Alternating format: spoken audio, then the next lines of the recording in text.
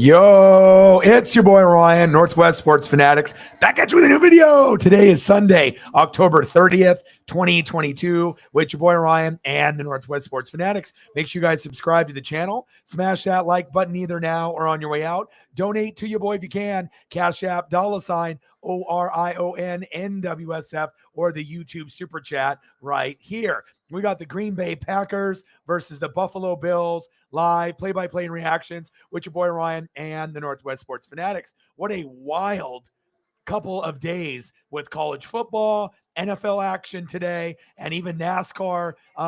Unbelievable. And I hope this doesn't end up being a huge blowout, but there is a chance that Buffalo beats Green Bay by 10 or more, 13 or more, 17 or more. Who knows? Maybe 20 or more.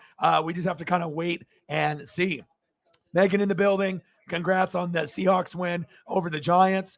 Congrats. Tom is in the building. What to do? CP.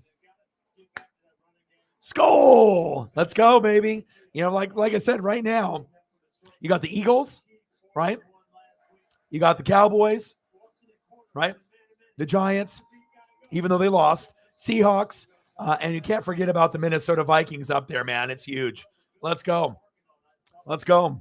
I did get a little worried in fantasy, though. I'm trying to go 8-0, but I firmed everything up, and it looks like I think I only need 5 points out of Nick Chubb on Monday night, so I won. So I should be good as long as there's no injuries there, but definitely excited about this matchup on paper. If this was the Packer team from last year, then we would have been like, oh, my God, right? It could be like, you don't know what direction it's going to go, but it's very clear. The Philadelphia Eagles, the Buffalo Bills, and the Kansas City Chiefs are the best teams in football. But you got other teams like Dallas, Minnesota, and even though the Giants lost, they're showing that, hey, they're pretty good too. It's going to be very interesting as we get further along into November and December to see who's going to be in the playoffs, who's not, who's going to be a wild card team. Very excited. And if we can get the Niners and the Seahawks in the playoffs together over the Rams and Cardinals, I'm all about that life. And obviously it's looking like it could happen. And like I said, every year is a different year to prove yourself. Even though this one looks like it might be a bad game, it's still the Green Bay Packers, you know, just like the Rams and the Buccaneers. Yeah, they have offensive line issues. They don't have Davante Adams anymore. But you never know. Maybe Green Bay, you know, will at least fight to make it respectable. I hope it's not a blowout. We want it to be a good game. But as far as like team, you know, obviously presence, Packers and Bills are usually two of the better teams in the NFL. The difference is the Packers are not a Super Bowl contender this year, and the Buffalo Bills have been for the last few. So I'm definitely excited to see what's going to happen today. Let's get it. All right. 27-13, big win. It definitely stopped Daniel Jones. The fumbles were really big on special teams. If the Giants don't fumble, they still may lose, but the game's a hell of a lot closer, and it shows you how important special teams really is. And when you can knock out those fumbles, and then you ended up injuring the guy too. He ended up having to leave on a cart, but that can change the outcome of a game, and it did. That's facts. Vincent, he says, time to trade for that Davante Adams guy who's not helping the Vegas team do anything. Well, it's not his fault. You know, it's the offensive line not being there and the defense, as well as not really having good play calling. It's the Raiders. I mean, what do you really expect from them, you know? Tom's in the building. What to do? CP in the building. Hey, let's go. Vikings, I told you. I told you, man. I told you it could be within the first 3 years of Kevin O'Connell, you could get first place in the North.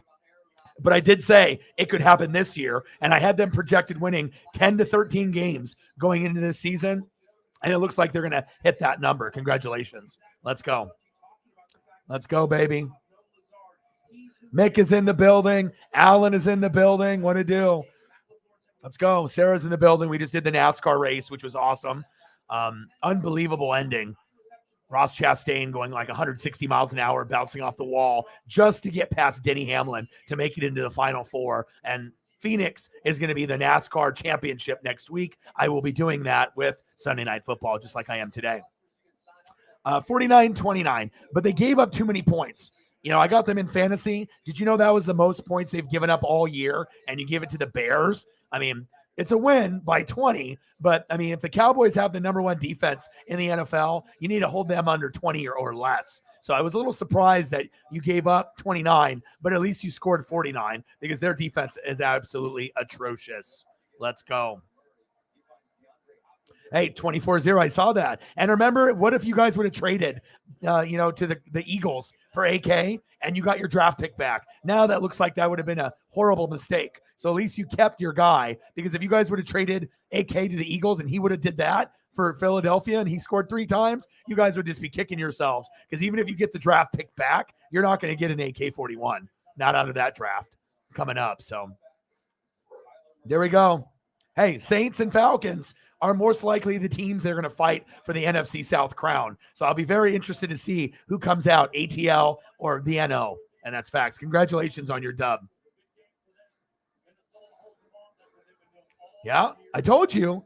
And I know you scored a shitload of points. A lot of you guys in our fantasy football league scored way more than normal. A lot of you guys hit on 20 points, 30 points, 40 points. I spy on everybody. I make sure I look at your team. I look at your bench. I look at to see who you guys are playing, and I look at the numbers. And a lot of you guys did very, very good this week. Congrats. Said your defense did what we didn't previously, blitz, and it worked. Yes. Yeah, I don't think they are either. You know what I mean? And the Cardinals, they're kind of floating in between good and bad. Are they good? Are they bad? Are they average? And the correct answer is they're average. But who is good is the Niners and the Seahawks. So I see those two teams battling it out for the NFC West crown. And don't be surprised if Seattle wins the NFC West. I think there is a possibility. The Niners are going to be favored, and since they have CMC now, throwing, receiving, running in. I mean, CMC does everything. And now you're trying to see that when, he's healthy, he could be an X factor. And I think the Niners could overachieve and make the NFC Championship game against the Eagles. The Eagles are the best team in football for the NFC side and maybe in general, besides the Bills and the Chiefs, right? But besides the Eagles, Cowboys are good. I still think the Giants are good. Vikings are good. Now you're starting to see Seattle really proving themselves. So it's going to be really up in the air. But who would have thought Niners and Seattle, and then the Giants, the Cowboys, and the Eagles? It's like we're almost in the upside down in Stranger Things. But I love it because I hate seeing the same teams be great over and over and over again. And it's nice to have a little parity in the league. It's nice to be able to see things kind of get mashed up, and it shows you it's a what have you done for me lately type of league. And I absolutely love it that we're getting teams like Seattle, like the Giants, like the Cowboys, even though the Cowboys have been pretty good the last couple of years. But this year feels a little different. The only thing that sucks is if the Cowboys keep winning, that means that they're not going to be able to fire Mike McCarthy or Kellen Moore. At some point, those guys need to be replaced to try to get a Sean Payton. But for the time being, you're winning games. Micah Parsons, you're the man. And I just love seeing people. I mean, my Buccaneers are done. So it's like I'm a fan of the league, and I really do appreciate everything that I'm seeing. Yeah, right. But you never know what happens if you guys play the game of the season and you win. I mean, you're 7-1. Let's be honest about that. No one predicted that at this point. I thought they would win 10 to 13 games, but 7-1. I told you it's Kevin O'Connell. And I thought Nathaniel Hackett could have a similar impact, but too many injuries. Russ is just a fucking weirdo. Hackett's not been doing a very good job. Offensive line isn't the greatest. Really the only thing that's going for the Broncos is Dulcich, the tight end. That's come in from UCLA after the injury. So, I thought that at some point Hackett and Russ and the team, if Javonte Williams didn't get hurt, that maybe they would be able to maybe win 10 games this year and be like in the hunt of being like an okay team in the AFC. That's not the case. And the Broncos are going to be bad for a couple years unless they fire Hackett or they get a bunch of defensive players in the draft and free agency, as well as O-line. But I don't see it working out in the future between those guys, Hackett and Russell Wilson. But I do love what I'm seeing from Kevin O'Connell. And if you decide to move on from Kirk Cousins or not, having that coach there shows you they have the talent. It was just Zimmer.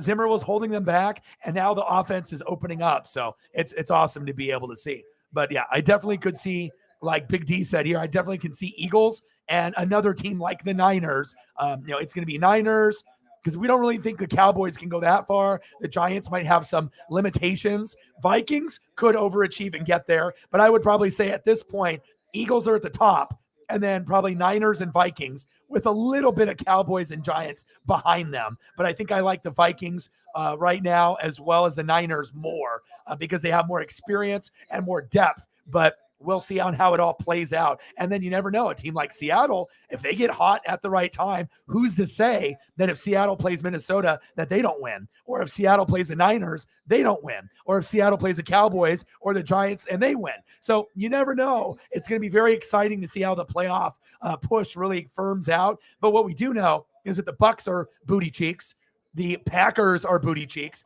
and the Rams are booty cheeks. So just because you have Aaron Rodgers, Tom Brady, and Matthew Stafford, it finally shows you it doesn't matter. You have to have O-line, D-line, defense, and a good coaching and good play calling. If you don't, you're going to get results of like a 500 ball squad or under 500 like my Buccaneers. So it is what it is, but I am having a lot of fun watching your guys' teams ball out, and that is big facts. Let's go through some of the photos that I prepped for today's stream.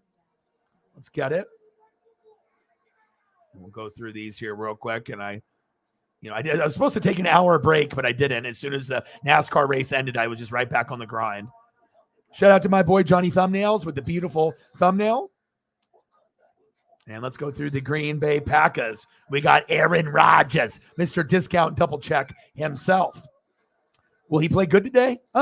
Will he play bad? I don't know. Just like Aaron on the screen, we don't know if he's going to play good or bad. I would assume leaning more towards bad against the Bills, but you never know. Now, if the game was in Lambeau, they probably would have a better chance, to be able to get the crowd into it.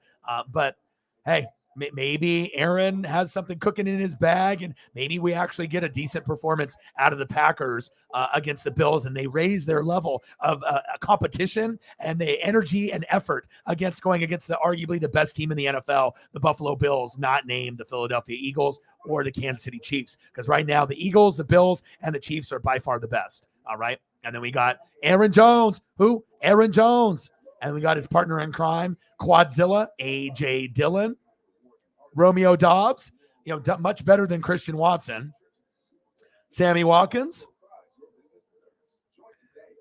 Robert Tonyan, and a couple guys on defense. We got Jair Alexander and Rasul Douglas. Crispy photos, baby. And then the kicker for extra points and field goals in the stream, Mason Crosby. And let's go to our Buffalo Bills. We got Josh Allen, and I got plenty of Joshes on here. We got Josh Allen here, brand new. Josh Allen there, flexing. Josh Allen in the white.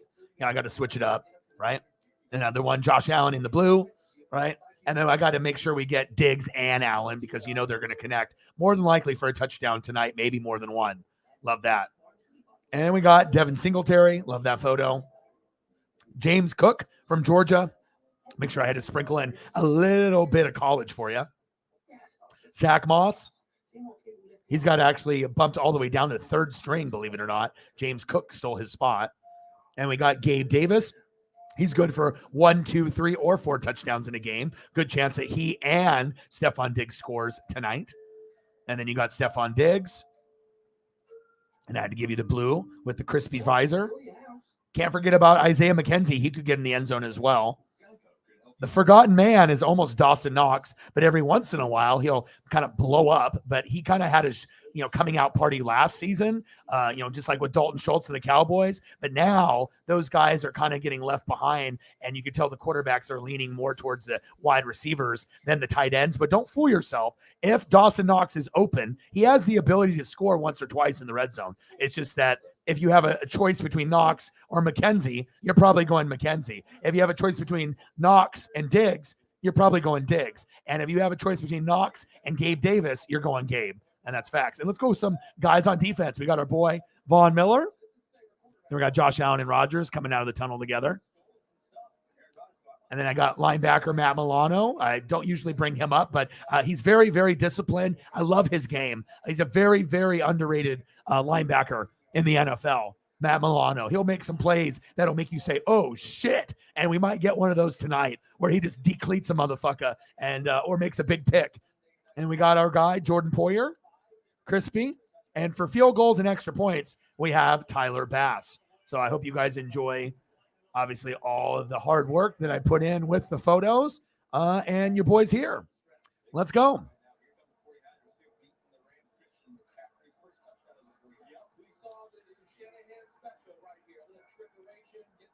Right. Not being a very good player this year, but the Saints haven't been good. Injuries to Jameis, injuries to Michael Thomas and Jarvis Landry. Olave's been pretty good, but then he had the concussion and then he came back. Offensive line has been a little bit shaky. Defense has been shakier than normal because they don't have the offense that's normally flowing for them to get rest. And when you have your defense out there all the time, sometimes the offense struggles and the defense gets tired. And normally they're a top 10 defense, but they haven't looked like a top 10 defense this season. But it looks like today they look like a top 3 defense by shutting out the Raiders 24-0. Let's go. Yeah. And like I said, fantasy, anything can happen on any given week. So, you can be projected for 100, score 180. You can be projected for 140 and put up 80. So, it can go both ways where you can be projected low and then overachieve and kick everyone's ass, or you can be projected for a really high number and then get like a goose egg and like your guys shit the bed. So, that type of shit happens, but it's all about the top 4 in our league making the playoffs. I don't give a shit if I go undefeated or not. Now, if I do go undefeated, that would be amazing, but I've never gone undefeated in fantasy before, but I am on the brink of going 8-0, and that's the best start that I've ever had in fantasy, to go 8-0. Usually I have my first loss within week 4 through 7, somewhere in there, just because someone else just kicks my ass in numbers for that week. So. If I was going to take a guess, I would say the Buffalo Bills. That's where I would go. I would go play with Vaughn and try to ring chase, because if you go to the Rams, you're not doing shit, right? If you go to the Packers, you ain't doing shit there either. Both of those teams more than likely aren't making the playoffs. Yeah, you can get some opportunities there, right? But would you really want to go to the Packers, honestly? The Aaron Rodgers drama and everything else that you got going there, I wouldn't. Would I want to go back to the Rams? They have no chance of winning a fucking Super Bowl. Why the fuck would I go back there if I'm going for money or whatever? But if it's me, I'm going to the Buffalo Bills. I'll even take less money to go and play with Diggs and Gabe Davis. And if you get Odell Beckham, that could be the difference between the Bills winning the Super Bowl or losing the Super Bowl, or winning the AFC Championship game against the Chiefs or not winning against the Chiefs. That's my personal opinion. If I was the Bills and Odell is healthy, that's exactly where I would go. I would try to ring chase and go with Vaughn, and that could be the missing piece, just like those were the 2 missing pieces for the Rams. Look how shittier the Rams are without Von Miller and Odell. Coincidence? I think not. So, yeah, OBJ ain't going to go to the Ravens, though. He's going to go to a good team. Not saying that the Ravens are a bad team, but they're just average, They have a chance to make the playoffs, you know what I mean? But they're not the Buffalo Bills, Packers and Rams aren't very good either. But I think that, Ravens are playing better football than the Rams or the Packers. So if that tells you anything, So, but he ain't going to go there. Lamar can't even get the goddamn ball out. Mark Andrews, that's one guy, but sometimes Lamar will put up 30 to 40 points, and then he puts up 4 weeks of 13. That's not good enough if you want to be considered elite. A lot of numbers are down in the NFL, but it shows you Lamar relies too heavily on his legs, and when his arm isn't there, he puts up 13s in fantasy. That's fucking unacceptable, especially when you put up normally 30 or 20 and above, and then you throw up 8, 9, 12, 13. You need to be able to be more disciplined in the pocket. And they do need a number 1 receiver, but you need someone better than Odell. Odell's on the, he's on his last leg, literally. And he's not going to be playing that much more, maybe a year or 2, and that's it. And then I would assume he's just going to retire. But that's where I would go if I was Odell. That's the only destination I would consider going to, because I don't think the Eagles are interested. So if you can't go to the Eagles and the Chiefs aren't interested either, Buffalo Bills, that's where I would go. So. Auto Group, buying a car is as easy as you want it to be. I just bought a bigger car. Wow, you're still winning? Yeah, that happens sometimes.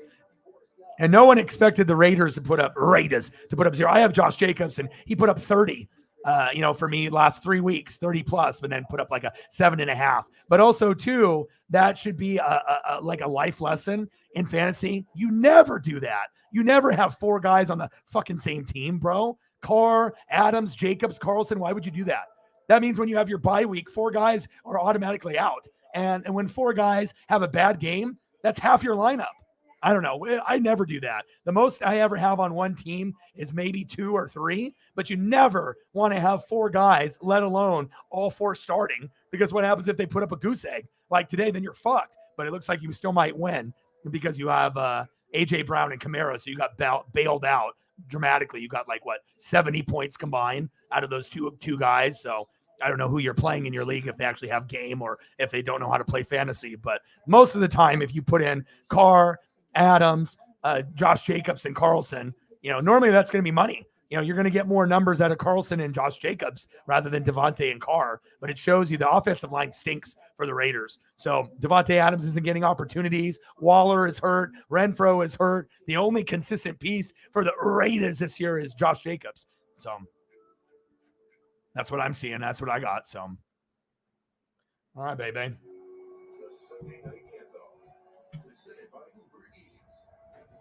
Let's get to 100 in donos, baby.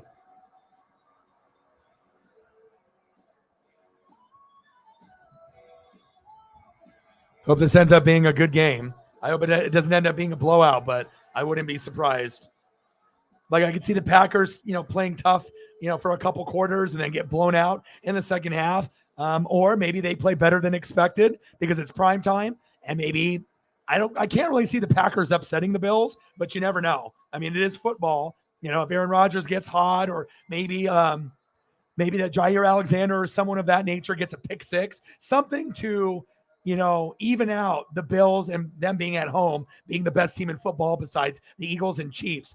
Are we going to get a pick 6 on Josh Allen, a fumble for a touchdown, maybe a special teams kick return or a punt return for a touchdown? I don't know. But what I do know is this should be a pretty good game, at least for a couple quarters. Let's get it.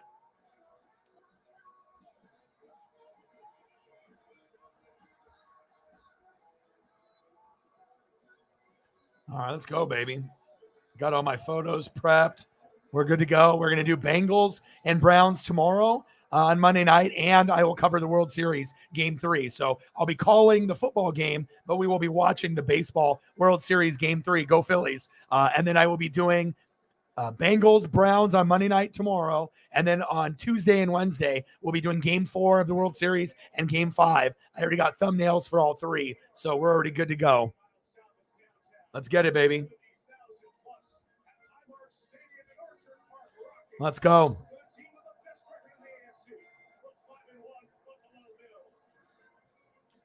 Birdman in the building. What to do? Fly, Eagles, fly. You're looking good, man. Keep it up. Eagles, Bills, Super Bowl? Looks like it. Either Eagles, Bills, or Eagles, Chiefs.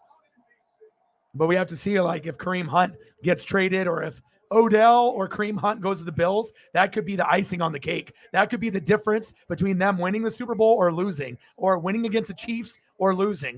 That could be a big factor. Now, can the Bills beat the Chiefs or the Eagles without Kareem Hunt or Odell? Of course. We know they can, right? But if you get those pieces, that could be like Jay Ajayi, that little cherry on top when they got Jay, and that, they rode that momentum all the way to the Super Bowl. But as long as there's no major injuries, it's going to be Eagles, Bills, Chiefs the rest of the year. I don't really see any other team creeping up to them. So, yeah, AK and Lutz. Right.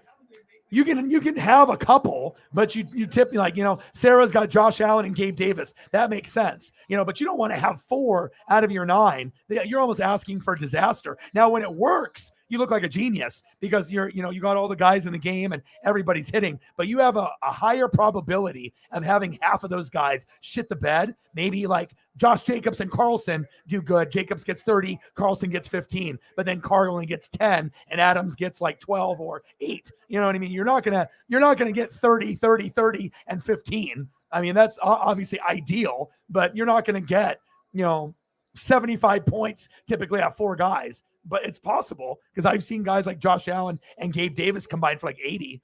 70 points. So, I mean, if you have the names of the big players, it is possible, but you never want to have 4 guys on the same. I mean, I never do. I mean, I'm not sure if you've ever won a championship, Finley, before in fantasy or not, but I've never, that you're almost asking for bad shit to happen. But at least in your defense, you have AK-41 and AJ Brown, and they had big games and they bailed you out. So hopefully you still win. Evans and Godwin, yeah. But even Godwin and Evans and Godwin aren't as big of fantasy threats as years past because, not only did Giselle, just like, Eli Manning and Slick Nick Foles take a ring from Tom, she only took the ring from Tom back, but she took 50% of my offense. So I'm screwed. You know what I mean? So it is what it is. But even Evans is the better player than Godwin, but Godwin is still 10 to 13 a game. But when I have DeAndre Hopkins and Justin Jefferson, I'm not even going to let Godwin play unless I have to at flex. Like I'm just going to sit him on my bench just in case, because he doesn't have any touchdowns. Like, I mean, 10 to 13 points for a wide receiver 2 is good, but when I can get 20 out of Hopkins, I'm going to go there. Let him know. Let him know. There we go. I'm 7-0 as well. Fantasy football, a little bit different than the Eagles, but I'm trying to be 8-0. But I got this. I got Nick Chubb, and I'm only down by 5. So, but I did get worried for a little bit because he had Kenneth Walker, and I benched Geno. I had Herbert, and I had Geno and Daniel Jones. So I was like, I don't know. I mean, I was hoping Daniel Jones would run a little more, but they both didn't do great. But Geno did better. But it still looks like I won with what I did. But I just thought, all right, Daniel Jones was projected for 18.5. Geno was projected for 17.5. So I was like, who's going to run the ball? Daniel Jones has been running pretty well, but Seattle at home, they found a way to get it done. And, Geno was the sharper quarterback, but at least it didn't come back and bite me. So since Herbert had a bye. There you go. That's what you need. Same thing with the Colts. Bryce Young or CJ Stroud. But remember, if you do get Bryce Young or CJ Stroud, you are the Colts. Panthers that doesn't mean you guys are going to be better. Like that means that you firmed up one more piece, but you still got shitloads of holes on the team. Probably got to fire the coaches. You got to rebuild that, blow that whole bitch up. Same thing with the Colts. Got to blow that bitch up, start over, and hopefully you can get the right cornerstone in like a Bryce Young and a CJ Stroud, and then you can move forward. But you still got offensive line issues, defensive issues, running back, wide receiver issues. Both teams need a lot of work, but I do pray that you guys get your future quarterback because that would be really good for you guys. So that way, if you do lose and you suck, at least you have like a quarterback you can believe in, knowing that there's going to be growing pains rather than having a guy like Baker, Sam Darnold, Matt Ryan, Ehlinger. You want someone that you can believe in, someone that you would consider buying a jersey for, like a Bryce Young or a CJ Stroud. You know what I mean? So we'll see where it goes. All right, let's go over some of the lineups here. We got Josh Allen. I'm going to make sure I make them all crispy for you. Diggs and Allen. Singletary. James Cook. Had to give you that Georgia photo. Zach Moss. Gabe Davis. Stephon Diggs. ×2. Isaiah McKenzie. Dawson Knox. Von Miller. Matt Milano. Jordan Poyer. And Tyler Bass. Shout out to my boy Johnny with the beautiful thumbnail. Let's go to the Green Bay Packers. Aaron Rodgers, Mr. Discount Double Check himself. Are you going to play good today, Aaron? I don't know. And that's what it is. We don't know if he's going to play good. It's almost like we're leaning he's going to play bad like he has been. But again, it is Aaron Rodgers. So we'll find out. But they are 3-4, and they have not been playing good. Aaron Jones. Who? Aaron Jones. A.J. Dillon. Romeo Dobbs, Sammy Watkins, Robert Tonyan, Jair Alexander, Rasul Douglas, and we got Mason Crosby. Let's go. I'm not worried about this squad. In fact, this might be the best thing for us this week. Nobody's going to give us. There's a chance, bro. Did you see the prediction by the ESP guy? You know, he did a prediction in 2018, 2019 of the next 10 World Series winners, and he's already got 2. Looks like he might get 3 if the Phillies win. He predicted the Dodgers before the Dodgers won in 2020 when he made his list like a year or 2 before. He predicted the Braves were going to win in 2021. They did. He predicted the Phillies to win this year. And believe it or not, he has the Mariners winning next year, the World Series. So I don't know what time traveler motherfucker this guy is, but he actually has the Mariners as the only team in the next 10 years to win it twice. And it's different teams every year, except in 2023, it's the Mariners. They take a year off, and they have the Mariners in 2025 as World Series champs. I don't know if that's going to happen, but if it does, I will be ecstatic. Let's go. How bad did Cooper Kupp get hurt? Are we talking season ending? I didn't watch any of the game of the Rams or the Niners. So.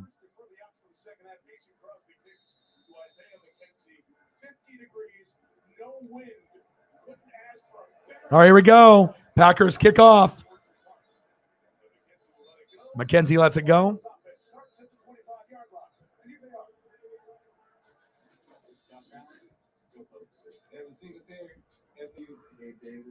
You saw it too then. Mariners, Padres, Mariners. You saw it too then. What up, Matt? How are you?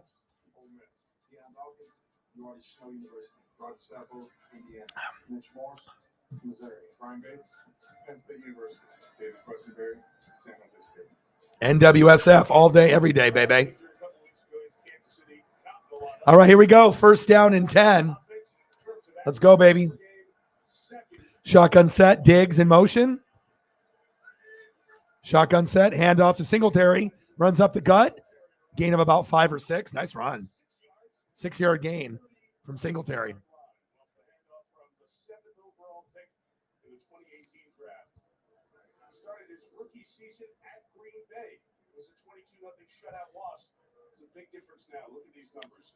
First down and 5. 5-yard gain from Singletary.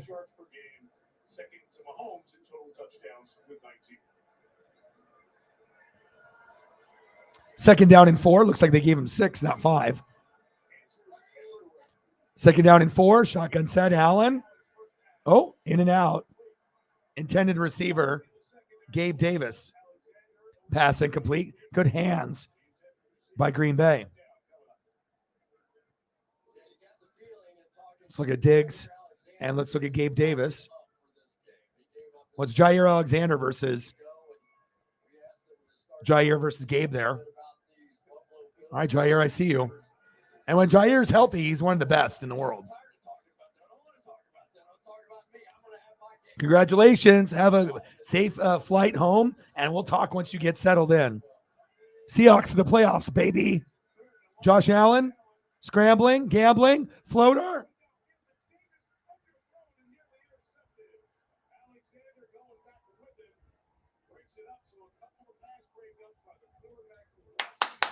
There we go, Packers. Okay.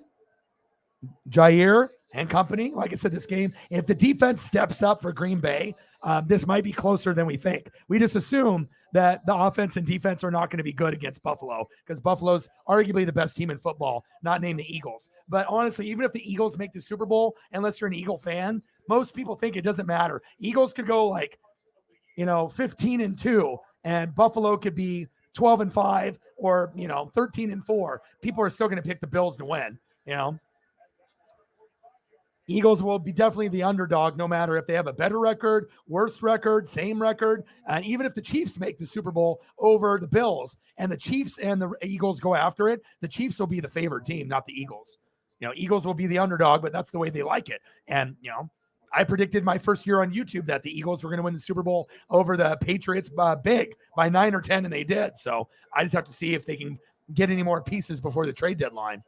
But they did get Robert Quinn, so that was big. How are you, bro? I'm good.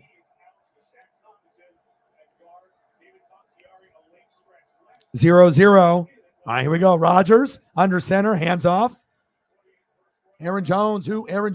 So really the key in this game, right? If you're Green Bay, you want to make sure that you slow the game down, right? You want to own the time of possession. You want to run the ball effectively with Quadzilla and Aaron Jones, and your defense has to be fucking lights out.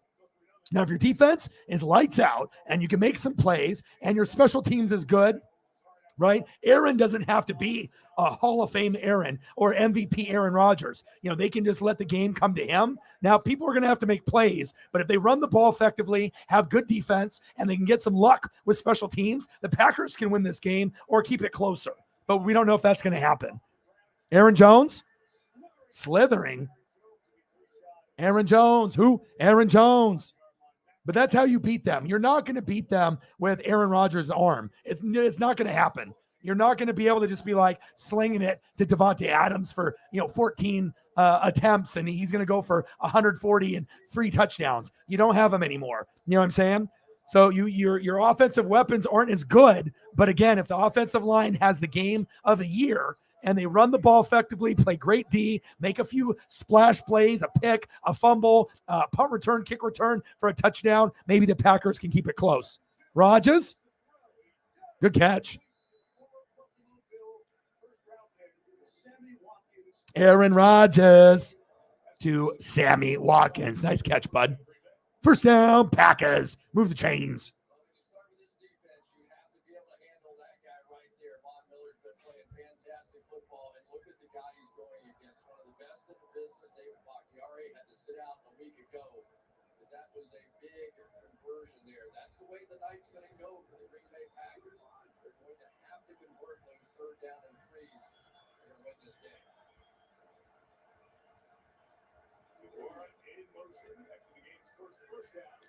Rodgers, screen pass.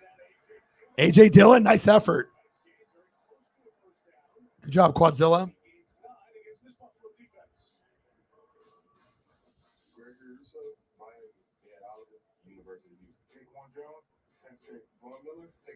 And if anybody's got Twitter, if you want to do me a solid and like and retweet the stream, I'm live on Twitter for my whole show, just like I am on here. And I'm actually one of the only sport YouTubers that actually has their show full, obviously, on Twitter. Normally they do like little clips, like 10 seconds, 30 seconds, 2 minutes, but I actually am one of the only ones that has the whole show available. So if people want to spy on me on Twitter, they can. Aaron Jones. Aaron Jones. Who? Aaron Jones. First down, Packers.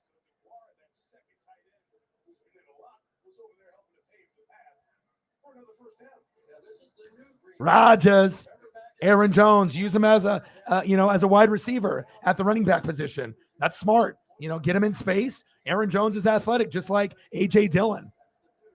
And really the key between the Packers, Bucks, and the Rams all being shitty, the main common factor is offensive line. It shows you. Packers have good players on their team. The Bucks have good players. The Rams have good players. But when you don't have guys that can run block, pass block, you can go from a team that looks like on paper that they should be,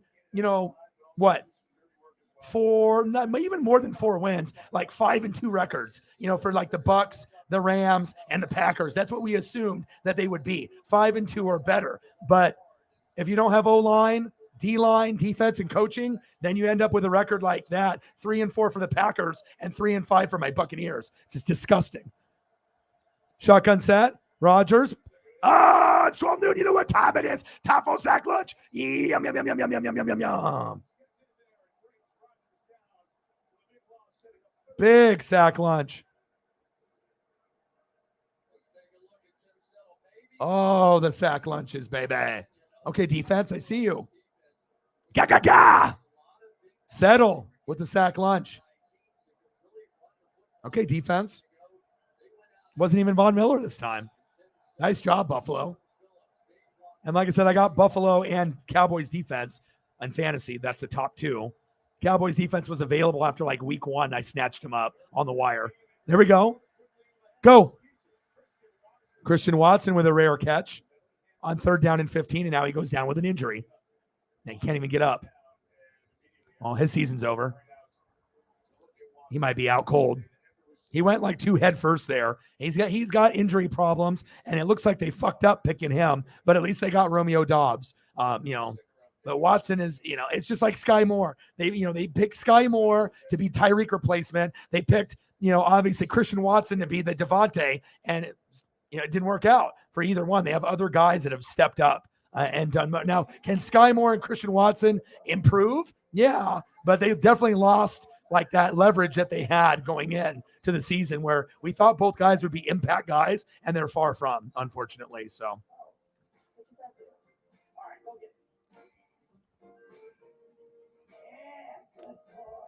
Matt, what do you Bo Nix, baby? 3 passing touchdowns, 3 rushing touchdowns. It shows you that with Oregon, we got our ass kicked 49-3. It was like Mortal Kombat fatality, and they ripped my heart out like Kano style, right? But we won every game ever since. But it shows you Anthony Brown was maybe the worst quarterback we've ever had in Oregon's history, right? Last year was horrible, right? And then now you got a guy that can actually run, move his legs, has good awareness, and now he's a dual threat. He's just as much of a threat on the ground with his arms and his legs than he is throwing the football in the pocket. And like I said, I think Utah is on notice. USC is on notice, and it's going to be a battle to see who wins the Pac-12, Oregon, Utah, or USC. Someone's going to the Rose Bowl. I hope it's Oregon. I know Utah's good. I know USC is good, but maybe Oregon has the best shot to upset someone. Now, if Oregon, USC, or Utah play Ohio State, we're probably fucked. But if we play Michigan and Ohio State makes it to the Natty against like Bama or Georgia, or maybe Tennessee gets up there, maybe we have a better shot to beat a Michigan than an Ohio State. But Ohio State looks very good. Tennessee looks good. Bama looks good. Georgia looks good. But I definitely would love to go to the Rose Bowl. But we'll see what happens. But the problem with USC, Megan, your team has holes on defense. The defense isn't very good on USC, but it's not that good on Oregon either. Utah's defense is probably the best out of the 3 teams, but our offenses between USC and Oregon are much better than Utah's. So it's really going to come down to, can our offenses impose our will against Utah? You lost to Utah already, so you already know. But both of our teams lack talent on defense. Our offenses are awesome, but the defenses are like sometimes our defense plays good, and sometimes the defense gives up way too much points, especially this weekend. There's a couple games where if you look at Oregon and USC where they're barely winning when they should be winning by a lot, and it happens. It's the flow of the game, but we will see what happens. But for sure, it's going to be Oregon, USC, Utah, one of those 3. And all 3 of us are going to be going to a decent bowl game. But obviously the goal is to get to the Rose Bowl. All right, 4th down and 3, 0-0, Packers, Bills. And I like the way that Green Bay's been playing so far. Let's see if Rodgers can make a play. See if he's trying to draw him offside. Shotgun set. Rodgers. Incomplete. Good defense by Buffalo. Should have probably punted there.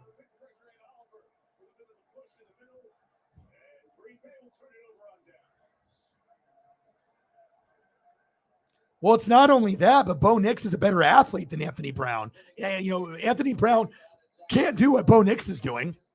I mean, this is the best quarterback we've had since Herbert. You know what I mean? If you actually look at his numbers compared to Herbert and Mariota, they're right on pace. Like, he's running the football just like Mariota did. Now, is Bo Nix going to win the Heisman? Fuck no. You know what I mean? But he's playing very good football for us to think that we got our ass kicked by 40-plus points and we're undefeated since.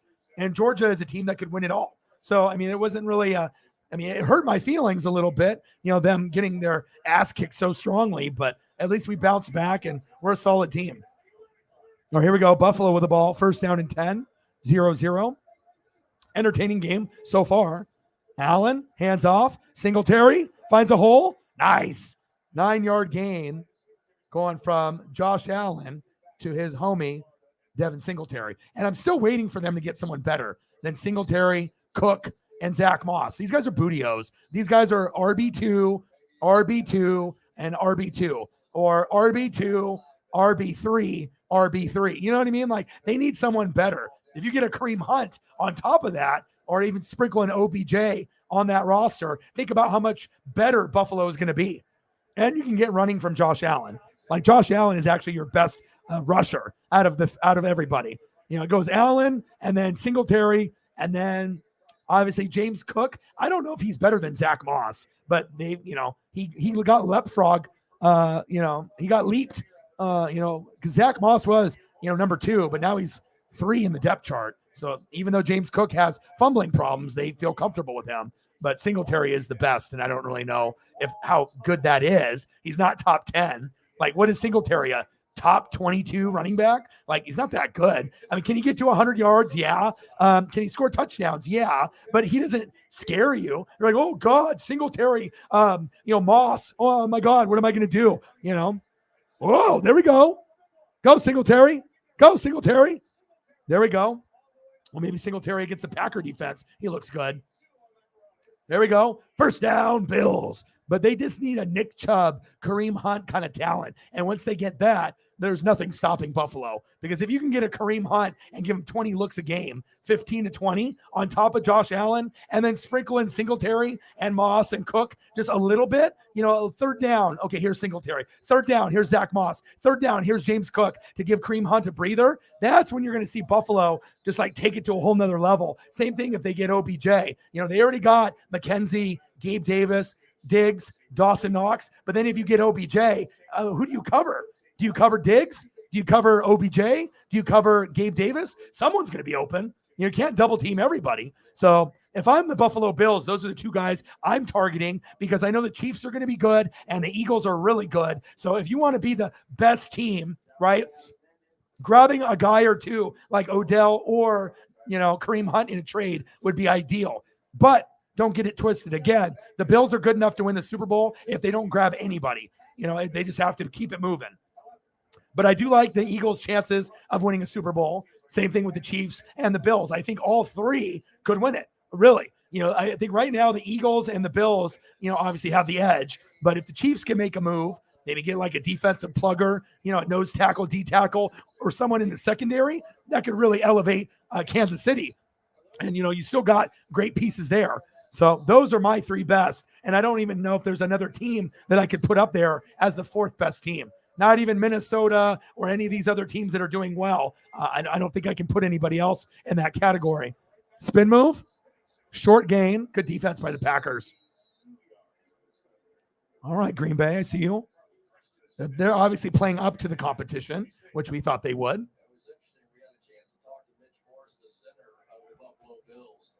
Was talking about Josh Allen in the huddle and how it used to be when he got in the huddle, he was looking down at his wristband and he was reading the plays. And he goes, now he looks down once and then he looks everybody in the eye, whoever's the key guy in the play, and he's like looking right through you. It was. Yeah, we got over 100 in donos on the NASCAR stream, so that was definitely successful. Big part of it was Mike and Riggs. Isaiah McKenzie.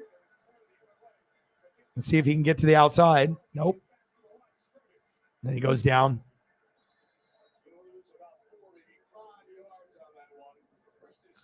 He fell down, got up, tried to make a play.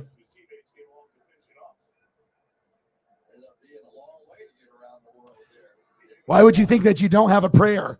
You guys have been playing great football all year, and you're at home. You have to start believing that you're going to win almost every game. You know what I mean? Like, you have to go back to thinking when you guys were like a championship caliber team. You know what I mean? That when you had the Legion of Boom and Marshawn Lynch and Russ, like this team is showing that they can compete with anybody. And Abraham Lucas and Charles Cross, Kenneth Walker, they're showing you, even though the defense is suspect at times, I mean, you can still beat teams. So, Allen, woo! First down, Bills. Rasul Douglas with a big hit. But you know what? He's jawing at him. Big hit by Rasul Douglas, but hey, they got this guy right here, the best running back on the team, and he's the quarterback. His name's fucking Josh Allen. Watch this. He points, hit him with the skirt. Bye-bye. Hit him with the skirt. And then he got popped right there at the end. Nice job. Nice job, Josh. Bow. And Josh Allen is built like a linebacker. He's the only quarterback that can take punishment like that and dish it out. He's like a Ben Roethlisberger or Phillip Rivers, but way more athletic based off size and height. Singletary.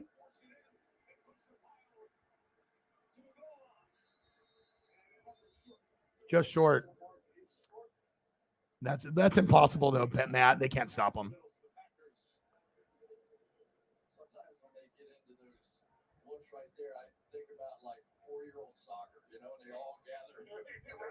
Let's go, baby. We're almost an hour in. 0-0. Buffalo Bills, Green Bay Packers. Second down and goal. 5-1 Bills. 3-4 Packers. Buffalo in the red zone. Hands off. Nope. Play action. Dawson Knox. Pump fake. Wasn't open.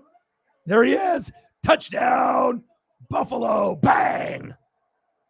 You know, he's like, hey, I'm gonna get this touchdown. You know, he was looking at him right away, and then he had to wait, right? And then juke a guy, found his guy in the end zone.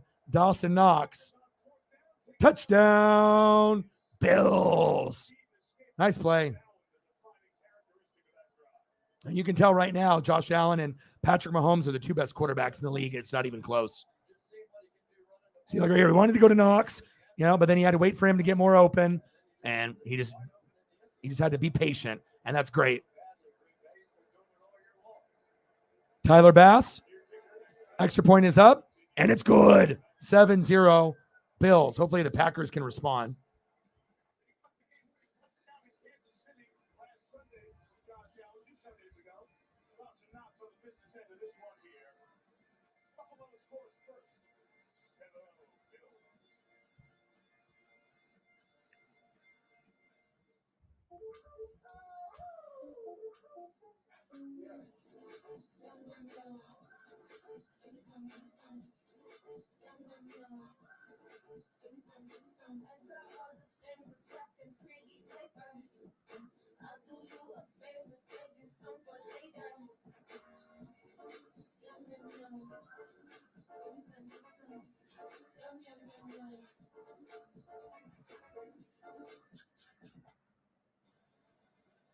Thanks for helping me out. Of course. You can easily get helpful customer service over the phone or on the Progressive app, pretty much anywhere. Even at the library or the coffee shop. I'm going to get a different Tyler Bass photo. I got a better Or one. at this coffee shop. Why would we go to a different coffee Well, the shop? order for J Money. So is one of these places going to be my car again? Or? Right. Even at your car. Come on, I saw you eyeing these phones earlier. Huh? You get it. All right, Tyler, I see you. Good job. Always seems to be a big favorite. People love it. You're not pulling it out of a box. You're making food. Yeah. I like being able to put pride in my food and pride in my work. You get to walk All right, away, 7-0 Bills. This is going to be in your bowl. This is it. This is it. This is it. Yeah, they're going to be tough. Like I said, even the Chiefs have a fantastic team, and they might be overwhelmed at times with Buffalo. I mean, you can tell if Buffalo doesn't win the Super Bowl this year, if they get there and lose to like the Eagles, they're going to win one eventually.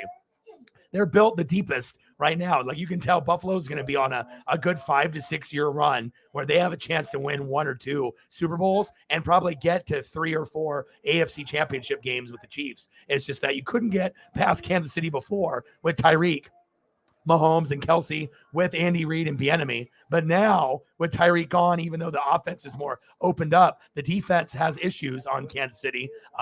So if they can take advantage of that and their guys can get healthier, we're going to get a Bills-Eagles Super Bowl. And if not, then we're going to get a Chiefs-Eagles Super Bowl, unless some other teams can step up, but we'll have to wait and find out. Yeah, I don't think he'd want to go back to Green Bay. And like I said, once they get an offensive line and a defense, they will be better. It just shows you how important, offense, defense, O-line, D-line, defense, coaching. You know what I'm saying? You need those pieces. It doesn't matter if you have Carr, Jacobs, Waller, Renfro, Adams. And think about it. Waller's been hurt. Renfro's been hurt all year. Carr's been inconsistent. Adams, up and down. The only one that's been good for them is Carlson, the kicker, and Josh Jacobs. That's it. It's hard to win games when those are your two best players, Carlson and Josh Jacobs.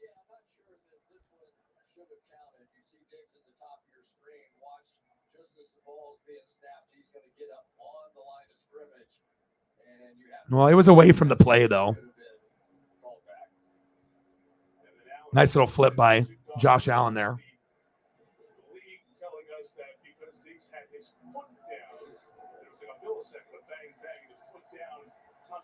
Nice job, Bills.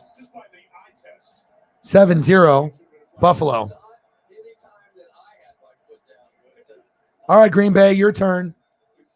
Don't let us down. We want to make sure. I mean, imagine if this was Green Bay's team last year. This would be like a game that would be game of the year candidate if this was Green Bay's team from last year with Adams on it.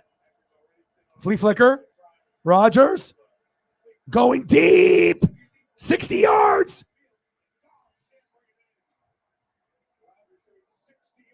Wow, 60-yard throw. Aaron Rodgers was going for it. He was going for it. Intended receiver, Romeo Dobbs. Pass incomplete.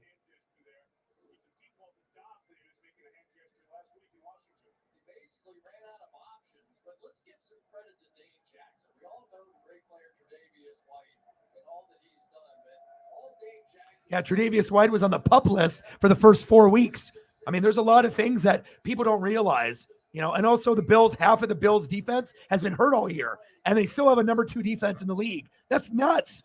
That half of your starters are out and the backups are so good, you can still be a top 2 defense with the Cowboys and normally the Niners. That's just insane. That's why people think Buffalo is going to win it all, not just because of Josh Allen, you know, but it's based off the O-line, you know, it's based off the defense, the coaching, the special teams.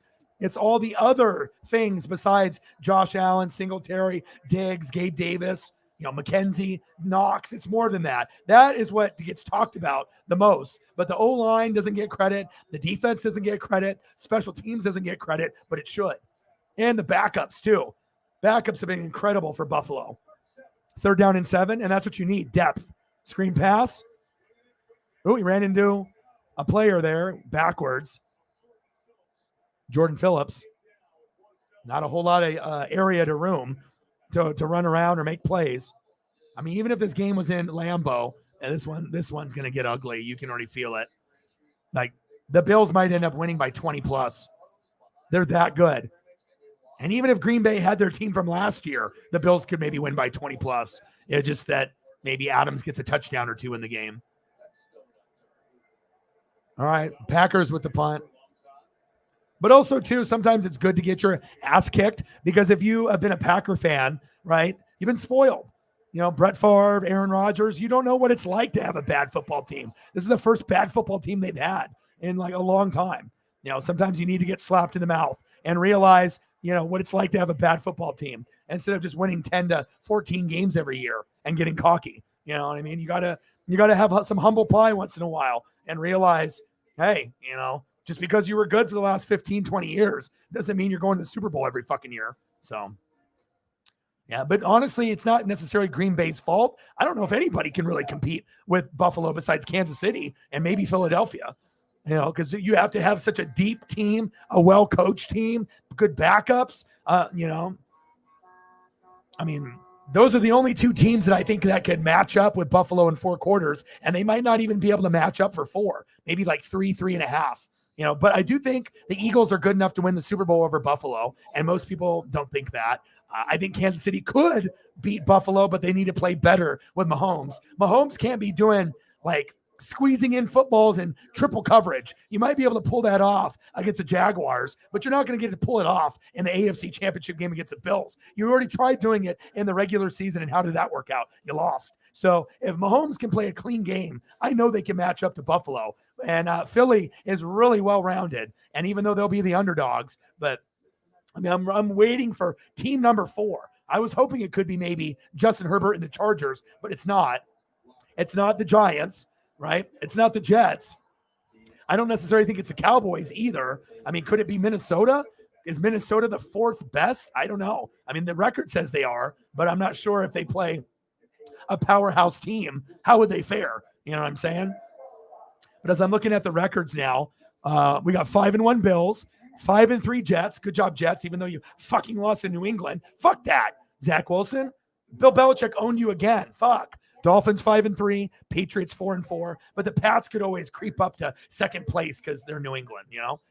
Ravens 5-3, Bengals 4-3, Browns 2-5, Steelers 2-6, Titans 5-2, Colts 3-4, Jags 2-6, Houston 1-5, Chiefs 5-2, Chargers 4-3, Broncos 3-5, Raiders 2-5, and they got fucking skunked today, 24-0 to the Saints. Okay, Raiders stink. Okay, Eagles 7-0. Congrats, man. Cowboys 6-2. No one assumed that. Giants 6-2.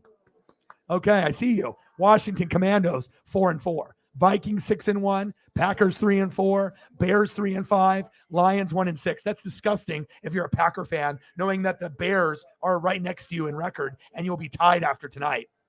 You know, Falcons 4-4, Falcons and Saints going to the playoffs. One of those teams. Falcons 4-4, Saints and Bucks 3-5, Panthers 2-6, Seahawks in first place 5-3, and then Niners 4-4, 3-4 Rams, 3-5 Cardinals. It's weird how the NFC West was the best team, like division-wise, and now they're, okay, but now the NFC East has got a 7-0 team and 2 6-2 teams, and even their worst team, the Commandos, are 4-4. Pretty unbelievable.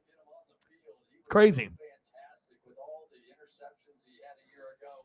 And he's probably at his best playing somewhere Rasul on the Douglas. outside. If you just looked at these guys athletically, you might have Jair Alexander in there in the slot and Douglas on the outside in some zone where you keep his eye on the quarterback and make the plays he did a year ago.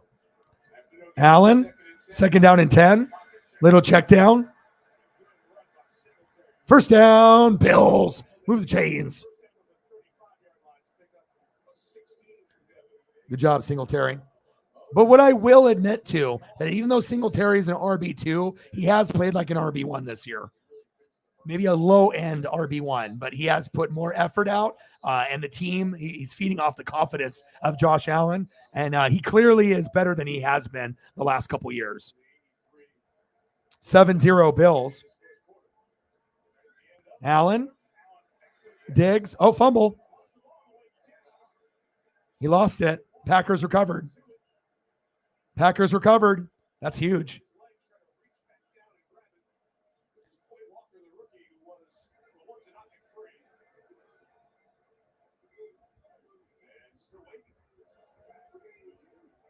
Basically giving himself up when he was going to the ground.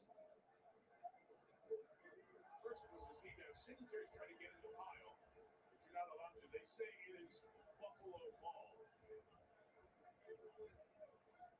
The officials were working in there. Paparazzi, the line judge, weighed that scrub to try to make sure he knew what was happening. They're trying to rush to the line so there's no review, but we're at the end of the quarter here. The quarter's going to end, and the conversation's going to continue. Here's a look at it as we go to break. It was a Buffalo recovery. After one, it's 7-0 Bills Sunday Night Football continuing. After these messages.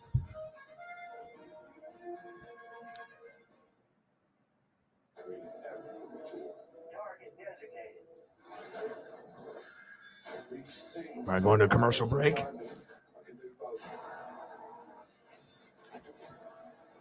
We'll have to figure out to see if that was a turnover or not. The ball did come loose, but I have to see a replay to see if his knee was down. End of the first quarter, 7-0 Buffalo.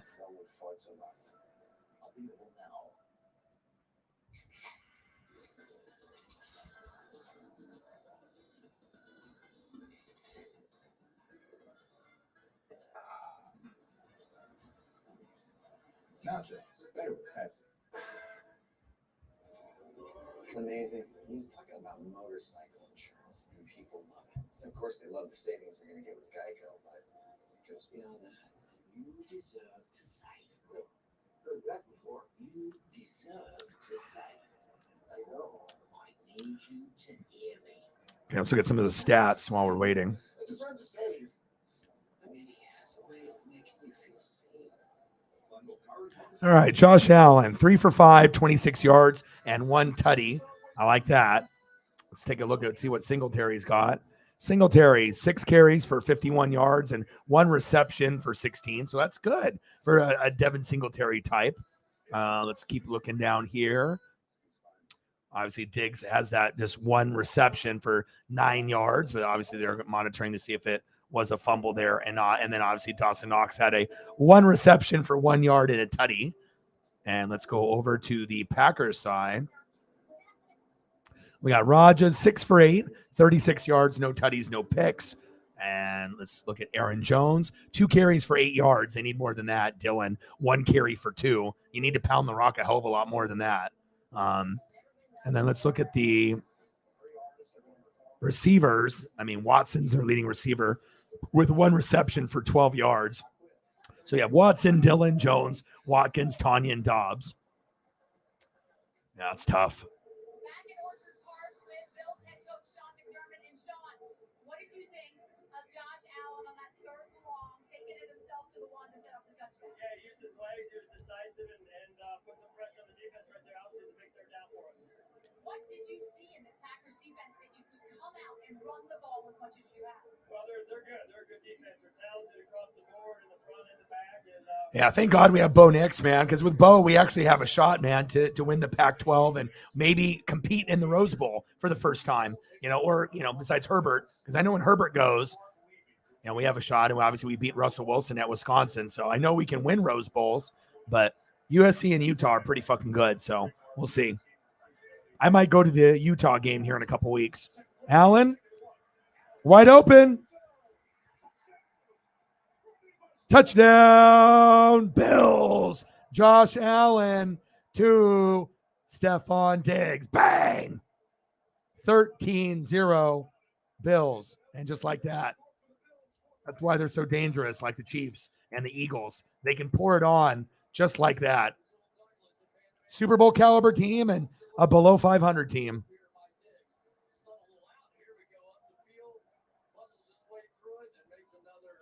Josh Allen, Stephon Diggs, touchdown, Buffalo. Extra point is up, Tyler Bass, and it's good.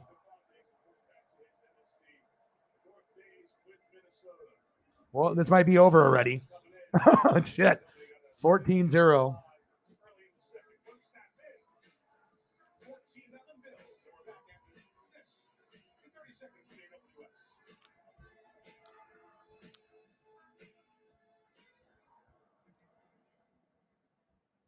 Inches.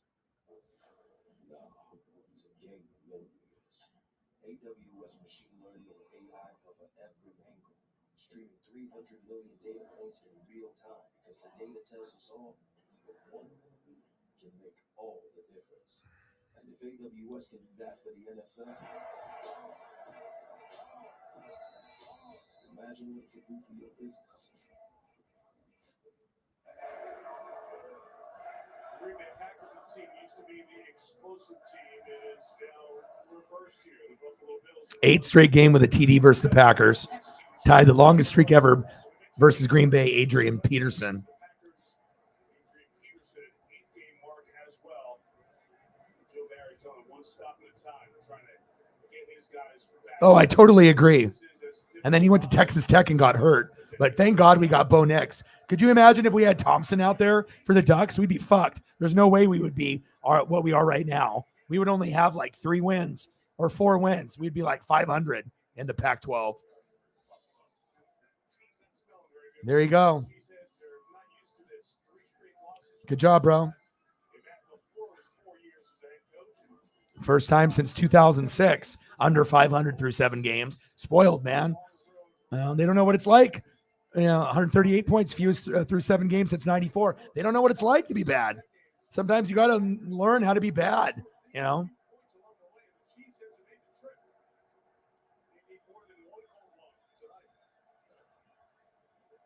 we would not be good with him. We just should not even consider him and bring in another guy after Bo Nix, or we get another transfer. 14-0 Buffalo. First down and 10. There we go, Aaron. I mean, they should treat Aaron Jones like Devontae Adams. Like, get him the ball as often as possible. Passing plays, running plays. That's the only way you're going to be able to, match athleticism with athleticism and power with Dillon. That just has not been part of the picture in the NFL for a long time. That tells you how good the offense and the defense of Leslie Frazier is.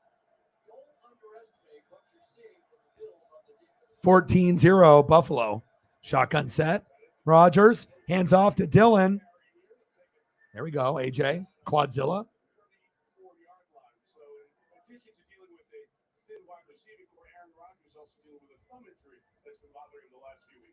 Yeah, and it's tough. I mean, there's no question that if you're sort of a flipper the way that he is. You know, he just kind of flips the ball out there. You got to have control of it with that thumb. But the thumb's not the reason the score is not scored right now. It just isn't. The Packers have issues. They need help at receiver. And this Buffalo Bills defense is really good. Heard on the last play of the game in London against the Giants. Pitch, and Aaron Jones will keep it around All right, Aaron. Got popped on the sideline, though. to the 39-yard line. A pickup of 5 yards. Jones is the one guy, Chris. 14-0 Bills. There's somebody who can do something. The most explosive and best player other than the quarterback is 33, the running back. But you don't double team a running back. You double team Devontae Adams. And Devontae Adams is not here anymore. So now you need somebody to draw attention and draw double teams. Aaron Jones. Who? Aaron Jones. I do like Aaron Jones. I do like him as a player.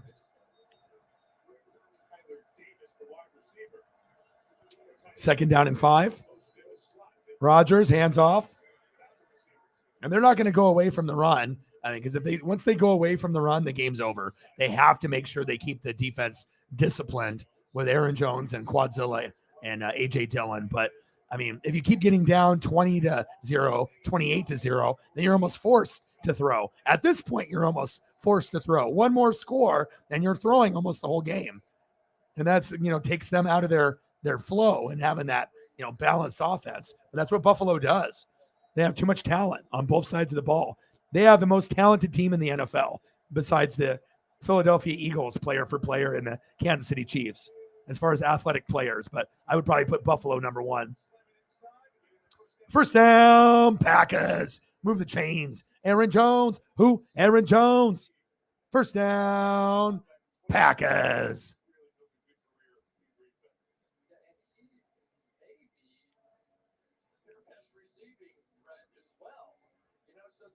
Yeah, but when you go 70% of your targets to Devontae Adams, and now you don't have him anymore, and the offensive line is worse, it shows you, did Aaron Rodgers make Devontae Adams, or did Devontae Adams make Aaron Rodgers?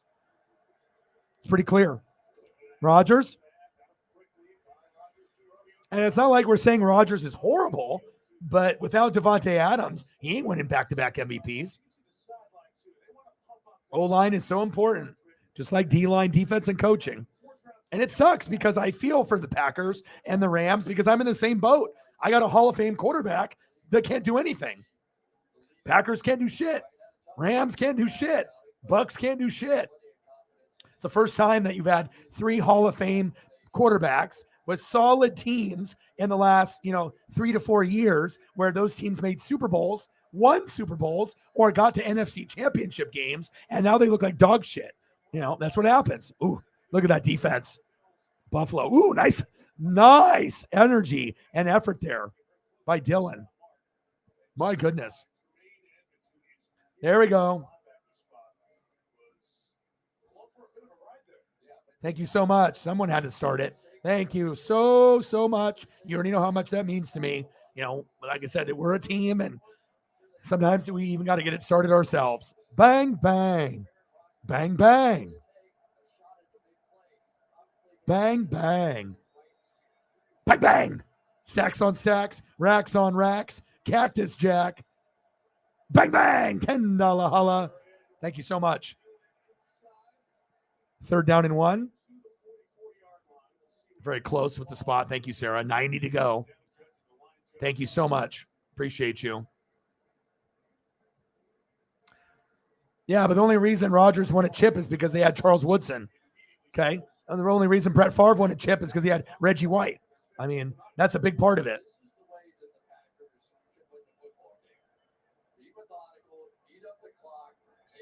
Yeah, O-line is so important. And I think it really shows you this year specifically how important it is to the Packers, Bucks, and Rams. These are 3 teams that normally are above 500 that are 3 of the best in the NFC every year. If they're not a Super Bowl caliber team, they're really fucking good. And this is the first time where we've seen offensive lines just, disintegrate in front of our eyes. Guys going to different teams, Kappa retiring, Jensen getting hurt, Whitworth retiring for the Rams, Packers with Bakhtiari issues. And that's why offensive linemen and special teams need to be paid more. But we don't really like to talk about O-line because it's not sexy. But you need it to win. That's facts. Thank you, Sarah. Appreciate you. What do you want to see for photo? And like I said, I can get you some photos. I can get you Colts. I can get you Iowa Hawkeyes. I can get you some Cardinals. Whatever you want, let me know. Smart sleepers get 28 minutes more restful sleep a night. Game-changing sleep only from Sleep Number. Football. Wings. Yes. Boneless wings on pizza. TVs. Overtime. Wings on pizza. Sauce. Friends. Wings on pizza. Wings. Pizza. Pizza. Wings. Wings. Here and now. Pizza. Tito's is the only place for football. Life's kind of unpredictable. Like when your groceries arrive, the moment you remember everything you forgot. 14-0 Bills. But I think most people thought this was going to happen.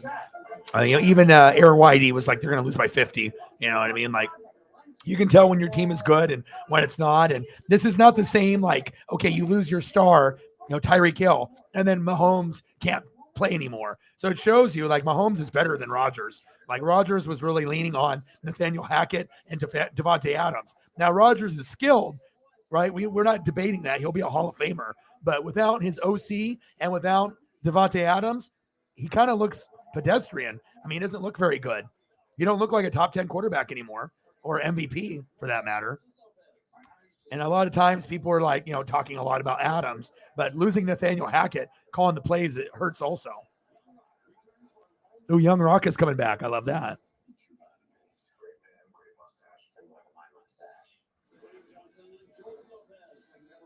Mike is back. How are you?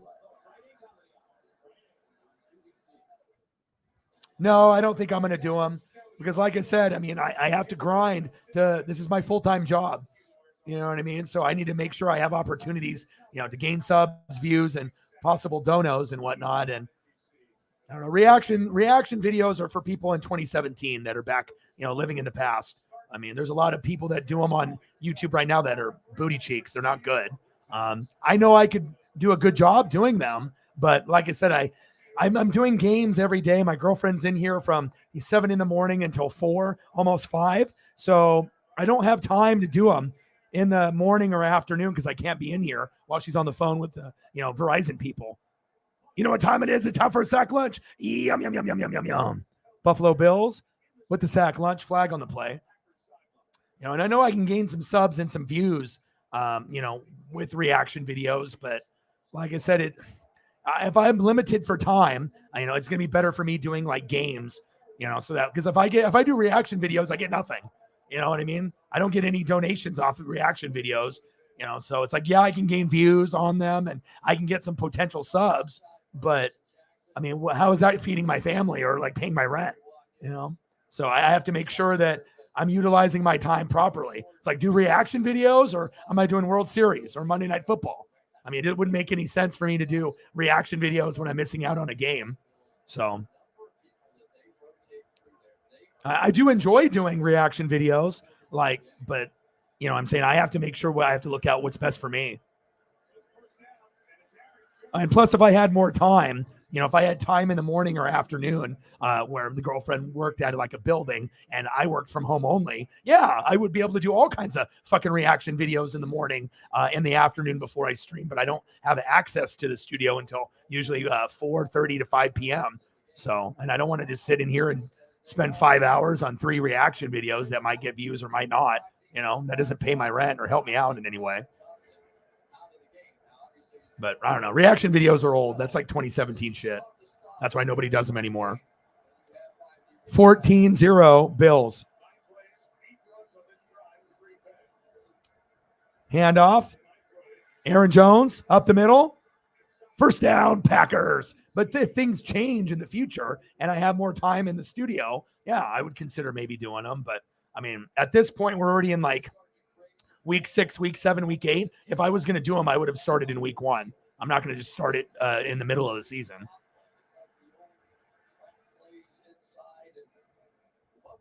they're used to playing ahead, right? It's like I mean, sometimes even when I'm grinding, doing live streams, it's challenging to get to a good number.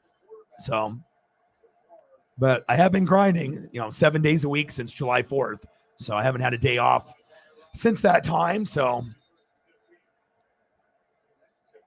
plus I like interacting with the fans. You can't interact with anyone on a reaction video. They can leave a comment, and whatnot, but it's not the same as in being in a live stream. So, and honestly, most people that do live streams, the only reason they do live streams because they can't do, or they do reaction videos instead of live streams because their internet sucks and they can't handle doing a live stream. So they're forced to do something. And that's usually how it goes. 14-0 Bills.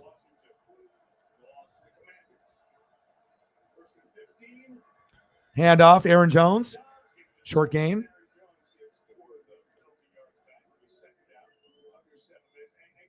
Nolan Arenado, okay.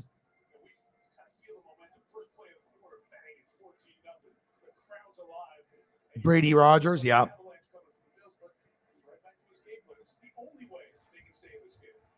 I mean, maybe if I get donos to get higher in the future, and then I don't have to worry about that as much, then I can get into reaction videos on, on different days. But also, reaction videos need to be done immediately, right? So for you to be able to get the views and the subs and have it be relevant. 2nd down and 12, floater. Dobbs, touchdown, Packers. Romeo Dobbs. My goodness. Aaron Rodgers to Romeo Dobbs. Touchdown, Packers. There you go.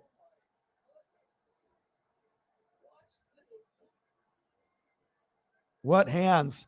Great job by Romeo Dobbs. That was incredible.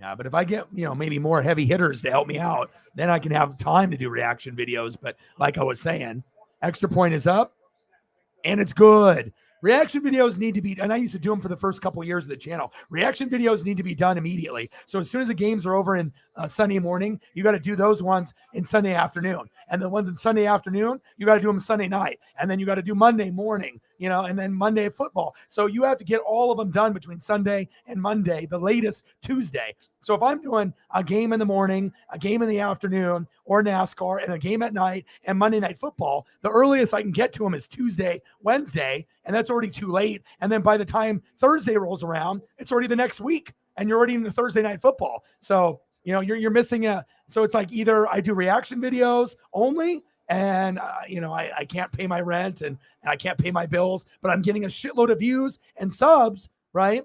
I get a shitload of views and subs by doing every reaction video to every game of the week on a Sunday night and Monday and Tuesday. But then what does that leave for Sunday Night Football or a game in the afternoon or Monday night? That would mean I can't do those games. Then I would just do reaction videos. Now if reaction videos paid, then maybe we have a different story. But I mean, everything I do is calculated. I'm not going to just do things just to do things. So.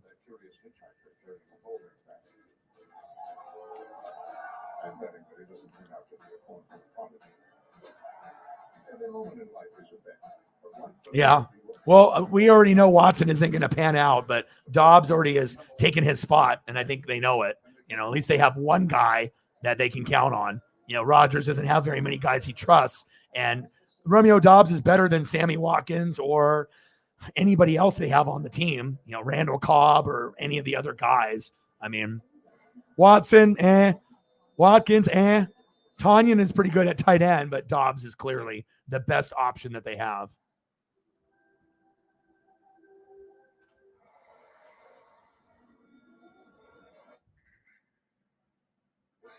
Thank you, Mike. Someone that I know I can count on no matter what. Wish there was more Mike Morgans out there. Thank you, man. Especially it's like, we don't have our top 3 heavy hitters in the stream. We feel it. If Holly's not here, Cyberpunk's not here, Mr. Williams hasn't been here.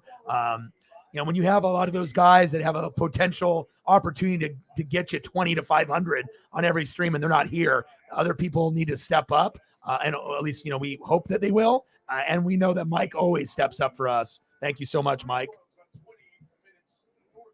Without you, we would be screwed, and that's clear. Thank you, Mike. Someone loves O-Dog, wants to support the cause. Thank you, Mike. Mackenzie?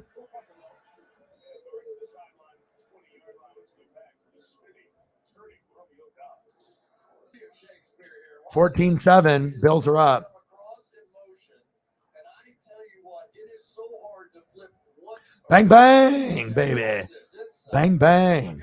Stacks on stacks. Racks on racks. Cactus Jack. Bang, bang. Thank you so much. I appreciate you. And Mike helped us get to a hundo, obviously, in the first stream. Now, some people appreciate me and others not so much, for what I do and what Sarah does. And Mike, you definitely do. I appreciate you, man. Alan? Dawson Knox? $30 in donos. Thank you so much. Appreciate you guys. He is sort of the other guy, right? We've seen Gabriel Davis, who's averaging 27 yards a catch this season, which is ridiculous. We ain't talking about it. Stephon Diggs. But it's Dawson Knox, who so many times during the course of the season comes up with those kinds of plays that really makes this. Packers need to work on that offensive line, just like the Buccaneers and the Rams. Yeah, appreciate you tremendously, man. Like I said, if it wasn't for you, the first stream would have been a disaster. And then this stream was poised to be a disaster. But there we go. Cook with the run. First down, Bills.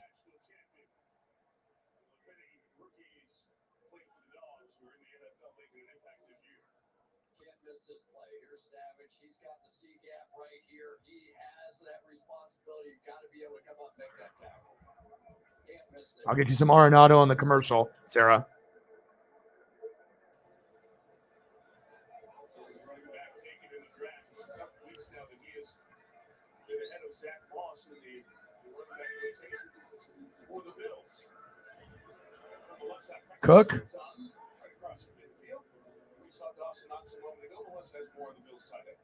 Yes, when he scored that touchdown, we saw him pointing to the sky 2 weeks ago. Dawson Knox dedicated his game-winning touchdown, his first of the season, to his brother Luke, who passed away in August. Luke played college football. He could never come to any of the Bills games. So Dawson said the silver lining is that now he knows Luke is watching and has a front row seat. He could follow his brother to Ole Miss after starting his career at Florida International. It's a very tough, emotional part. At the end of Chris' season for this Bills. All right, James, I see you. Dawson Knox, a teammate, supported him so much. But to the left here again, it's Cook. Cook again. Zach Moss is like, what about me? Finished him off. A flag goes down late. Late flag. Walker and Cook in contact. They're John. Two guys who were teammates last year at Georgia. The last couple Yeah. of Well, you don't have a choice now. You keep losing. It's just going to happen on its own. And you should have wanted that right from the very first, when you saw Matt Ryan being crappy and obviously Darius Leonard injured, all your guys banged up, Matt Ryan playing like crap. It should have been one of those things that I think you've known it all along, but now it's like, okay, can't even beat the Commandos and there's no point in winning. The Titans are going to win the division, right? So you might as well just be horribly bad and just try to get a top 10 pick, hopefully top 5.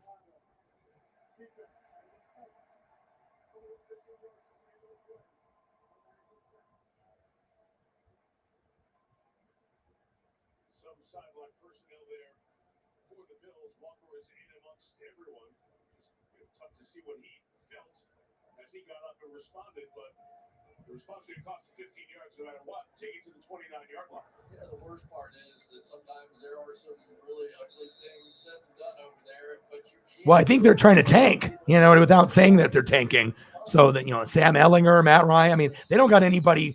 Like I said, they have, and even when the offensive line was one of their strong suits, now it's not, everything is a mess. And when you're losing, everyone's pointing fingers, but you already knew things were fucked up when Darius Leonard was injured for like the first month. You're like, uh-oh, so then the defense was much worse. Then the O-line normally is good, but then they started playing bad. Then Matt Ryan started joking, like everything. And then the receivers and tight ends got hurt. And, It's just everything has been bad with Ballard and Reich, and it's just time to blow it up and just, not try to go for a Band-Aid at quarterback. And, even if you suck for a year or two, get the newbies in there that you can build with. Try to get, your CJ Stroud, try to get your Bryce Young. And if you get that, or if you don't even get that, but maybe Arch Manning in the future, whatever it is, or a free agent to come over, but it can't be someone that's like about to retire. That's the Colts' problem. They keep going for these guys that are just on the brink of retiring. So But in so many cases, that doesn't matter. What initially what caused it, it was just words. 14-7 Buffalo. It's the old hockey story. They catch the second guy too bad. Screen pass, Diggs. This is Stephon Diggs on the edge. 21-yard line. The linebacker, Devontae Campbell. So let's take a peek and watch the whole play through here. Drive number 7, rolling out of bounds. Yeah, the person over there on the sideline there is just kind of hands down. People watch their legs. Always the second guy. LaFleur tells him. Yeah, I thought the guy on the sideline was actually trying to keep him from rolling into anybody, and I think he was as surprised as anybody that he got shot. 15 yards to disqualification. The gain of 8. Second down and 2, 14-7 Buffalo. Shotgun set. Allen, Packers with the blitz. First down, Bills. Isaiah McKenzie. They have too many weapons, man. Like even Isaiah McKenzie, who normally would be a no-name player anywhere in the NFL, but you're playing in the Josh Allen offense, so you actually become relevant and you could be a touchdown threat. Gabe Davis was the biggest no-name guy on planet Earth until he scored 4 times in a game last season, against the Chiefs. And now Gabe Davis might be the best number 2 receiver in the league because you got Josh Allen. Pretty special.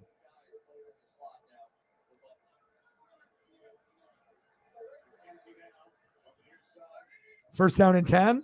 Allen, he says, fuck it, I'm running it myself. Fuck you. When he slides, he could have ran him over. All right, Josh. And that also is another factor where he's not a little guy like a Dak or a Jalen Hurts. He's built like Cam Newton, except faster. So he can run you over. That's a whole nother element that it's hard to game plan, because if he starts taking off, how do you tackle Josh Allen? You don't.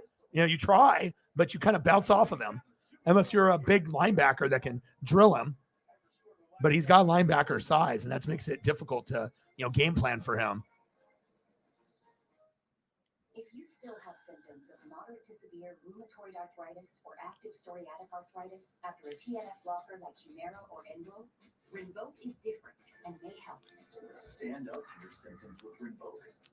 Rinvoq is a once-daily pill that tackles pain, stiffness, swelling. For some, Rinvoq significantly reduces RA and PSA fatigue. It can stop further irreversible McNabb. Yeah, there's a little similarities there. Bigger, because it's like Josh Allen is built kind of like a Phillip Rivers, Ben Roethlisberger, but those guys could never run. Allen can like hurdle and, he does things that kind of make you, wow, like, you don't really think he can do it, but he can. And most of the guys that can run, they're shorter. They're like 6 foot, 6'2", so they can be like shifty, right? You don't really expect a 6'5" guy, to be that athletic, but he really is.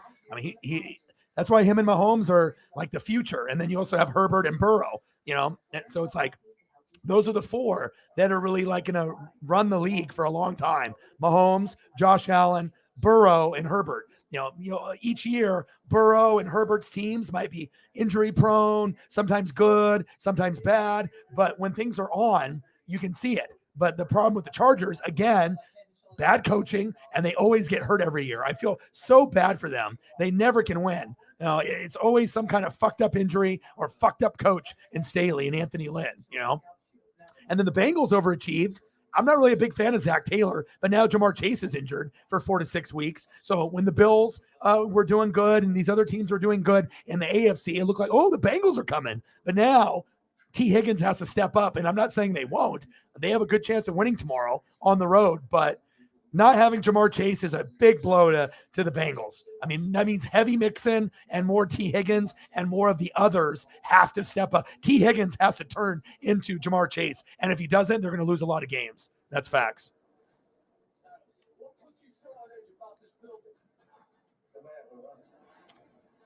Yeah, but Cam Newton isn't really leapfrogging over guys. It's a different type of runner. Cam was more like goal line. He'll run you over, jump over the top, and then get 2 or 3 yards. Josh Allen can run on the goal line, right, and dive over the top and run people over, but he's more running from the 20 to the 20, where he can like juke. He can get more yards. He can shimmy. He can shake. He can hurdle. He gives you a little bit more element of surprise because you don't know what he's going to do. With Cam, you knew exactly what he was going to do. He hiked the ball on the 3, and he's going to run you over. McKenzie? Too easy. Touchdown, Bills. Were they even playing defense there? What was that? What was that? Was there defense there? Where was the defense? The defense of the Packers stinks.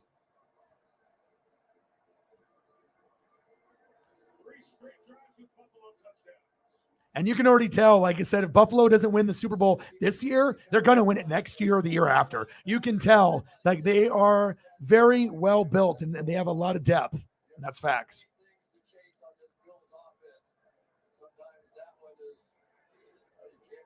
Extra point is up. And it's good. 21-7. Buffalo.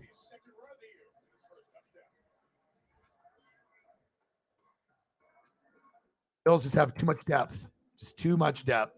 O-line, D-line, defense, coaching, Josh Allen, Diggs, all kinds of running backs. Defense is not even 100%.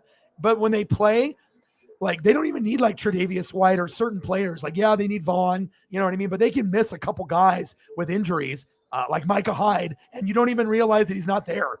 Now you just assume, oh, Tre'Davious White's out there, Micah Hyde's out there, Matt Milano is out there, Ed Oliver's out there. Like, they got all these guys out there, but sometimes that's not the case. Like, half of their guys are injured, but they still play like they're all out there. Jordan Poyer, Jones, Phillips, Milano, Neal, Johnson, Jackson, Edmonds, Settle, Hamlin, Oliver, Basham, Russell, Johnson, Benford, Lewis, Vaughn. I mean, they are loaded. I mean, nobody's defense is better player for player.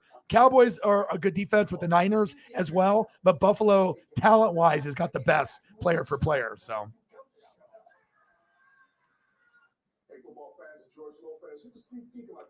and T.Y. Hilton, what happened with him? Did he officially retire? Nobody signed him, so he's just sitting there in free agency and just what, hoping that someone calls, or is he under the perception now that nobody wants him and his career is over? Because if the Colts didn't even want him at this point, then. But again, you're not trying to get better. You're trying to lose. And hopefully you guys get rid of the GM and, you just get rid of everybody. But I'm not sure if that's going to happen. And hopefully you get the right players, the future franchise QB. But also you need O-line, more wide receivers, more defense.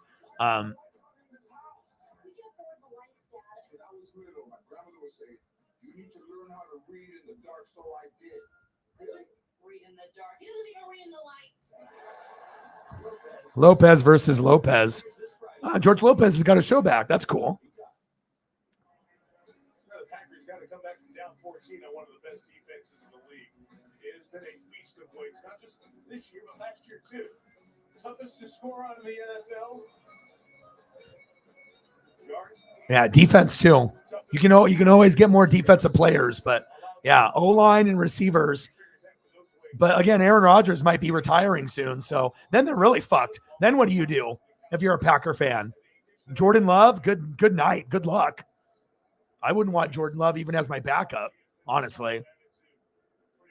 I mean, he plays good sometimes, but not for me. But I'm not really big on Kyle Trask on my team as a, being the guy in the future either. After Brady leaves, we better figure that shit out and bring in a free agent or something. 21-7 Bills.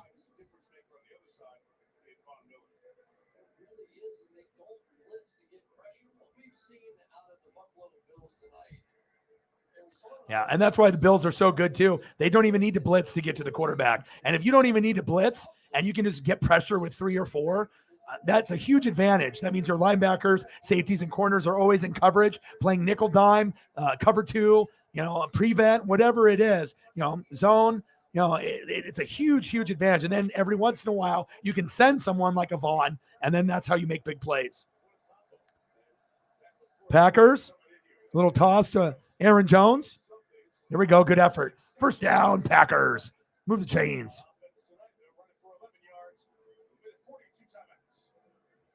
you really just have to count the number of players on the field. So basically, because they're going with the extra tight ends. Yeah, Lopez needs money, so he's like, all right, let's do a show. And the first show was on ABC, so now they're on NBC. So it'll be a different type of audience that you're trying to grab.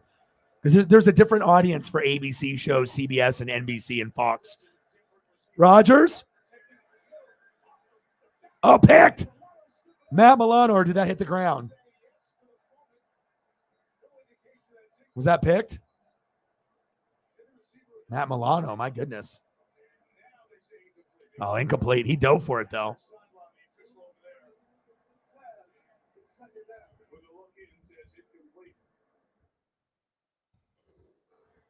See. Oh, yeah.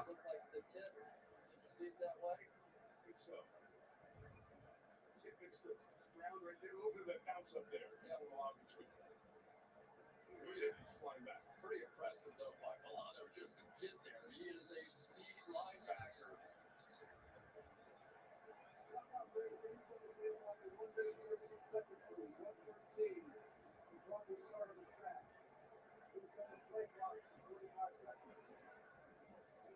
We just talked about the pressure up front and then the back end, the secondary. Two linebackers who are on the field most of the time have had a sensational start to this year. Well, they can fly, and especially because that defensive line is taking care of so much now that they've added those bigger bodies inside. They can play with pure speed at the linebacker position and also have the nickel on the field all the time with Taron Johnson. What's most impressive is that generally they're able to stop the run. All right, Matt, I see you. Along that defensive line and linebacker position. Incompletion makes it 2nd and 10. Second down and 10. Rodgers. Stroll noon. You know what time it is? Time for a sack lunch. Yum, yum, yum, yum, yum, yum, yum, yum, yum, yum. Rasa.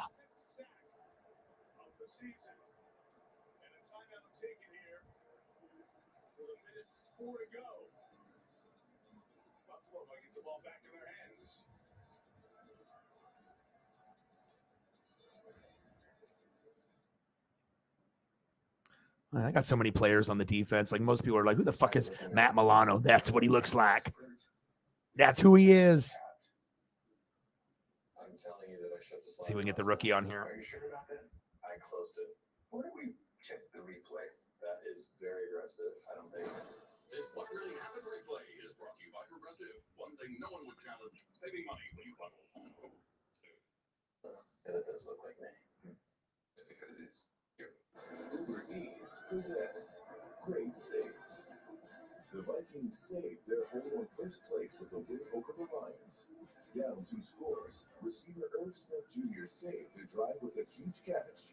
Receiver KJ Osborne saved his best for last with a clutch fourth quarter TD. And Kirk Cousins saved the game with a kneel down on the final play. Save on Eats when you become an Uber One member. Join now.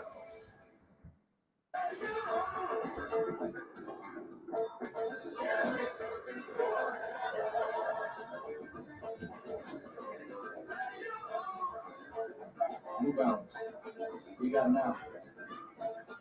With DirecTV, I can get live TV and on demand together. All right, Greg, I see you with that sack lunch. Football Housewives.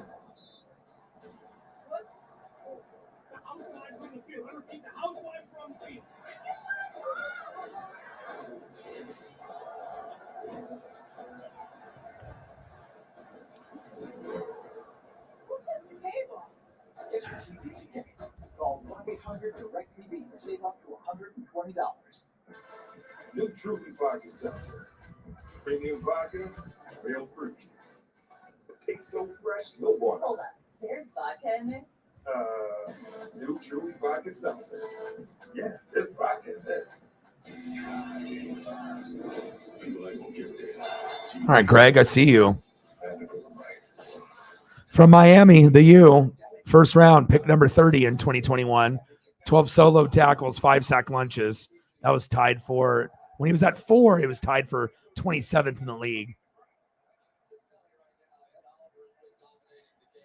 Yeah, Ed Oliver is a man too.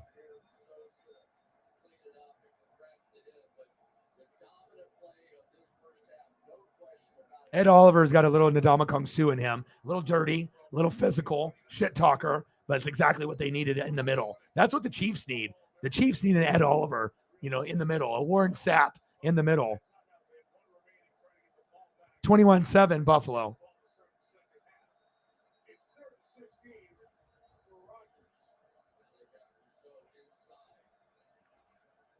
About a minute 7 before halftime, 3rd down and 16. Looks like the blitz is coming. 3rd and 16, good defense. And the Bills defense flies around. That's another part of why I like them so much. They got guys that are going to fly around, and it's not just Von Miller. You're going to get it from like a Jordan Poyer. You'll get it from Matt Milano. Okay. That's a sharp picture of him looking good. And even Greg Rassa. Yeah, seriously. It's like, we had the Buccaneers D-line, right? We had that, and we had the Rams D-line. Now, I think it comes down to the Bills D-line might be the best one.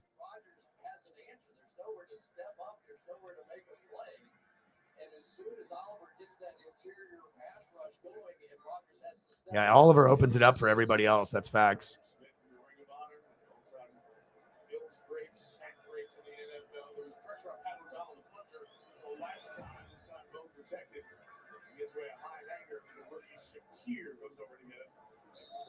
Fair catch.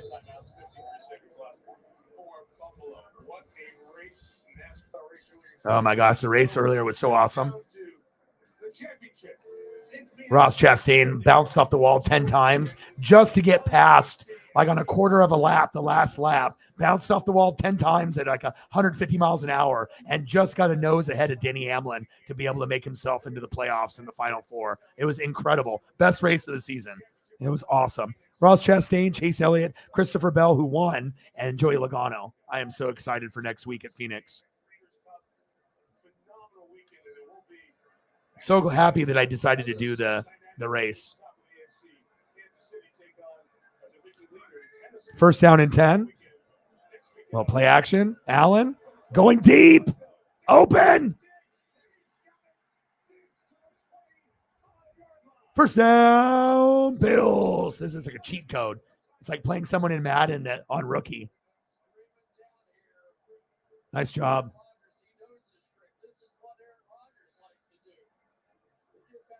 All right, Allen, I see you. My goodness. Slinging that thing. 1st down, Bills. Allen, out of bounds. And shout out to Ed Oliver, too. Woo! You the man. So what you don't know about this Buffalo Bills offense is if their wide receivers think that they have a chance to get deep, they have the option to make a little move like that, turn the safety around, and throw that sucker down the field as far as this guy can throw it. And it is pretty far. We've already seen Finley, it happens. I mean, think about it. LaFleur, Sean McVay, and Kyle Shanahan were part of Washington Redskins roster. And all 3 coaches are great, and you didn't even keep one of them. So you think your Panthers are dumb as hell, letting McDermott and Bean walk? Could be worse. You could be the Redskins, the Commandos, with no LaFleur, no Kyle Shanahan, and no Sean McVay. Gabe Davis, but he didn't get his feet in. Dude, Josh Allen is a cheat code. Jesus Christ.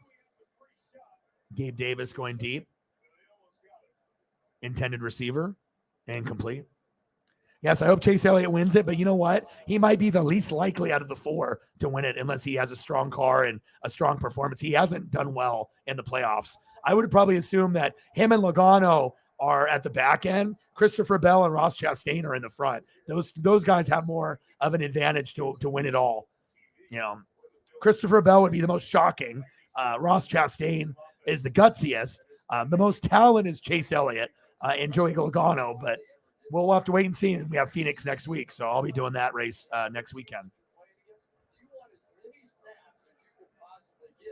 Yeah, and Christopher Bell having to win 2 times in the last month just to advance, to get to the next round. And he did, and won a race early and then too late. And he's in the running for the championship. And the crazy thing is, in that race, he had fresh tires. He was in 4th, and I didn't think he had enough time to catch up. and he got it down to like 8 laps, and he started working his way up, 4th, 3rd, getting past Big Bad Brad, 2nd, and then finally, getting to first place and winning it with about 2 laps, 3 laps to go. It was incredible. I haven't seen too many guys that have that skill set, but also he was using the fresh tires compared to guys like Chase Briscoe that had old tires. But to be able to move 4 car, lengths up, when it's really hard to pass in Martinsville was really impressive. I haven't seen too many guys with that ability except for maybe Chase Elliott and Kyle Larson this year. Yeah, but we got to root for Chase to win it all. Chase wins the race, boom, championship. All right, 2nd down and 7.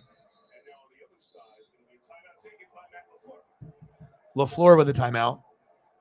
Yeah, we got to have Chase, man. He hasn't done very well. I mean, he's been getting some top 5, top 10 finishes, but this playoffs has not been the way that we thought it was going to be. I think for Chase, I thought, he's going to do so much better, but I don't know. He just hasn't done that well. Like, surprisingly, I was like kind of shocked. There's the hit that he took, and the ATC upstairs saw that and climbed down. So he doesn't have his mouthpiece in for whatever reason, and he comes off to the sideline and sticks his tongue out, and he said, "You can see what he was doing," and that hurts. That's not fun. He bit his tongue. Get everything here on Sunday night. Let's go, Chase. Napa know how. 10 seconds, still no timeout to the Bills. Can't throw anything in the middle of the All right, here we go. 2nd down and 7. 21-7 Buffalo. About what we thought the score would be, I think, for most people. Shotgun set. Allen, plenty of time. Good defense. Jair Alexander with the coverage. Don't you get the feeling that Josh Allen and company are like mad? Like, you can't believe they couldn't go 70 yards in a minute. The expectations for what this team is doing now offensively is beginning. Yeah, Chase is the only one that could get close to Jimmy Johnson, Richard Petty, and Dale Earnhardt. If anyone can get close to 7 championships, it's going to be Chase. Who knows? Maybe Chase will even break the record, depending on how long he races for. 5 more championships in the next 15 years? I mean, it's possible. I assume Chase will be racing for quite some time, but if Chase goes for another 15, there is a chance that he could win, especially if he wins this year, and that's 3. That would mean he only needs 4 more in 15 years. He could definitely do that. That would be nuts if Chase Elliott ends up being like number 1 with 8 championships in his career. I could definitely see him getting close to that 6, 7, 8 number. But 7 is the record with Richard Petty, Dale Earnhardt, and Jimmy Johnson. And then Jeff Gordon had 4, which is respectable too. So, yeah, I do too. I miss Jimmy and Jeff. Yeah, they weren't my personal favorites. I like Larson and I like Chase Elliott, but I'm more of a Dale Earnhardt guy myself. So, Dale Earnhardt, Dale Jr., Michael Waltrip, Martin Truex Jr., but mostly Dale Earnhardt is my guy. And then I do like Dale Jr., and I like what he's doing in the booth. All right, Tyler Bass for a field goal. 21-7, 42-yard attempt for Tyler Bass. Kick is up, and it's good.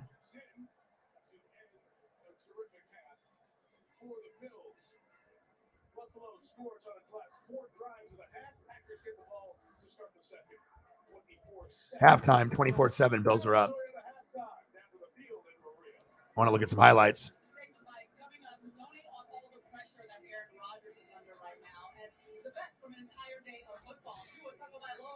Yeah, let's see some highlights, baby.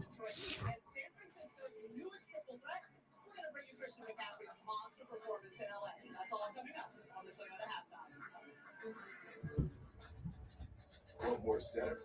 Just ask Siri. Who leads the league in receiving touchdowns?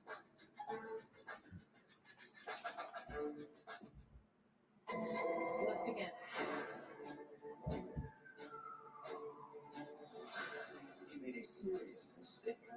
She should be ashamed of the way she handled this case. Were you here to fire me? I don't know it was attacked. She blamed it on Crow. We need to find this kind of a... We gotta go out there targeting cops.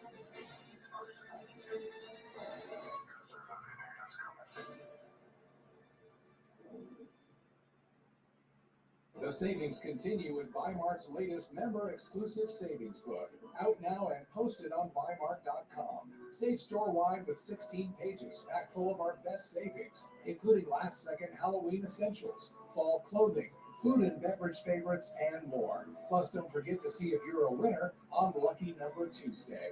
Everyday living costs less with our latest savings book and Lucky Number Tuesday. Only at Bymart, where your membership matters.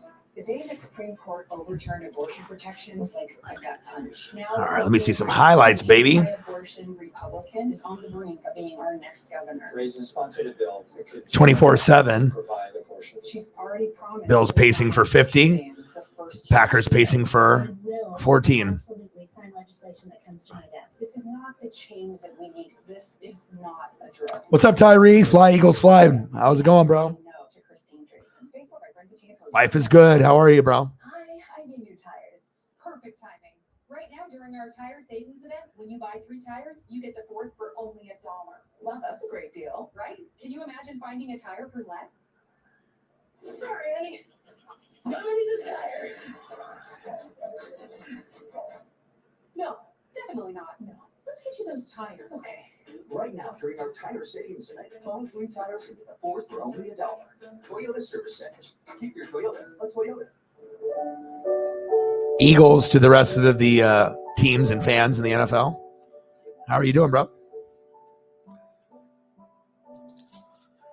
You know, but we know no one's going to go undefeated in the NFL, but the real key is can the Eagles beat the Chiefs or the Bills? That's really what it's going to come down to. We know the Eagles can beat everybody in the NFC. It's clear.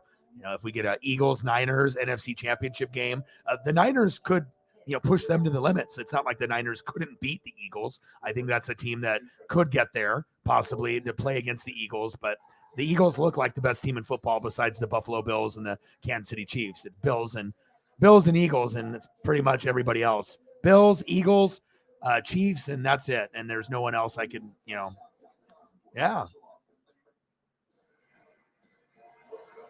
Well, my Tampa Bay Buccaneers are booty cheeks, so all I can rely on is Oregon Ducks and fantasy football right now.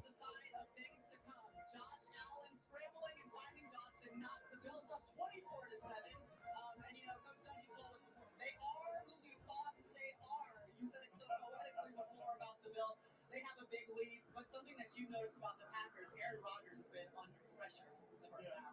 Mike and Chris have talked about it the whole first half. The defensive line. Yeah, of course Aaron Rodgers is under pressure because the offensive line stinks. Just like the fucking Buccaneers line stinks and the Rams line stinks. And here's a classic example. He's got a receiver open, corner route that's going to open for a big play. But the defensive line pushes his left guard back into him. They get it off. Incomplete pass.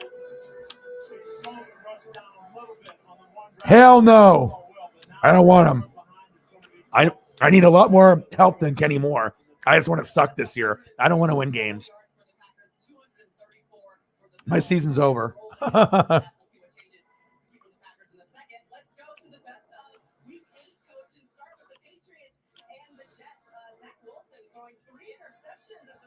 Zach, you could have really established yourself that you're not going to bow down to the Patriots, but nope.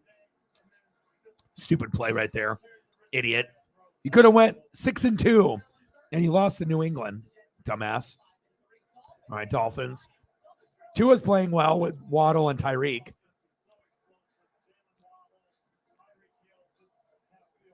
$31-27. Vikings, baby. Let's go. I told you guys they would be good. But everyone wanted to argue. Nah, they're not going to be that good. Packers were going to be good because they're the Packers. Well, shows you coaching is everything. Shows you coaching is everything, and it shows you Kyler cares more about Call of Duty than his teammates. 3rd down and 8. Hurts, floater. A.J. Brown. What a stud. Go Hawks. Huh? Gino. You boys got him in fantasy. Gino. And that's after Tyler Lockett dropped an easy touchdown earlier in that game. Went right back to him and got the score. Good leadership there. Go Niners. Have you guys noticed no Rams fans have come back? They talk shit after they thought they were going to win the Super Bowl, and we haven't had one Ram fan come back since week 1 or week 2. Funny how that works out.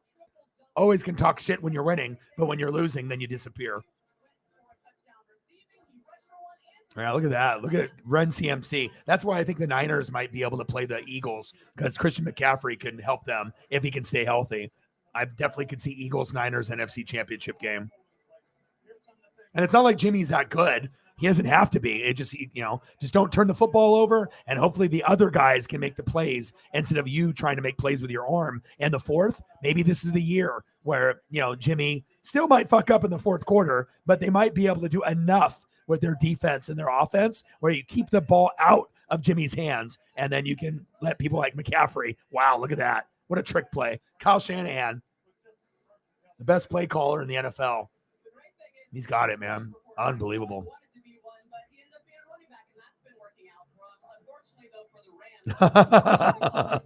Yeah, I know. Yeah, both of our teams suck. Yeah, but they're not, bro. Tom Brady, if you're not mentally here, you got to think, like me and Sarah talked about it, right? So Eli stole a ring. He took a ring, right? 2 of them, right? Slick Nick Foles with the Eagles, your Eagles, took one. Giselle took her ring back. And not only did she take the ring, they decided that the kids are going to be evenly, you have your assets. Tom, you take your shit. I'm Giselle. I'm going to take my shit. But then she took 50% of the offense when she took the ring and divorced Tom because he's not focused, and he's yelling at people. He's very uncharacteristic. He's sad. He's not being himself. And then the O-line is hurt. The defense isn't trying. Like, everyone just gave up. Todd Bowles is doing a shitty job. Like, we're not going to be good, And if somehow we turn it around and we get to like 9 wins and we make the playoffs as the NFC South winner over the Saints and the Falcons, we're going to get our ass kicked in the wild card round. I'd rather not even make it at all. Let the Falcons make it or the Saints. I don't want to make it.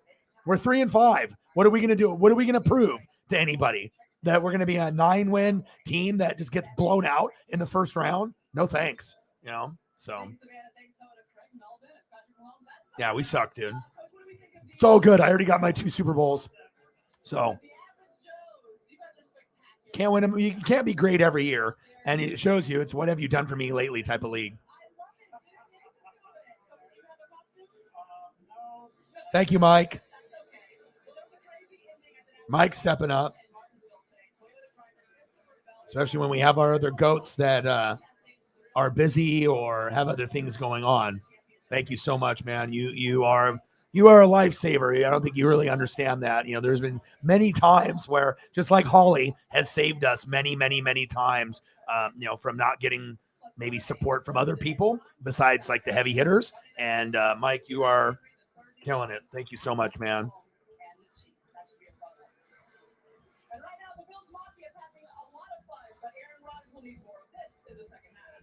Thank you, Mike. Mike is stepping up, saved us multiple times in the last, yesterday, today in the morning, and now in the evening. You the man.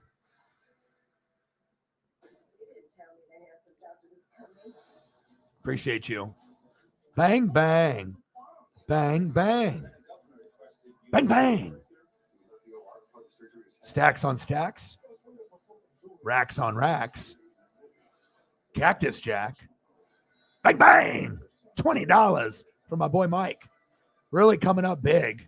And we appreciate you tremendously. Because like I said, that the more donos that we get, the more that I can end up taking care of the fam. But also I can give back to people like Sarah, the mods. And, because it's not going to always be about me. I don't spend money on myself. It's very rare that I spend money on myself. Maybe I buy a Julio Rodriguez rookie card or an Aaron Judge card. Something that I know is like investment. But 9 times out of 10, I'm paying bills, I'm buying food for the fam, or I'm giving back to the goats. So it makes me feel good when we actually hit a good number where I'm not like just blowing money every night. I'm saving it and I'm trying to, come up with creative gifts, for the people that are supporting me and whatnot. So thank you, man. It means a lot. And hopefully we can break through and we can get some more people like Mike to support. But we just have to, I guess, wait and see if any of the other goats, come through. So. Because for the amount of work that me and Sarah do on a daily basis, sometimes we get rewarded very good.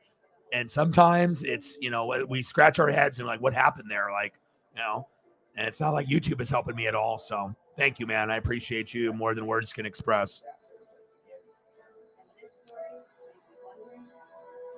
What's next, Rip City? You want some Bill Elliott?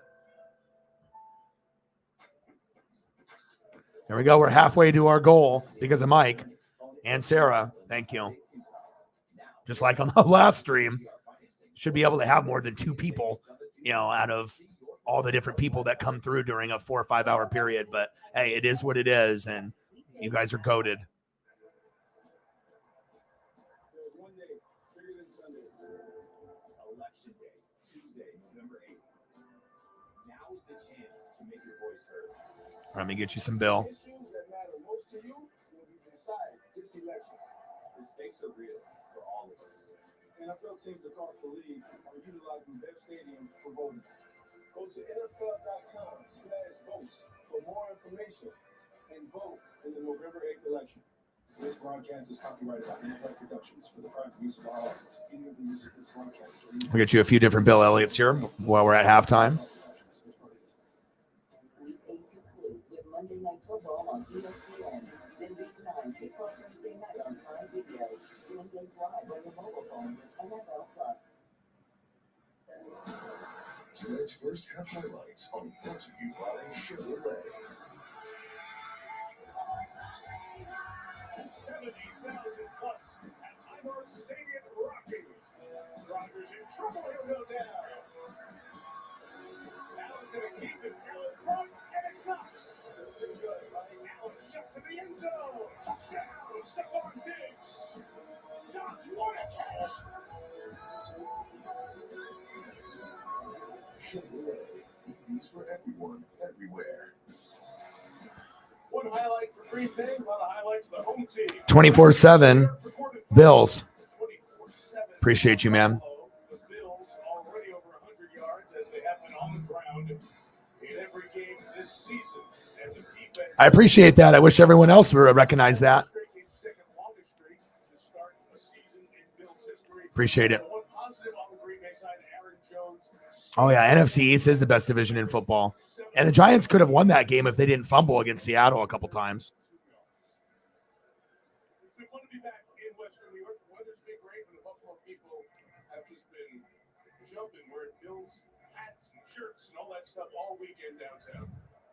They've been wearing a lot of stuff around here. Halloween weekend, they take it seriously. Yeah, it was a varsity sport downtown for sure. Back gets the ball to start. All right, third quarter.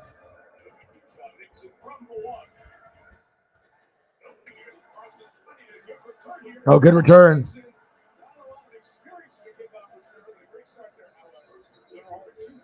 2 flags on the play.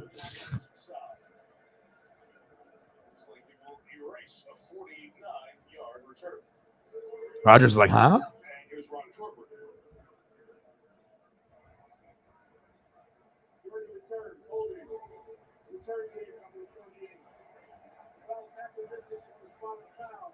All right, Mr. Discount Double Check, show me something. I mean, Rodgers is already thinking what he's going to have for dinner tonight, They're not thinking they're going to come back and win this, and they're just overmatched, period. Even if the game was in Green Bay, the same outcome would be happening. I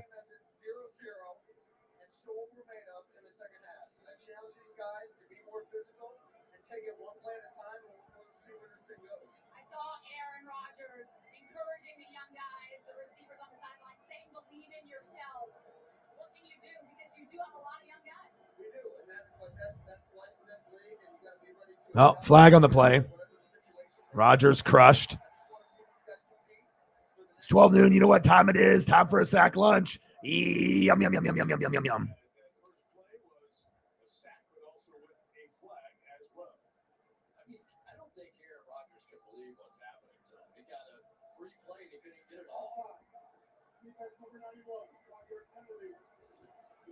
The Buffalo defense is fast as shit. That's why.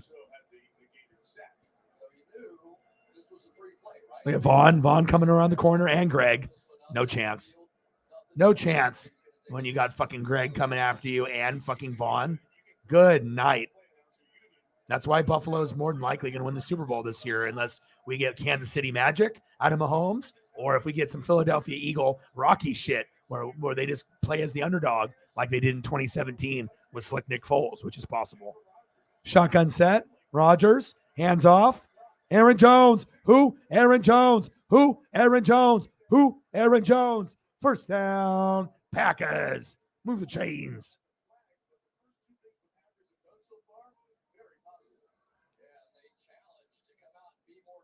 Oh, for sure. He's just collecting a check, man. He knows that they're not going to do shit. It's just about collecting a paycheck instead of actually trying to win a championship. And it's not like Green Bay's got bad players, but it shows you Davante Adams made Aaron Rodgers, okay?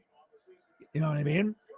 And Nathaniel Hackett, brought out that creativity in the play calling, and now they don't have either one, and they're suffering.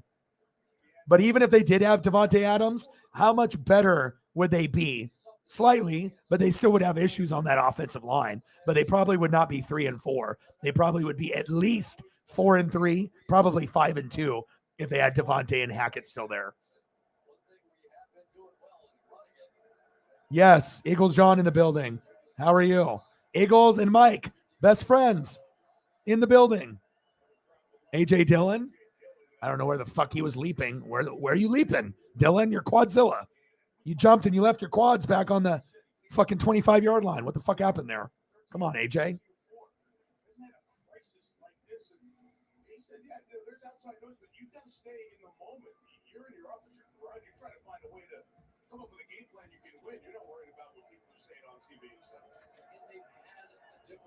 They've already lost more games than they had in the previous 3 seasons besides 2021 with 4. Shows you Nathaniel Hackett was a good OC. Davante Adams was a top 2 wide receiver. You don't replace those things. Dylan. There we go. First down. Packers. Quadzilla. First down. Green Bay. Keep running the football. There you go. One player can ruin a team like Antonio Brown, fly like a butterfly, sting like AB. One player can ruin a team, but one player can make a team. One coach can make a team. Look at the Minnesota Vikings. I told you guys that they could win the division year 1, and they're doing it. Your boy knows. Same thing with the Eagles. I told you. Dylan, good tackle. Von Miller. Oh, it was Matt Milano. Nice, Matt. Matt's like, sit the fuck down. Sit the fuck down, he said. He's like, you're fucking AJ Dillon. You're Quadzilla. I'm fucking Matt Milano. My sister's Alyssa. Who's the boss? Dillon now is injured. What's new? Imagine if it was if Alyssa Milano was his sister. Hello, Matt. I need your sister's number. Woo! What a tackle. Oh, and he injured and pulled him back. Pulled his knee back. That's not good. He's special, man. They have so many players. Oliver, Greg Rossa, and then Milano. I mean, that's not even including Tre'Davious White. And they don't even have Micah Hyde. Micah Hyde is out for the year. This is crazy how deep this fucking team is. And I haven't even talked about Edmonds at all today. Screen. Woo!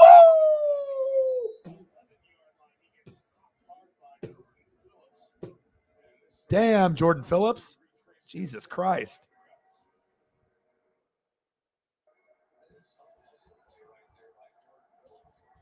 Even guys like Jordan Phillips are like making plays like Jesus.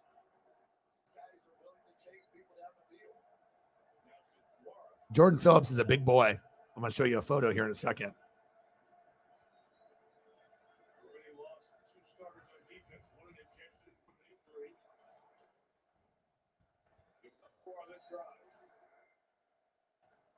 Third and 3, play action fake. Get open. Right there. Touchdown, Packers. But he's going to have offensive pass interference on Tanya, and that's coming back. Unless it's a push off on the defense, but I think it's on him. Yep, he pushed off. They can't, once it rains, it pours, huh?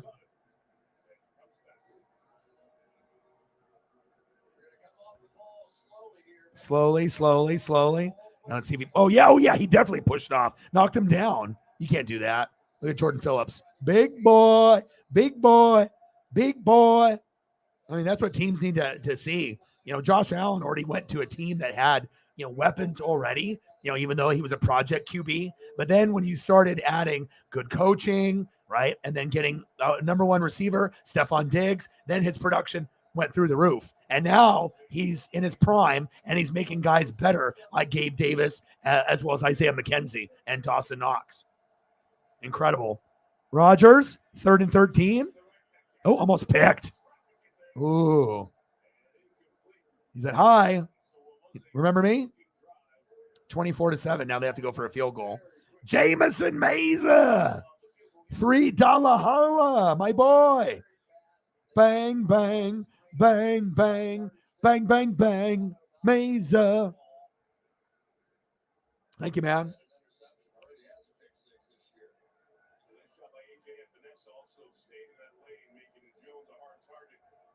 Congratulations on your 17-10 win. I know Malik didn't really do that well, but at least you got the dub. No. Oh, baby. It's good, baby. It's good, baby. Mason Crosby. Field goal is up, and it's good. 24-10. Bills. Probably get a few field goals in this half from both, kickers. Probably get a couple from, of course they want touchdowns to try to catch up, but that's obviously one thing. And then, you're obviously going to get a little bit of Tyler Bass. You'll get a little bit of him as well. Thank you, man. What do you want to see for photo, Jameson?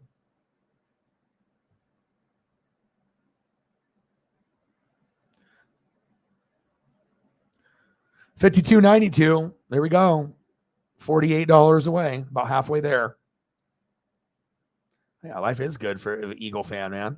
And the Phillies, might end up winning the World Series. You know what I'm saying? Like, you got game 3, 4, and 5 at home. You split.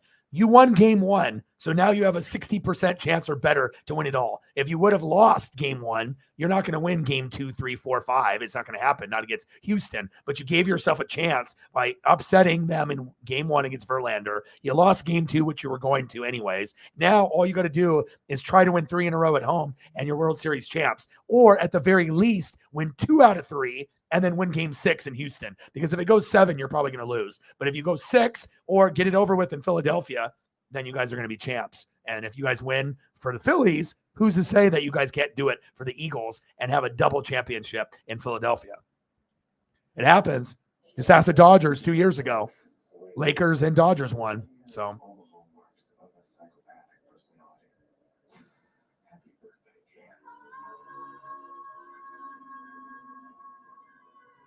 yeah, that's true. They just handed the ball off to King Henry.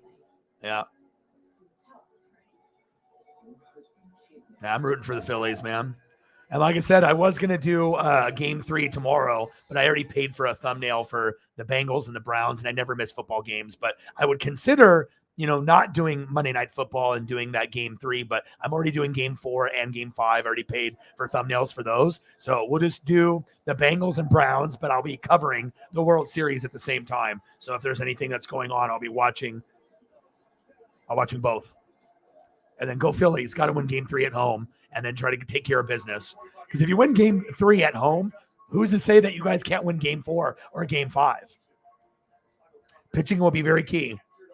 But I've started to fall in love with that Phillies team. It's kind of like the Mariners. It's the National League version of the Mariners. Underdog. No one really thinks they can do it. And it's nice to be able to see Bryce. Hopefully he's going to homer at home. Guaranteed. He'll homer game 3, 4, 5. He's going to homer at least once in that series. Maybe twice. Yeah. Lakers are bootios. McKenzie with the return. But what did you think with that lineup? You got Westbrook, right? Anthony Davis always gets hurt. LeBron is older. They don't have a bench. They're not well coached. It's just like you don't have anything there. Now, should they be 0-5? Probably not. But that's what happens. Sometimes it rains and then it pours, and it shows you your insufficiencies of not having a good bench. And in the NBA, it's very critical to have a good bench. If you don't, you're fucked. you have to have bench guys. So to Kurt Warner, and most of Kurt's yards came in the air.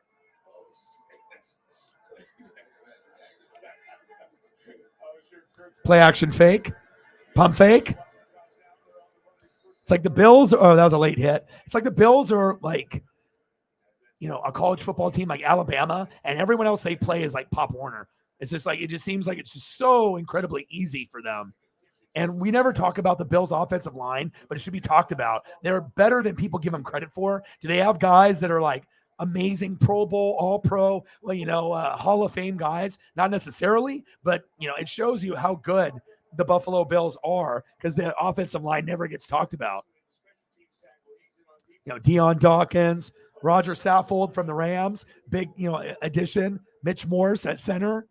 Ryan Bates. Who the hell are these guys? No one knows. And then they had Spencer Brown, but now it's David Quisenberry. So a lot of these guys are just, they're nothing crazy. Roger Saffold is a good, you know what I mean? But Deion Dawkins, Roger Saffold, Mitch Morse, who the fuck are these guys? No one really knows the names of those guys. And maybe you remember Roger Saffold because he was part of the Rams, but it's pretty amazing to see that their offensive line doesn't have Hall of Fame guys on it, but they're playing better than expected.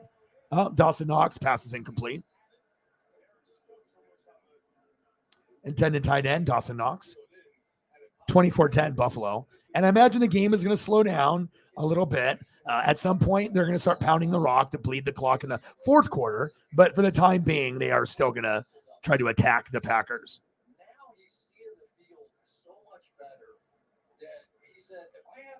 Yeah, we got Joe Burrow, and then Jacoby Brissett, and then eventually Deshaun Watson's coming back. Who knows how good he'll be when he comes back. Shouldn't even be in the league anymore, but that's neither here or there. 24-10 Buffalo. Allen, pump fake. They're like playing 500 ball out there. It's not even fair. You know what I mean? It's just like, meh. Except it's like instead of Jameis being like blind, Josh Allen can just. It's like someone's going to be open. I've never seen an offense run so smoothly besides Kansas City a couple years ago. Like it just seems like everything they do works, and their offensive line never gets talked about, which they should. O-line, D-line is the reason why the Bills have been so good this year. It's not just Josh Allen, Diggs, and Singletary and Gabe Davis. It really is the O-line and the D-line and the defense and the coaching. Those are the things that are getting overlooked with this Buffalo, super-powered team that we have. Everyone gives Allen. I mean, it's always about these two. And then every once in a while, you'll get Singletary. And then if it's not him, it's Gabe Davis or maybe McKenzie or Dawson Knox. Or then maybe it's Vaughn. They have so many fucking good players. It's fucking ridiculous. Yeah, Vaughn is a big pickup. They should try to get Kareem Hunt or OBJ. And then if they do that, that might be the cherry on top. Because if they get those guys, I don't think the Chiefs or Eagles can beat them. If they get those two guys or one of those two guys. Shit, they might not even be able to beat the Bills if they don't get either. They're fucking good. Buffalo, Allen, scrambling, gambling. First down, Bills. Move the chains, baby.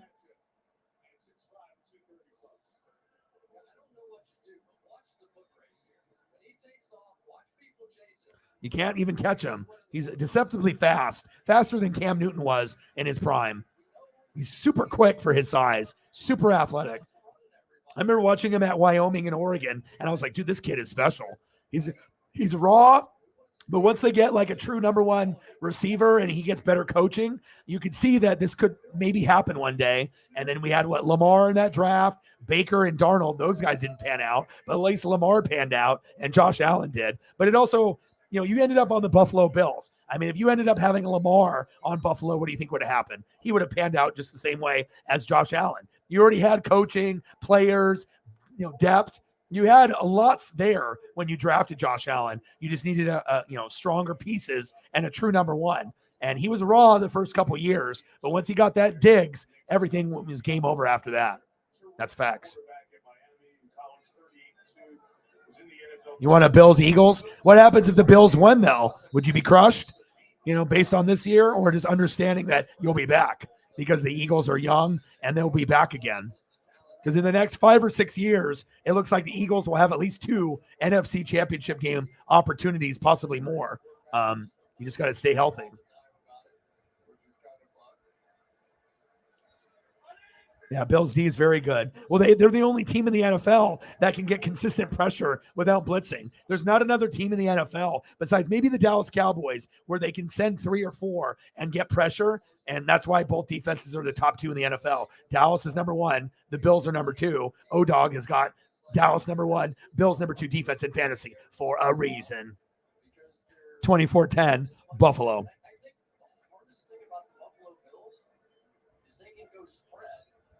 I disagree. Well, you're a biased Cam fan and you're a Panther fan.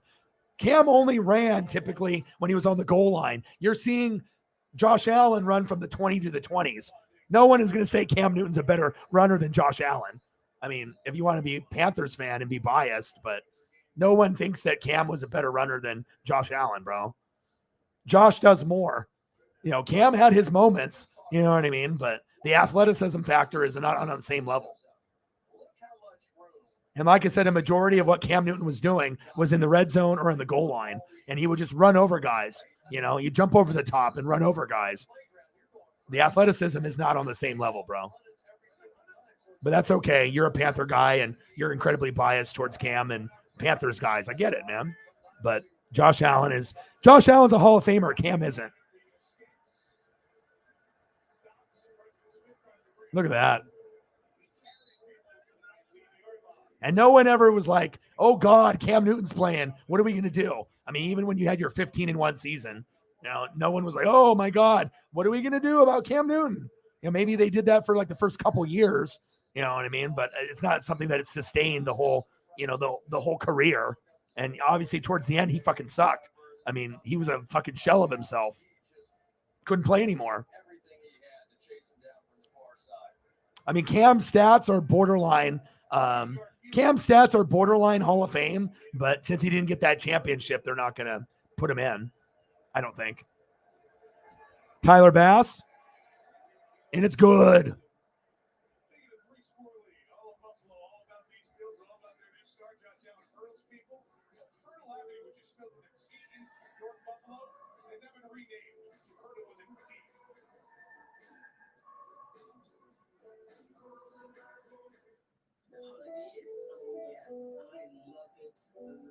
Love it. 27-10, Bills.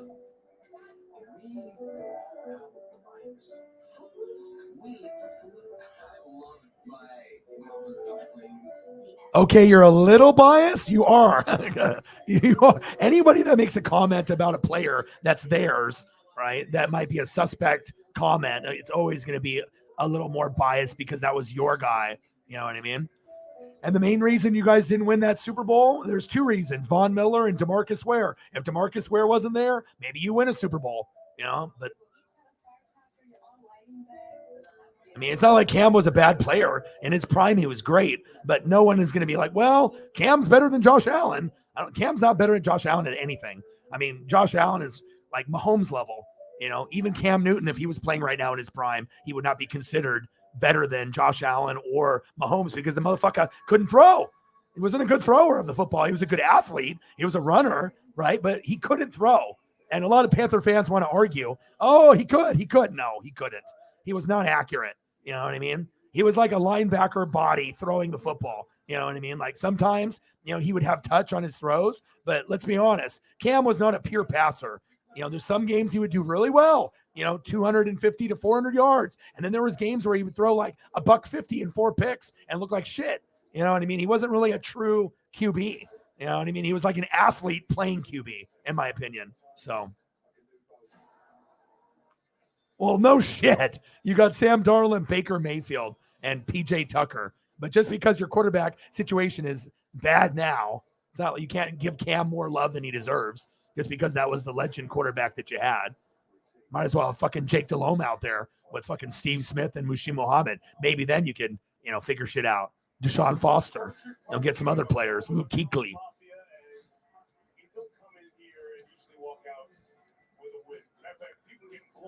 Yeah. MVP and Omos. I imagine a few people are there. And it's not like I'm saying Cam was horrible, because Cam in his prime, I mean, you don't go 15-1 and win the Heisman, and do all the things that he did. He ripped Oregon heart out when we should have won the championship in 2010. He had a great, successful career. I mean, trust me, I know, I'm a Buck fan. I watched his whole career at Auburn, and I watched his whole career in Carolina. But the difference is you're not going to see Josh Allen fall off like Cam did at the end. You're going to get a little bit of a drop off, but Allen is Hall of Fame. Cam is not. But Cam's numbers suggest that he's borderline Hall of Fame if you actually look at his touchdowns, his rushing yards. Well, I got to be honest, because old boy's trying to tell me, that Cam Newton was a better runner than Josh Allen, but it's not true. Cam was good. If you plant the seed, I will pour the water and I will let you watch it grow, either when you're correct or not. I'm just speaking truth. Cam was great at Auburn. Cam was great in Carolina. But I mean, comparing Cam and Allen, maybe body size, they're both built like linebackers. Yeah. They both could run and impose their will. But again, you didn't see Cam run a lot from the 20 to the 20. They lined him up to run on design runs or broken plays when he was running RPO or a design halfback dive over the top within the 5-yard line, 3-yard line, 1-yard line, or when they were in the red zone. Josh Allen can run at any point in the game. He could be on the fucking 1-yard line, 10-yard line, 20, 30, 50. He doesn't have to be goal line, guy to be like, oh, look at me, I'm going to run over guys. He's just athletic. That's what we're saying. Yeah, I agree. 3rd down and 2. I'm a Buck fan and I miss Breeze. Oh, I know.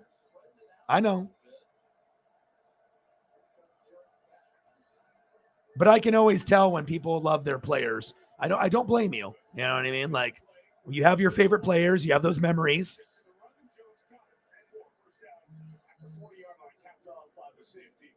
And like I said, I mean, you got to think 15-1. You made it to the Super Bowl. He won MVP. That's something to be proud of. Like, he exceeded the expectations of what we thought he could be, and then he actually delivered, but couldn't just get over the top. It's just because the Broncos had fucking Peyton Manning, and they had Von Miller in his prime, right? And then you had DeMarcus Ware. And if you didn't have DeMarcus Ware, I think you probably win that Super Bowl. But they had 2 elite pass rushers, and that was just too much for Cam. And with that being said, you still almost won, but you needed something else, another good defensive player or another offensive stud to counteract the DeMarcus Ware factor and the Von Miller. Because at that point, they were unstoppable. You couldn't guard either one of them. Von was going to get to the quarterback. And if he didn't, then DeMarcus Ware was,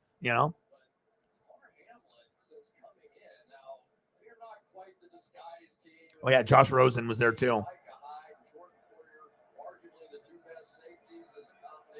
Yeah, Rosen, Sam Darnold, Baker Mayfield, Lamar, and Allen. So sometimes getting drafted late and going to the better quality team can pan out for your future. Because, I mean, if you get picked by the Browns, the Jets, it's probably not going to go to Cardinals, I already knew Josh Rosen wasn't going to be good. I mean, good in college, UCLA, but he didn't have the body size or the arm strength to be good in the NFL. At least I didn't think so. But I did think Josh Allen was a project like Lamar. Darnold and Baker had really good college careers. But, we thought maybe they could pan out, but it shows you the NFL is a man's game. It's not a boy's game. It's tough to be great in the NFL. –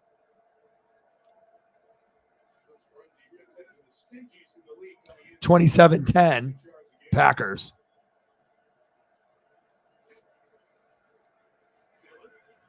A.J. Dillon, Quadzilla, short game. And the difference between great teams and bad teams sometimes is just a couple possessions. Other times it's just a blowout, and you can tell who's a Super Bowl caliber team and who isn't. But also remember, too, it's not like Josh Allen came in right away and saved the Bills franchise. He kind of was booty cheeks the first couple years. He couldn't really throw with accuracy. He had arm strength, and we knew he could throw it far like Mahomes, but he wasn't really clutch. He wasn't really good on third down. He wasn't good in the red zone, and he wasn't good without Stephon Diggs. Once Diggs came after the Minneapolis Miracle, Josh Allen got better. If you go back and look at his stats, he really wasn't that good until Diggs got there. When Diggs got there, then everything went in another direction. But before Diggs, he was kind of pedestrian. There was games where he was really good, and then he had games where he was really bad, and then he had games where he was just kind of like, average, you know? But ever since Diggs came, that's when his game went to the next level. And then now he's like in that Kobe Jordan status where you're making everyone better, or like Tom Brady, where you're getting guys like Gabe Davis and Isaiah McKenzie. They're actually names now because he's so good, you know?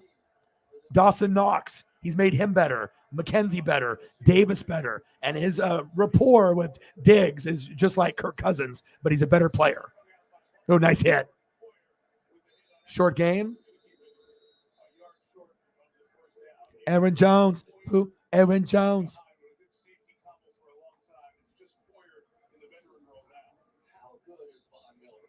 Mike with 2 donos.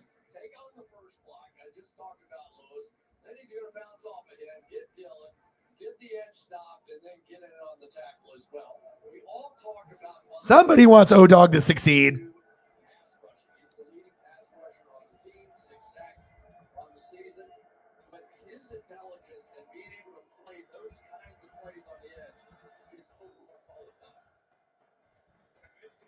And another comment by Chris Collinsworth that no one will remember after the game is over. He's so irrelevant. He's like Bobby Lashley when he wrestles, right? You never remember anything that he does, nothing that he says, nothing that he wrestles, no good moves. It's just, you know, you just forget.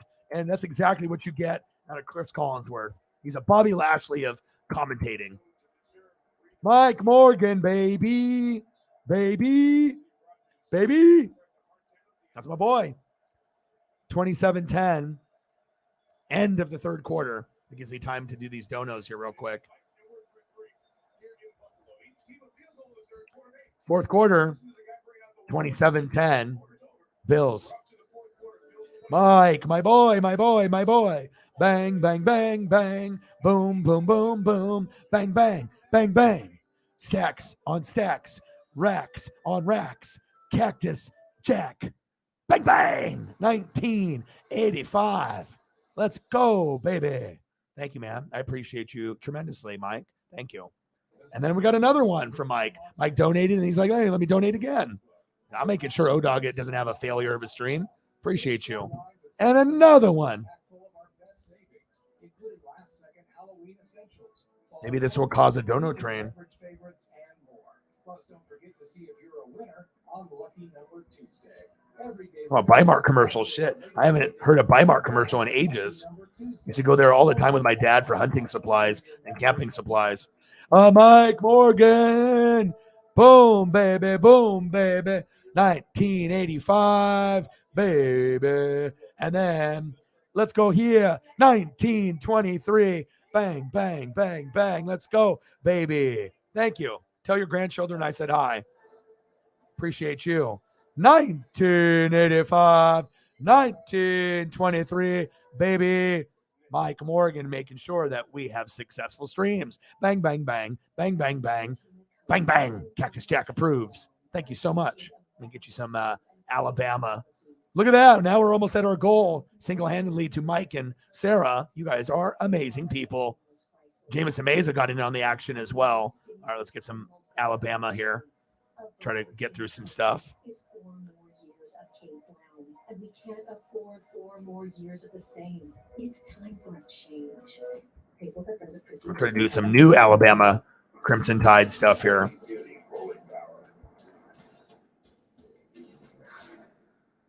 Conquer the high road or the off road. The GMC Sierra Heavy Duty, premium and capable. Sierra Heavy Duty models are weekly at your local GMC dealers for immediate delivery with 0% financing. Rivermark Community Credit Union, now open in Vancouver. To you, by Geico. Downtown Buffalo. Usually we come here and the wind is blowing and it's cold. Not yet. It's an ideal night. Look at this. 27-10. The Bills have scored 17 more points. The Packers have run 11 more plays. Hold the clock. They can compete right now. They're just 16. All right, 3rd down and 7. Quarter 4 begins with 3rd and 7. Fourth quarter. 27-10. Bills. Shotgun set. Hands off to Aaron Jones up the middle. Good defense. Good effort by Aaron Jones. Aaron Jones. Who? Aaron Jones. I think absolutely, because I don't know what side you've seen, and you're going to stop them on the other side, right? So you're controlling the clock again, and you're running the football.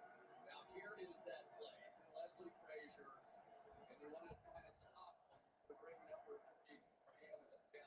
Open 3 packs of LeBron James 2003 Topps. Okay, bye. Let's go. 4th down and 1. Rodgers. Nothing. Stupid. Did you really think you were going to run on that? You're going to run on that defense? You're going to run on that? Not today, son. Woo!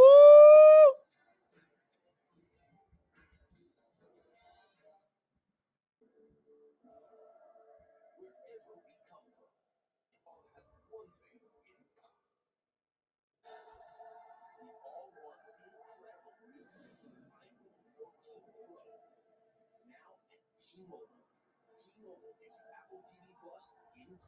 So watch your favorite Apple originals, iPhone's most advanced display, and get iPhone 14 Pro on us.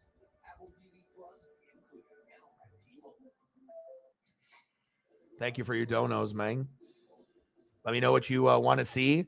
Music-wise, food-wise, football-wise, Bama-wise, Saints-wise, whatever you like. Bill Elliott-wise, I got you. I can get you some more after the stream of the football game is over as well, if you have time to stay. If you have to go after the game is over, then we'll figure it out. But I will continue to take care of you. COVID-19, some people get it, and some people can. All right, well, I'm going to do some Bama for you and some Jalen Hurts here, and I'll do that. And then I'll try to put some of your favorites that I know on there of like topic, and then I can give you stuff that you haven't seen before from me. I always have to make sure we do some new stuff every stream. I don't want to recycle the same stuff over and over. I want to make sure that we have some new things that you've never seen before, like this one, Jalen Hurts. And I always liked Jalen at college. I really did. I was like, I thought this guy was a winner. I thought he was a Dak 2.0. A lot of the young Eagle fans wanted to talk shit and argue with me, saying that he's not good enough. Well, what did you have? Did you have AJ Brown there? Did you have Devontae Smith playing the right spot? He should be a 2, not a 1. Too much pressure coming off that Heisman. Got some defensive players from Georgia. Big play Slays played well. Sometimes you got to let things kind of, develop. You just can't expect the world. A lot of fans are impatient, and it shows.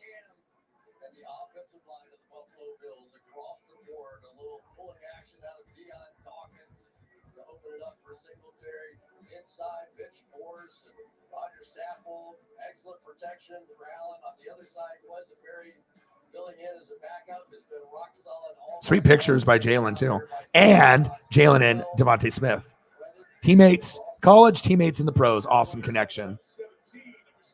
Allen, PI. No Diggs, no PI. He said, "What's up, man?" Okay. It's unbelievable. Watch him just take the entire Green Bay offensive line and shove them into Jones here. I mean, it was an amazing play. And of course, we're going to end up talking about the guy who made the tackle, Bill Schmott. He's like, dude, you should have run a bootleg right there, because I was slamming down. I was going to kill your running back. You didn't bootleg, so I appreciate it. Josh Allen, pass incomplete to Gabe Davis. I appreciate you, man. Like I said, I can always do photos for anybody else, but in the meantime, I can squeeze stuff in if I'm fast. You know, I can still call the game, but I can still support the people that support me. I don't have to wait till a commercial break every time. Sometimes, you know what? Commercial can fucking wait. The game can wait. You know, I want to make sure I take care of the people that take care of me. Appreciate you.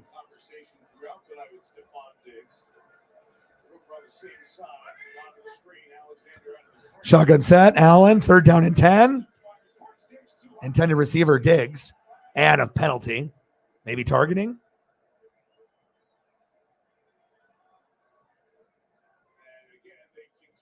They're jawing back and forth. Jair Alexander and Gabe Davis. Shit talk. Talk shit. Talk some more shit. Talk some more shit. Shit. Back and forth. All the shit talk.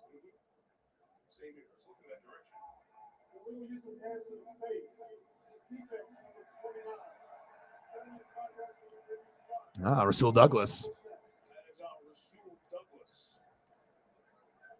I got you, man. Like I said, once I get to know somebody, you know what I mean? Like, regardless if they're a heavy hitter or not, I remember things about everybody. I take a lot of pride in remembering what you guys tell me and what you tell the other people in the room. I think a lot of people, you know, they don't care as much maybe on social media, or if you're, doing YouTube or Twitch, but that's kind of stuff means everything to me. It's all about the connection and building the bonds with each individual person, rather than just having hundreds or thousands that you don't know or don't even give a shit about, you know. Handoff, Singletary, good defense by the Packers.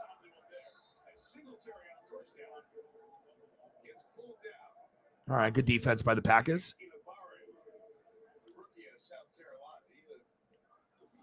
Singletary, obviously a short gain there. I think he's going to have a bigger and bigger role. He has a couple of sacks now, one each in the last 2 games.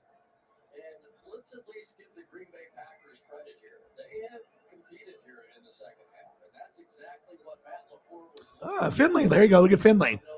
Finley's trying to use his brain and think, okay, what other ones are out there? Burrow to Chase, Tua to Waddle. Yeah. It's cool to have the college teammates. Allen, flag on the play. Gabe Davis, shake and bake. He's like, ga.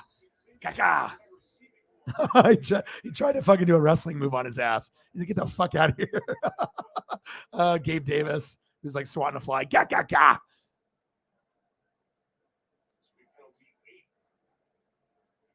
calls against Green Bay if they take the 5.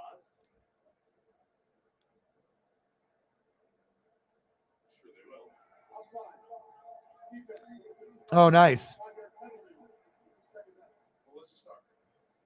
Mike, an injury update and another big loss for this Packers defense. You just mentioned linebacker Quay Walker. They lost him. Uh-oh. Quay Walker. Devondre Campbell. Uh-oh. Devondre Campbell is one of their best players. When it rains, it pours. And that's what happens. You get guys that were really good when you had Devontae Adams there and you had Nathaniel Hackett. And you had a really complete team for like 3-4 years where it looked like the Packers could go to the NFC Championship, or they did. But they ran into the Niners, the Buccaneers, and they ran into the Niners again. And sometimes when teams are really good at running the football and they can play defense, that's the problem the Packers have. They couldn't counteract that. They couldn't find a way to stop the run against the Niners. They couldn't stop the Buccaneers, and then they couldn't stop the Niners again. And the Niners took advantage of the bad special teams last year. So it was like, couldn't stop the run, Niners, NFC Championship game. Couldn't stop the run, championship game again, Buccaneers, right? And then you played better, but then you played at home and it started getting bad weather. Mason Crosby wasn't very good. But again, you had an early touchdown on early, but then the Niners defense was so good. I mean, for an MVP, you should have been able to do something in the second half, and you didn't. Picked. Lateral. Oh, wow. Rasul Douglas with the pick and a flip back to Jair Alexander. First mistake. Nice pick. Rasul Douglas, baby. And I had this picture from the beginning because I knew he was going to make a play. And then boom, Jair Alexander. Those were the only two defensive guys I put in. I thought, okay, maybe Devondre Campbell and some of these others, but normally I stick with the guys that I like. And, you know, secondary guys, these guys are good. But we'll see if they can make something off of it. Good thing he didn't lateral it to Jair and he dropped it and then they run it in for a touchdown because that's what normally would happen. You know, when it rains, it pours. Like, boom, you get a pick. You get like all like happy. You try to flip it back. The guy doesn't catch it. Falls on the ground. Other team picks it up, runs it in for a touchdown. And you're just like, that whole good play just went from good to worse to bad. So I got you, my dude. I got you, my dude.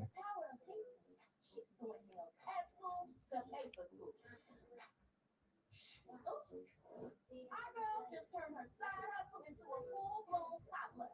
Class dismissed.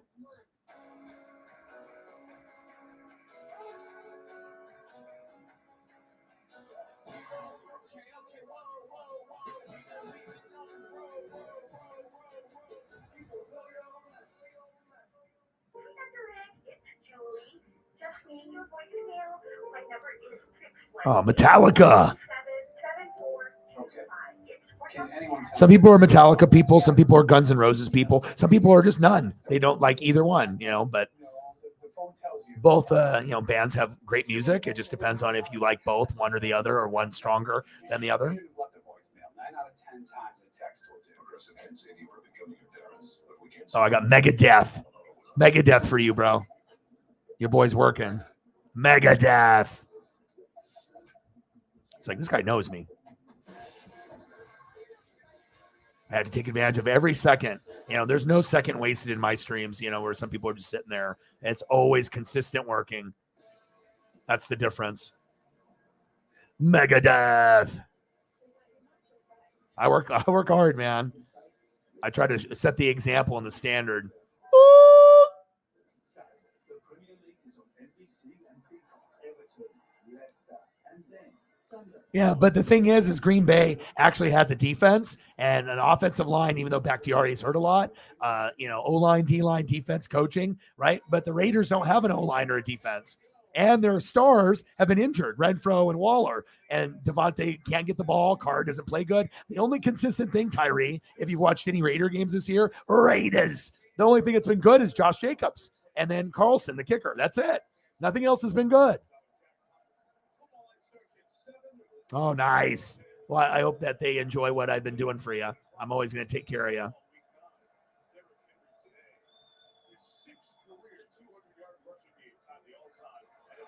Picked. Right back. Matt Milano with the pick. And just like that, after you made a big play, bye-bye.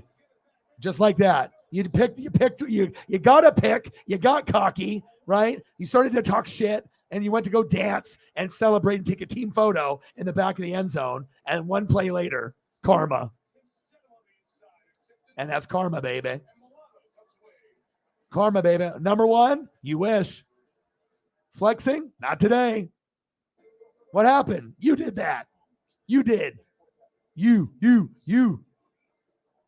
Nice job, Matt.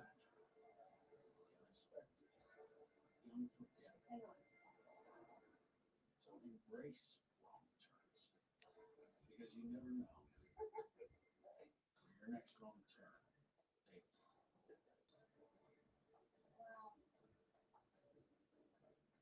Toyota, let's go places. Slayer.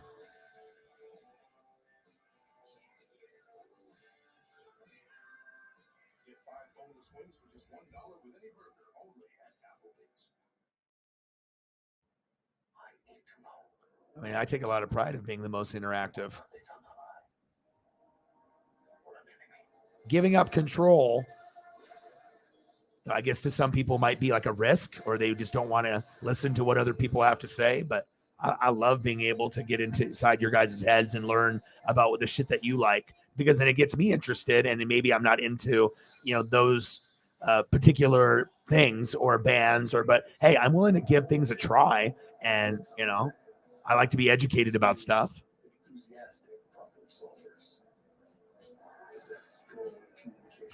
And I don't mind like metal or rock, because a lot of wrestling intros are metal and rock. So even though I'm more of like a hip hop, like rap kind of guy, but I feel that I do connect to rock a lot.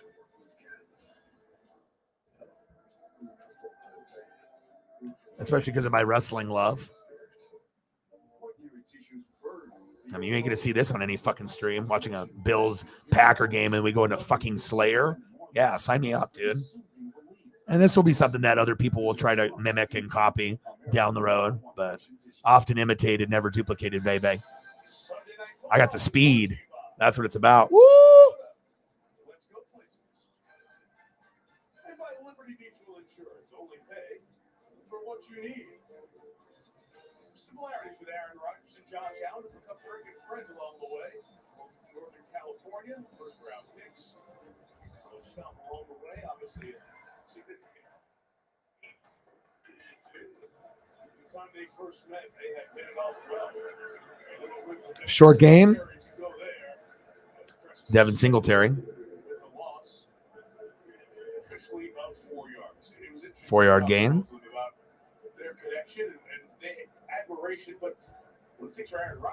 Anthrax. Anthrax. Anthrax. Metallica. Megadeth. Megadeth. Slayer. Slayer. Slayer. Mike's like, this guy knows me.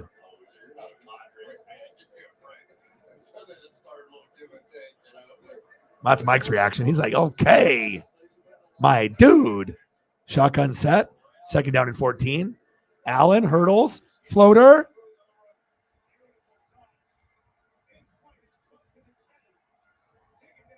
They make it so easy. So fucking easy. I guess I need to throw it. I guess.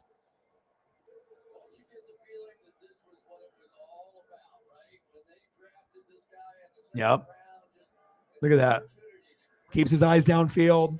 Easy peasy. Easy peasy. Lemon squeezy. Easy breezy cover girl. And when he throws the fucking football, it's like goddamn the most effortless shit, like he's playing backyard football. That's how good Josh Allen is now with Mahomes at the top of the NFL. They are making it look so pedestrian and easy, but that's what happens when you're really well coached. You got a good owner, you got a good system, you got good coaches, players that believe in each other. You've consistently gotten better, and you had a hard time getting past the Chiefs. You finally did it this year. And now they're looking to cash in and be champions. And realistically, they have the best shot to win. And I think everyone knew it going into the season. And not only did they live up to the expectations, they've overachieved, I think. Yeah, there's been some games like with their one loss when they lost. And shit happens. It's the NFL.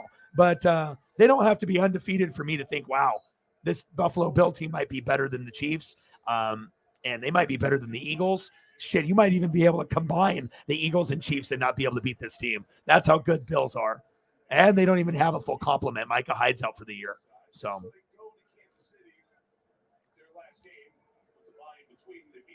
I have to scream it. Slayer! Slayer! Slayer! There we go. Slayer! He's like, oh, much better. I'm trying, bro. I got you. I am a unique one. All right, Josh Allen, third down and goal. Scrambling, gambling, looking for somebody open. Dancing and romancing through another pick. Or did I hit the ground? One more time. Jair Alexander with a pick. But did he actually get it, though? I need to see a replay. Wow, gave it to a young kid. That's how nice of him to do that. Let's see if it was a real pick, though. Oh, he did get it. Wow, he did get it. And that was very cool of him. You get some brownie points with me, Jair. Not only are you a top 5 corner when healthy, sometimes number 1 or number 2. They have, Ramsey's been getting burnt, and you got Xavier Howard, and there's a lot of guys, Terrell on the Falcons, and Diggs on the Cowboys. There's all these guys that are like top 10 corners. But when Jair is healthy, you can argue he's right there with Xavier Howard and Jalen Ramsey. But to give a ball away to a kid on the road, not a Green Bay Packer fan living in Green Bay, but a guy that lives in New York more than likely that, of course they have expensive seats, like $1,000, $2,000 front row seats. But for Jair to do that, like a Cam Newton, that's one thing that I can really respect because I'm a memorabilia guy and I love getting foul balls. And, I got a Julio and a Aaron Judge this year. It doesn't get any better than that, besides, unless I got like Shohei Ohtani and Aaron Trout ball also. But hey, Julio and Aaron Judge, it's a lifetime memory. To get a ball from Jair, I mean, if you didn't even like Jair that much, now you love him. Now you're buying all his cards, all his jerseys. You just got a football from one of the best corners in the game. Even if the Packers suck, you're going to love him forever. That was very cool.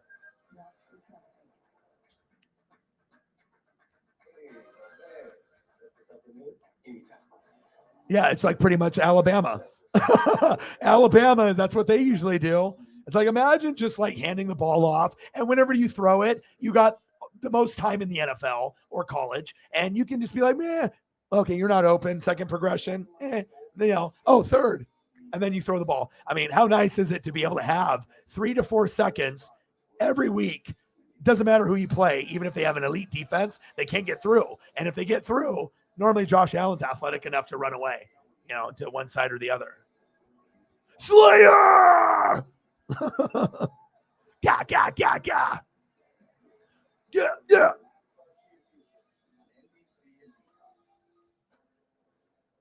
I mean, what other stream is going to get you Slayer photos on point unexpectedly? Or some Anthrax. This is a really cool graphic. That's why I like stuff like this, because it makes me branch out to things that maybe aren't my go-to, but then I start learning about things that you guys like, and then I start becoming a fan.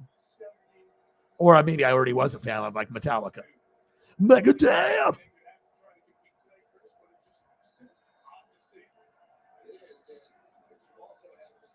Jalen!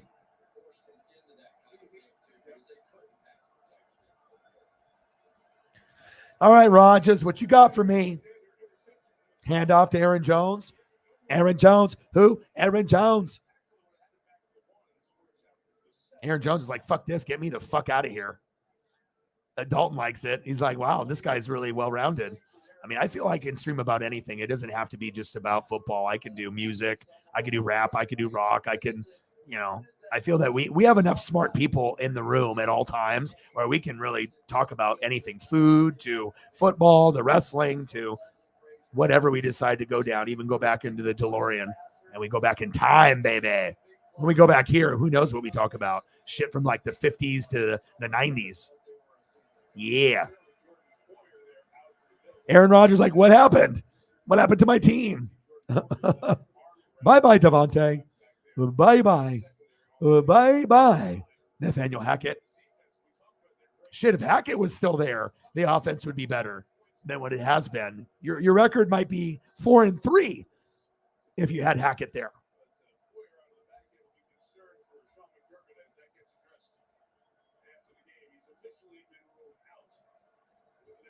Aaron Rodgers, number one. Not this year. NWSF number one? One day. Rodgers, scrambling, gambling, pump fake. There you go. Good pass. Leading Tanyan. Big Bob Tanyan. Robert, first down. Packers. That was good pass right there. Good vision. He's like, yeah, that was a good number one play. It's like, okay, I see you. Then I'll flex. Yes, we're good. See if they can get another touchdown for at least for pride. I mean, back-to-back MVPs, you don't want to fall off like this. But it shows you offensive line how important it is. It also shows you not to go to one guy 70% of the time. Ooh, nice catch. Romeo Doubs, man. That's the new one. It's not Christian Watson. It's fucking Romeo Doubs. I don't know how much longer Rodgers is going to stay, but you can't count on Sammy Watkins or anybody else. Obviously, you had, Randall Cobb and these other guys, Christian Watson, but this is the star of the team. You can tell he is the guy after Aaron Jones and A.J. Dillon, the guy that can actually break the game open. It's very evident. And if you watch preseason, like right here, you saw it. You saw it early. There's a connection there, and he's clearly the closest thing to Devontae they got. Facts.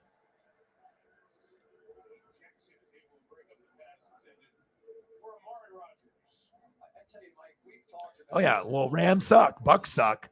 Packers suck. But we haven't sucked, normally. Normally, that's why it's so shocking. You're like, well, they still got Stafford. They got Brady. They got Rodgers. But it's like a quarterback can't save your team. This is not 5-on-5 like the NBA, where if you have a LeBron or KD, normally you can float. But even LeBron is sinking right now at 0-5. You need more. It's a team game. It's team. T-E-A-M. No I in team. Rodgers, scrambling, gambling, run, baby. First down, Packers. Mr. Discount, double check himself. Aaron Rodgers.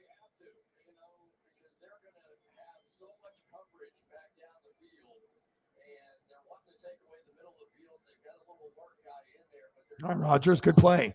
First down, Green Bay. 6:48 left in the fourth quarter. Shotgun set, Rodgers looking, going deep. Ooh, good catch. Nice play, Rodgers.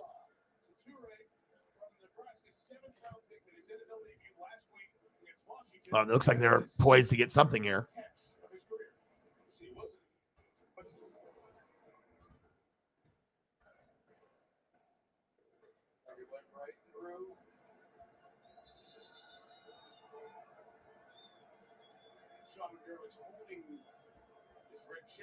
Challenge dog. This will be one of those after discussion deals.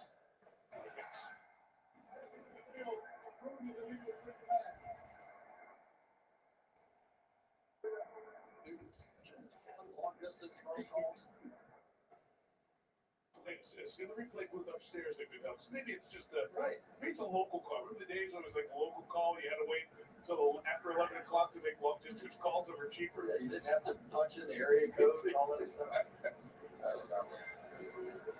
Honestly, there are people looking at their parents. No What are idea. those two guys talking about?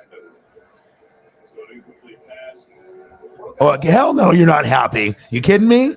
If you're a fucking Packer fan, Buccaneer fan, even if you're a bandwagon Buccaneer fan and you hopped on during Brady when he came over, regardless, if you're old school or a bandwagon, anybody that's a fan right now of the Packers, Rams, and Bucks is fucking livid. We're not happy, because we've been very good for a while. At least those teams have been longer, better longer than I have. I just got good when Brady came with Gronk. They've been good for a while. It hurts when you are good and then you suck. You should know that too, Sarah. Rodgers going deep. Touchdown, Packers.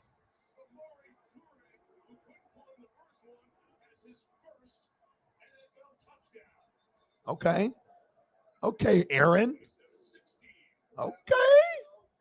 Aaron, that was Hall of Fame MVP Aaron right there. Keeping his eyes downfield and then using his good athletic ability and ripping a perfect pass right on the money. And that was a Hall of Fame throw. Like, you know what I'm saying? There's only certain guys that can make that throw. That was, I'll rip into Rodgers when I need to, but sometimes you got to praise a guy too. That was fucking a 10 out of 10. That was beautiful.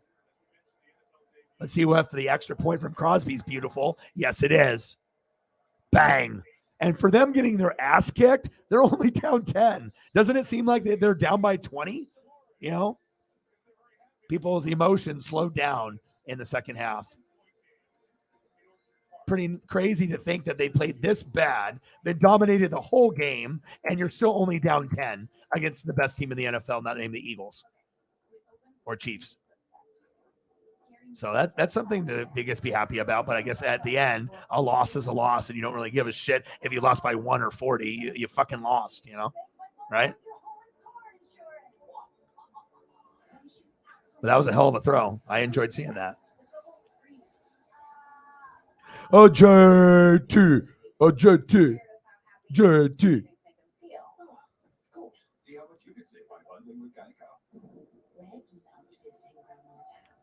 Right. But what happens if Alabama started losing and went like 7-5? You would lose your shit. Every Alabama fan on planet Earth would just lose it. They'd be like, what the fuck happened? And then if it was injuries, you guys would probably be a little bit more like forgiving. But if everyone's healthy and then you go from going undefeated 12-0 to a 7-5 or an 8-4 team, even 8-4 for most people would be great. Right. That's like, or a little bit of an off season of a team that wins 10 or more. Right. But 8-4 is not horrible, but it's not, end of the world. 10-2 is usually what you want to be, or 11-1 or 12-0 if you're one of the elite teams. But imagine being Bama and having a 7-5 season under Saban. You guys would lose it, even if it was just a fluke one-time 8-4 season, and it just had a rough time against Tennessee, Georgia, or whoever. Yeah, Saints played good today. But I'll tell you what, regardless if you're Bama or Saints, you want to win, man. No one wants to see your fucking team lose unless you're really bad and then you've understood that you're bad. And then I'm like, okay, I understand. I don't want to win any more games the rest of the year. If we could lose every game the rest of the year and finish, with a 3-14 record, I would be joyed, because then I could get like maybe a Bryce Young or something. Like, I want to lose every game the rest of the way but I know it's not going to happen because we're the Bucs and we're still going to try. And we could still end up hitting 9 wins and making the NFC South championship, beating everyone else and, going to the playoffs and getting spanked by 20 or whatever. But I would rather lose at this point, to look for my future instead of trying to just Hollywood Hogan boot everyone else, and we have too many problems right now. Instead of us giving the boot, we are getting the boot. We are getting the stunner. Before the season, I was like, well, we'll see what happens. Then the whole offensive line got hurt, right? Everything just went down to shitter, and then that's me now. So, but I'm okay. I'm not jaded or anything. You got to understand, I went through a period from 2008 to 2019 for like 12 years where we won 5 games or less every year and never made the playoffs. The season was over in October. Can you imagine spending 12 years of your life loving a team and the players and knowing by October that there's no hope? There's no light at the end of the tunnel where, hey, we might, no, oh, maybe we could get, maybe we'll hit 8. Oh, maybe we can get to 9 or 10. And then you're just like, fuck, another 4-12 season. So I've been through the fucking gutter. So I get it, dude. But the teams that are always good and they have a bad season, they don't understand, what it's like to lose. And sometimes it's good to have a little humble pie, but some organizations are just built better than others. They have better owners and better coaches and GMs and better play callers, and it shows. Yeah, it was nice to see the Saints win. I'm a Bucs fan, but I can say that. Doesn't make me a bad guy, Obviously, Falcons ended up beating the Panthers, and it's going to be between the Falcons and Saints, I hope, for the NFC South crown. It's my boy, Elliott. What did you do, Elliott? Gang. My boy. Let's give my boy the proper welcome. Josh Allen throws, digs, first down. What's new?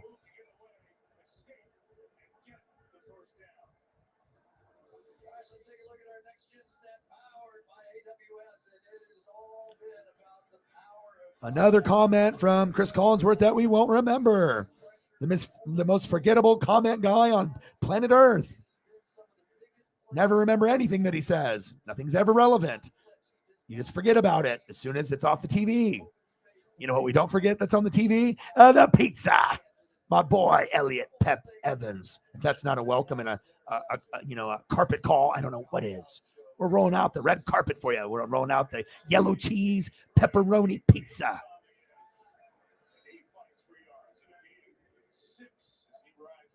Damn, there you go, bro. That's what I'm talking about. I had an off week this week, but I think I might still win and go 8-0. I had a lot of guys on bye and injuries and underperforming guys. That's awesome, bro. You're gonna hit 2 to 210 probably. They don't have Jamar Chase, but that means that T. Higgins has to step up unless they run the ball a lot. Oh, shit. You love AJ on the bench. Damn, you got to 180 still? Damn, you had an awesome week. That's crazy.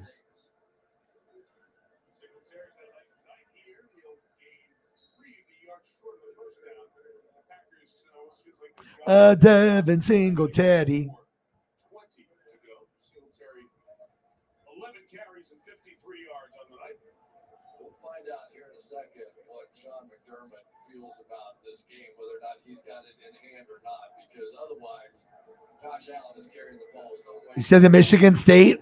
Do you see them beating up the Michigan player? It was on viral. It went on Bleacher Report and on all the websites. Those guys, I think, just got kicked off the team, which they should. But they jumped a Michigan player as they were going back to their locker rooms, and they were beating the shit out of him, kicking him, punching him, pulling his hair and shit, and trying to sock him as he didn't have a helmet on. And they got him on the ground and fucking stomped him. And it didn't last too long, maybe 10 to 15 seconds. But you could see 4 dudes on the team really beating the shit out of the dude for a good 10 to 15 seconds. And he got up and walked off. He didn't get knocked out or anything, thank God. But they got it on camera, and now those guys are off the team. So got to be careful now because of the people that recorded that. Now those people will probably be a target, of those guys, because now they're not on the team. Now their NFL dreams are over, or whatever they did. And what a petty thing to do. I guess it's Michigan State, the rivalry. They hate each other. I get it. Just like Georgia and Bama and Seahawks and Niners and Yankees and Red Sox. I get it, but you don't do that, let alone knowing that someone might be recording you. And then boom, now there's evidence, and now you're fucked. But I'm pretty sure that story just broke. You guys can let me know if there's more details. But I had an alert, and that came up, and I think it said four players maybe are kicked off the team. What a petty way to end your career. And think about if you were like NFL, more than likely none of those guys were, because they wouldn't have done that. But they tried to jump them like they were in the hood. And dude, why would you do that? You don't think anyone's going to see you or report you? You're just going to beat the shit out of a Michigan player, and the Michigan player is not going to say anything to the locker room? And the rest of the dudes, these fuckers jump me, dude. Oh, Singletary. Ooh, he got tripped up. Yeah, I got D-Hop in my lineup. Yeah, I think Singletary was already thinking about his touchdown dance on that one. Yeah, bad years suck, but it makes you build character to go through the good, the bad, and the ugly. So that's why, when I won it, in 2002, I already watched the team for 7-8 years, and I could see what was, happening. And then we even made the NFC Championship in '99 with Sean King, and Sean King fucking sucked. He couldn't do anything. He couldn't get any offense. We had to try to win 12-9. Our defense was giving up less than 15 points a game. We were insane. If you go back and look at 85 Bears and 2000 Ravens and 2002 Bucks, the teams were only giving up 12 to 15 a game average. That's insane. Imagine no one being able to score touchdowns on you. And if they do, they maybe get one, and that's luck. And it's probably not a rushing touchdown. It's probably some bullshit pass that got on the defense on accident. That's how good those defenses were. They were giving up a touchdown, maybe a field goal or two, and that's it. That's insane. You don't see teams like that no more. 2nd down and 1. Oh, did you see it? You have to go look at it. They only did 10 to 15 seconds because if they would have did it longer, other Michigan players would have saw it and ran up, and it would have been a fucking 10-on-10 brawl or 20-on-20. Yes. Are you going to be my soccer guy? You have to commit and show up more. If I start to do World Cup, I'm going to need someone to be, like my Sarah. I need my right hand woman, my right hand man. I'm going to need someone to help me with the soccer stuff. Just like when I do NHL, I'm going to need a little help. Because those are the things I need to improve on. I feel I'm comfortable in everything except for soccer, football. I know the big name guys, obviously, Messi and Ronaldo. I'm not stupid, but I don't know enough and the rules and hockey too. And Gabe Davis got caught. Give me a little extra to Jair. Elliott is a soccer guy, just like I need NASCAR guys like Mike and Riggs. I need guys like that. I want to have experts that know more than me at something. I'm just trying to become an expert or very fluid with everything that I'm doing. You don't want to come into something unprepared and you don't know. I mean, a lot of people do that. I think on social media, they try to wing it, but I think people can tell if you actually know what you're talking about or if you're just talking out of your ass. 27-17 Bills. Oh yeah, Odin is definitely you have some hockey knowledge too. I would assume that you have the most hockey knowledge as a female, as far as all our female fans. which we've gotten up to like 11, 12%, which is incredible because I was at 1% forever. It was 99% dudes, 1% girls. We've gotten it up to 11. My goal is 20 to 30. So that way we can have some more smart, educated people to bring their perspective and, and not have it be like a creepy place where guys are being weirdos towards them, Back in the division, I don't know what that is. It's sort of like the sword fighter, sort of putting the sword back in the. Jair and Diggs going after each other, doing random shit talking from Dragon Ball Z and Naruto. They're trying to be the King Slayer, you know what I mean, and doing all these imitations.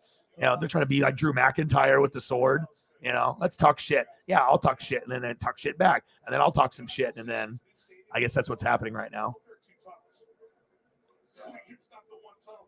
We saw that embarrassing show in college football last night. Yeah, only reason I know shit on like those things like FIFA and NHL is because I used to buy the video games all the time on Sega and PlayStation. I was always buying NHL 94. Did I know anything about NHL? A little, but then I was like, okay, Patrick Waugh. Oh, Mario Lemieux. Oh, Wayne Gretzky. Oh, Bobby Orr. Oh, Jaromir Jagr.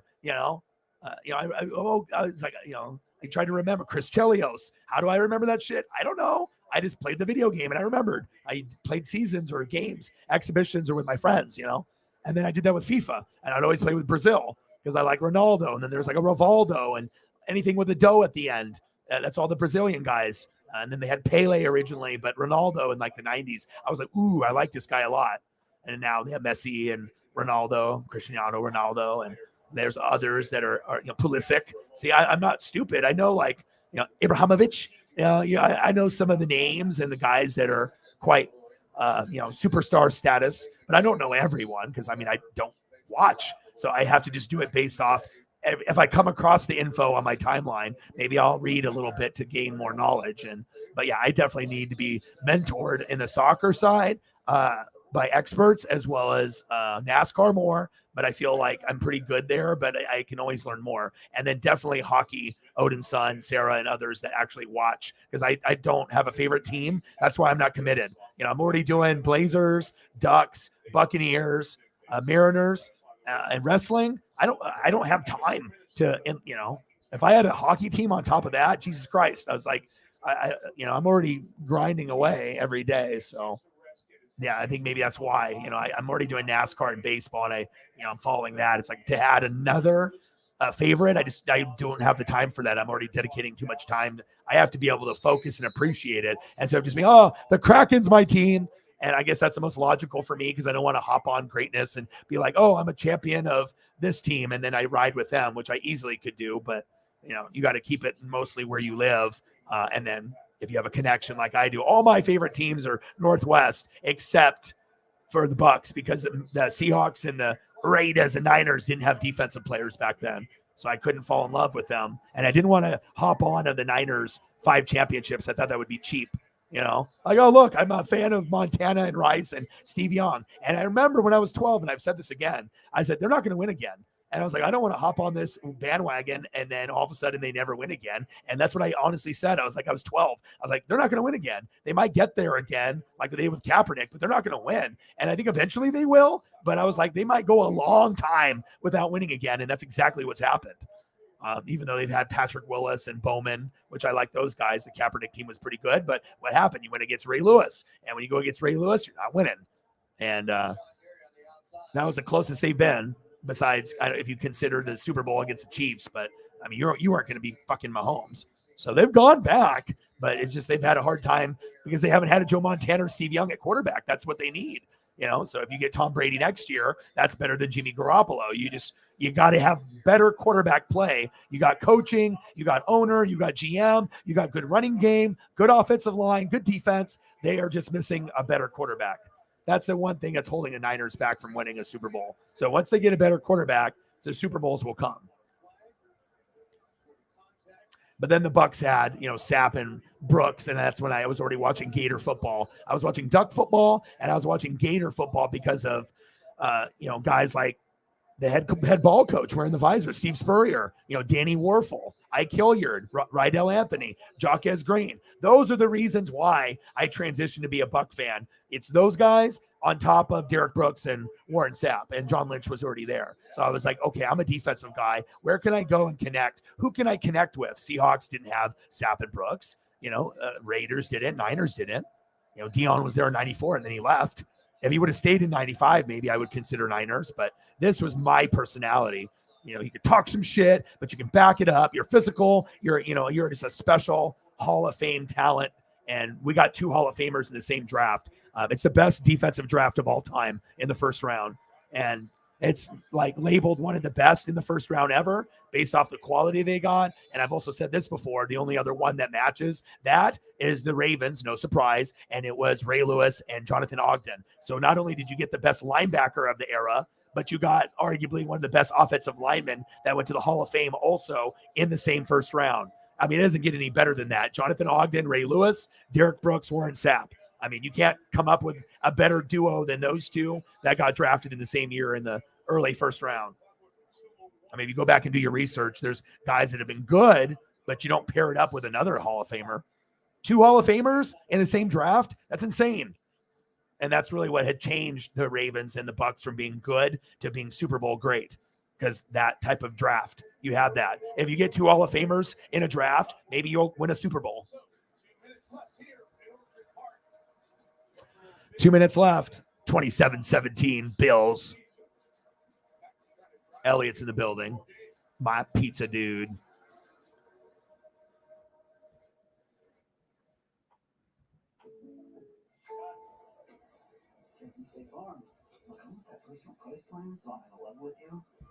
Yeah, but I like it when people know more than me at something. And then I also really love the fact that here, I'll throw up some Saints here for 1 sec.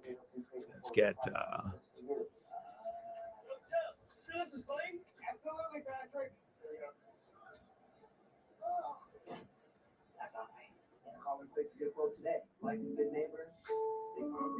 A breakfast croissant plus seasoned potatoes for $3.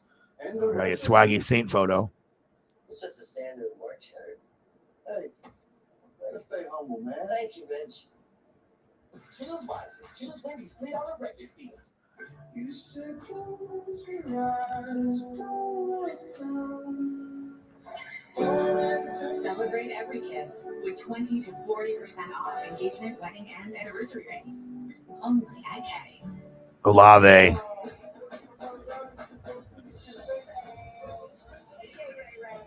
You guys should be able to win the NFC South.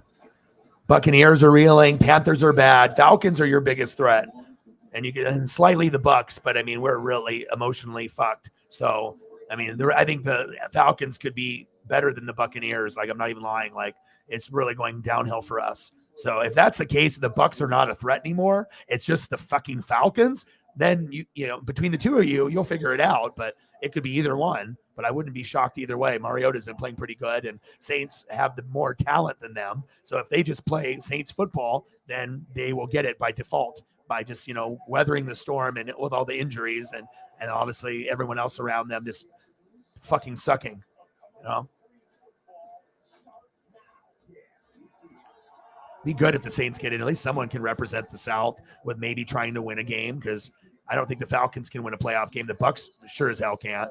But the Saints, I think, could. I think everything is going against them now, but, you know, they are very resilient and they have good players. They just have to have that defense step up and have a healthy quarterback. And then AK-41 went crazy today. That was good to see.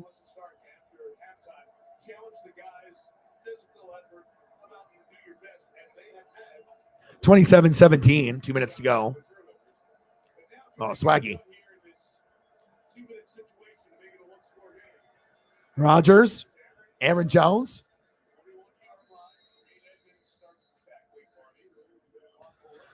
Minute 50 and counting. It's just crazy how a team could lose by 10, but it felt like they lost by 20 or 30. Yeah, but if we're reeling, Panthers are bad, right? The Falcons are your biggest threat. You should feel confident now. Like, even fuck the tough schedule. You know, everyone else sucks. Suck a little less, you know, and take it over. I mean, if I can't do it, You got to do it at least. It has to be Bucks or Saints that represent the division. No disrespect to the Falcons, but we got to have at least the Bucks or Saints represent. We don't want to just be like, oh, well, here, just take the division, whatever. I know, man. That's why I put up the photo for you. ESP, dude. You feel me?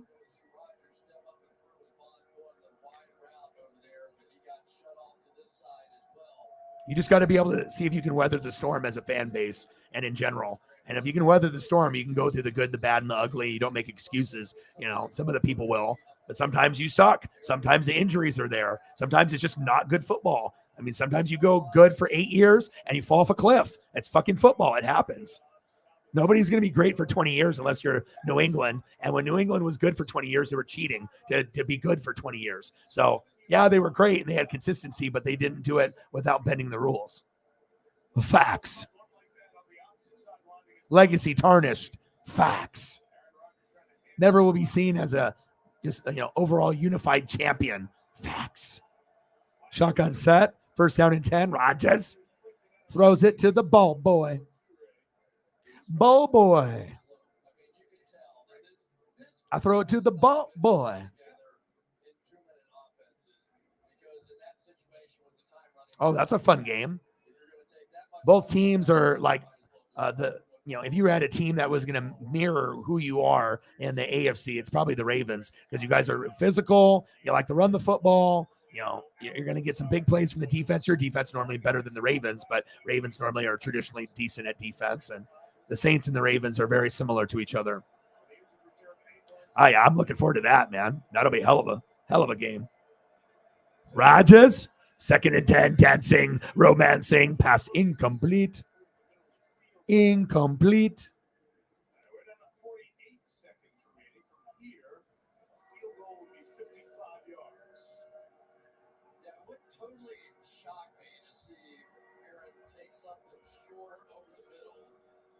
Possibly even if they don't come up with it, you kick the field goal, you got an onside kick anyway. The difference is a big which goes 27-17, 3rd down and 10. But you also have to have your field goal team ready if that's what you want to do to sprint on the field if it's completed short of the first down. 5 grandchildren. Wow, you're a rock star, Mike. Oh, pass incomplete. 3rd down and 10. I hate seeing elite quarterbacks that we like either love or root to lose. You either have ones you like a lot of people hate Tom Brady, want him to lose, especially if you're a Colt fan, all about Peyton Manning and fuck Tom Brady. And a lot of people who are fuck Tom Brady. I get it. Everyone's got their favorites. Fuck Aaron Rodgers, fuck Tom Brady. Like everyone's got their ones they root for and ones they like and ones that they just despise and want to lose. But the one thing I hate though is seeing quarterbacks like lose their mojo. I don't like seeing that.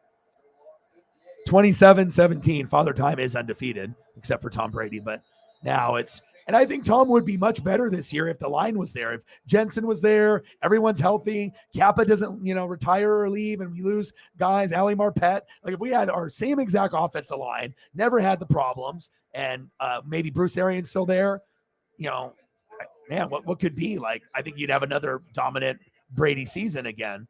You wouldn't have a season like this.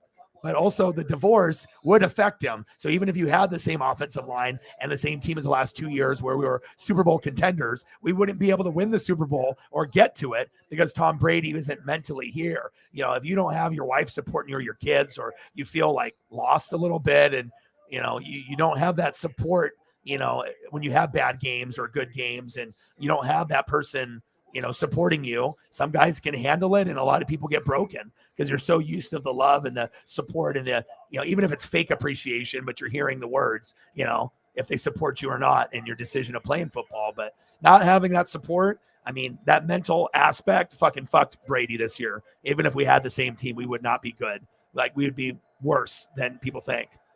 Oh, field goal up, wide left. No good. Like I think our record would be, instead of being 3-5, we could probably be 5-3, but we wouldn't look like the same team, that we have in previous years when we'd be maybe 7-1 or something, or 8-0. Yeah, this team is a shell of itself, and the defense isn't trying, and that's really what makes my heart hurt. If I see guys like Levante David, which is normally not him, but there was plays by Devin White, who's one of my favorite players, and just not putting effort. And I don't know if he was hurt or he just said fuck it. But you don't want to see that out of one of the top 3 guys, in the NFL at his position. I don't want to see him decline or start giving up. But hopefully he learns from that. Neil Dan. Final score 27-17. Bills win.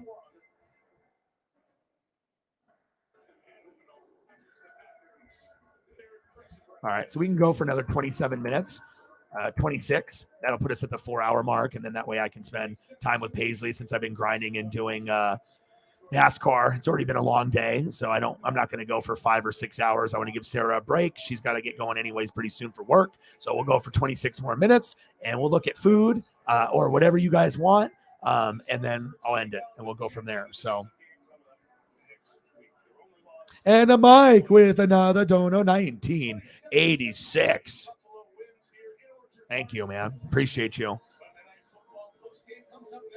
We can do bands and favorite stuff. I mean, like I said, Mike, you're in control. You and Sarah. So you and Sarah, let you decide what we do for the next 25 minutes. That's all you guys.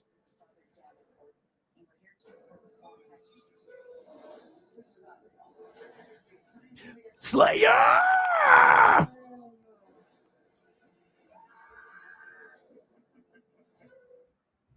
Mark Meek.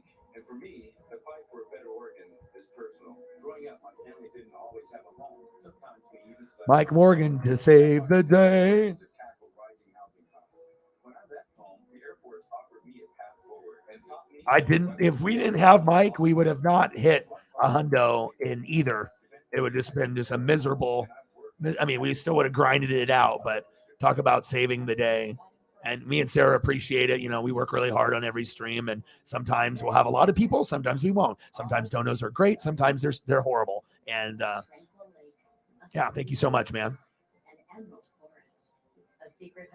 Yeah, Mike saved it, Elliot. If he didn't come in during NASCAR, we wouldn't have hit a hundo. And if he didn't come in today and support like this, we wouldn't have got anywhere close. We would have been at $20 or less on both, maybe even less than that. So yeah, shout out to Mike, for being awesome and, and really help it out. Because like I said, sometimes, when you have your heavy hitters from the past, you're good. But if the top 3 heavy hitters aren't, there, you can definitely feel it, from the top 3 or 4, if they're busy working or they're, have other obligations or they're not feeling well. You can't expect people to come every day and hang out, but you kind of hope that regardless if they donate or not, they're there. So that way we can just vibe, but everyone's human. We got shit that we're fucking going through. And I just try to be good mental health and help you guys out when you guys are in need. And then also cover your favorites and look at stuff that's awesome.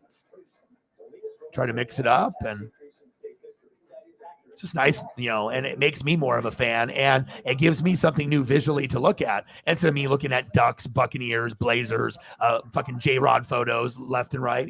Hey, I kind of like other people from other teams, and it's kind of cool to be able to see things that normally I never would be looking at. I'm not going to go out of my way and let me look up what Ed Oliver looked like, at the draft. Like, it's neat to be able to do that throughout each show. So.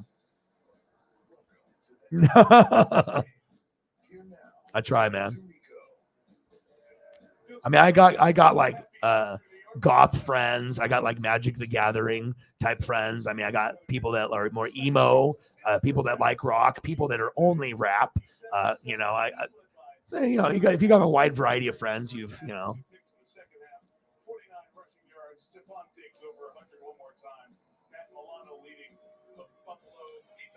And here's Melissa Stark.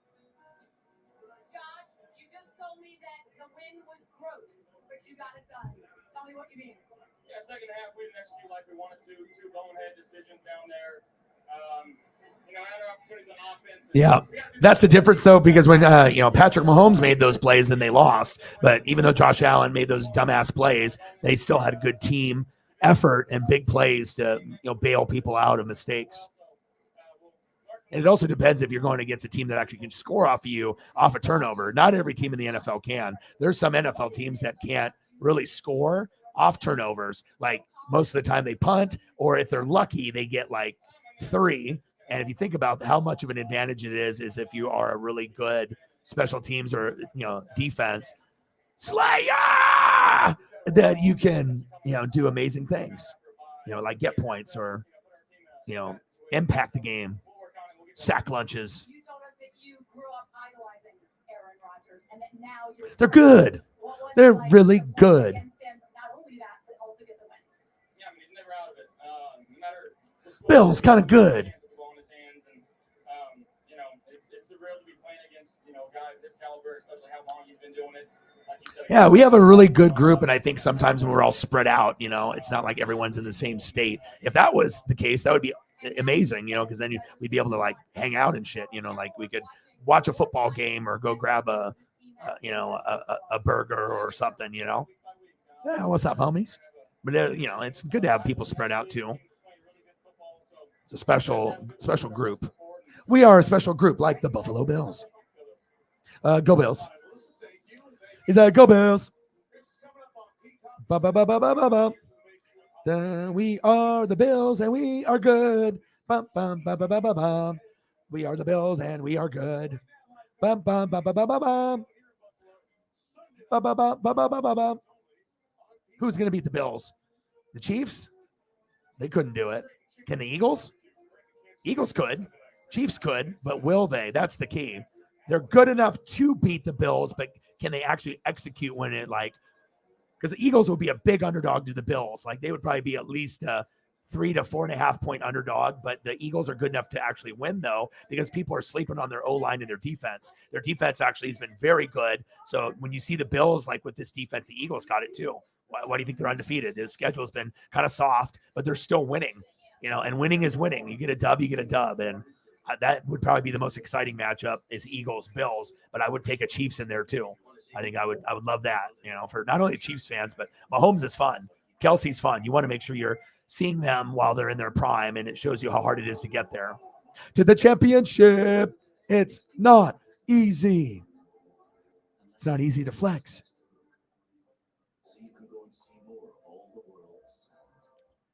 All right, where are we going for photos? We got 20 minutes, yo. 20 minutes, where are we going?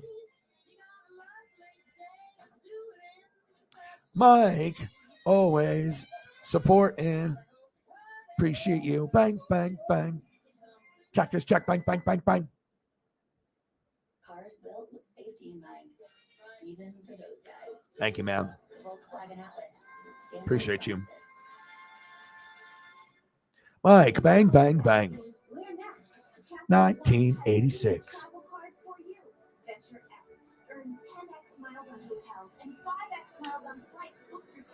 Alabama stuff looks pretty cool on the screen, I won't lie.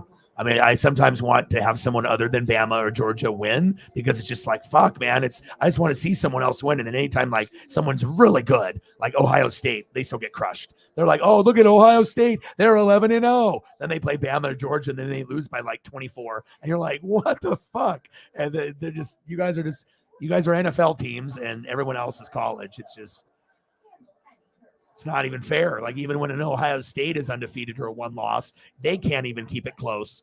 There's just way too many NFL players on both squads. And look how many players it took for Georgia to beat Alabama. It took them fucking like 15, 18 pros. They got 22 guys on offense and defense total, and like 15 of them went pro. That's insane. You don't hear about that.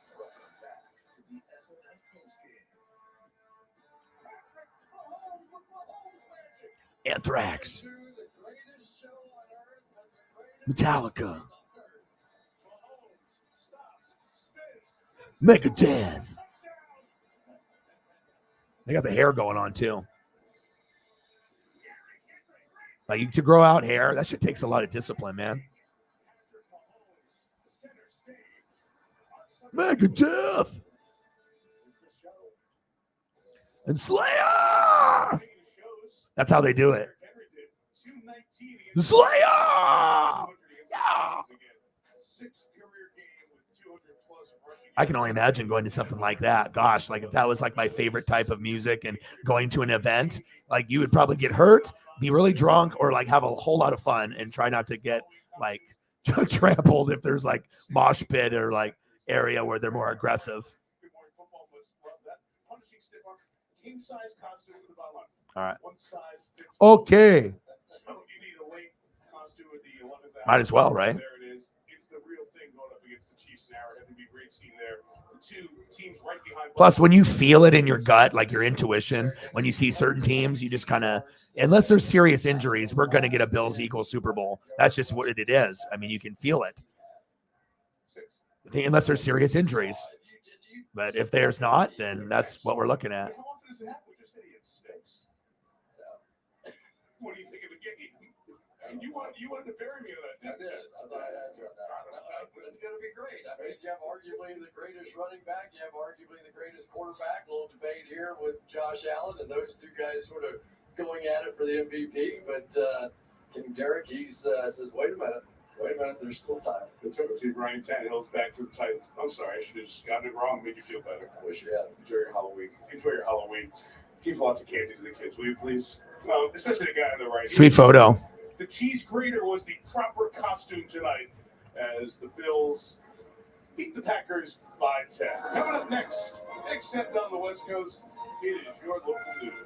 Drew Escott, Rob Highland, our entire Sunday night team. Take care of it. All right, got 26 minutes to go. Let's make it a good one. Monday Night Football. A Monday night party. Oh, man. These are the days, dude. Okay, we'll do some AC/DC. AC/DC. Let me get a couple more Hanks up, though.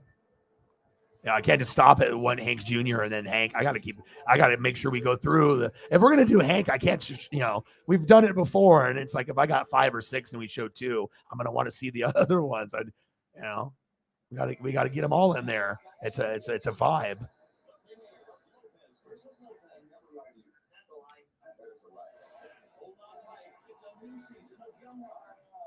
A new season of Young Rock.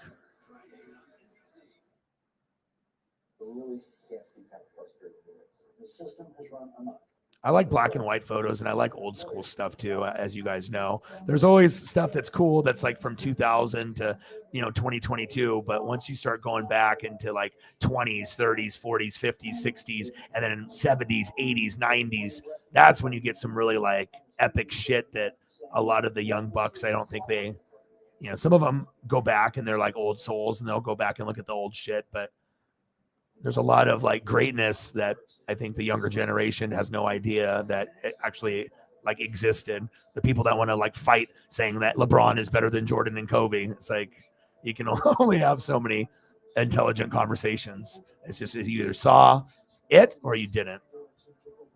Highlights doesn't do a thing justice. You have to be alive for when it's going down.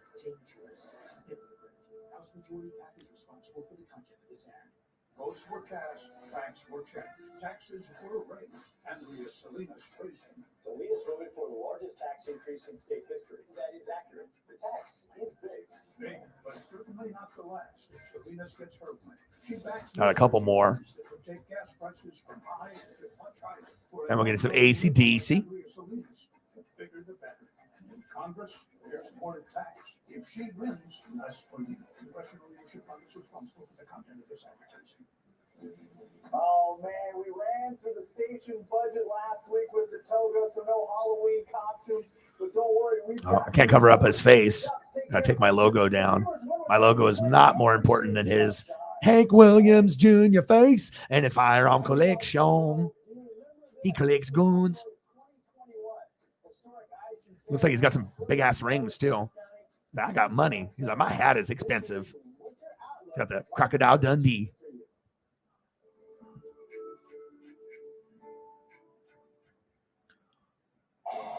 Yeah, I can tell. Seems like he'd be cool.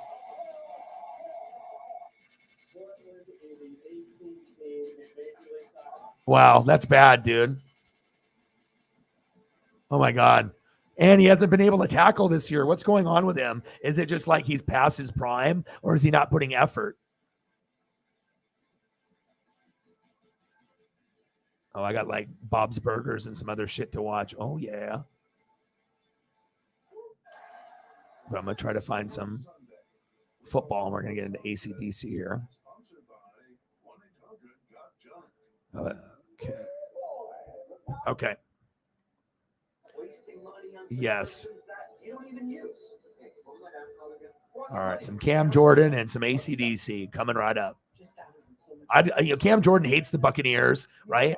And we have this rivalry with him and everything, and it's fine, right? But I think he's special. You know what I mean? He's a Hall of Fame player to me.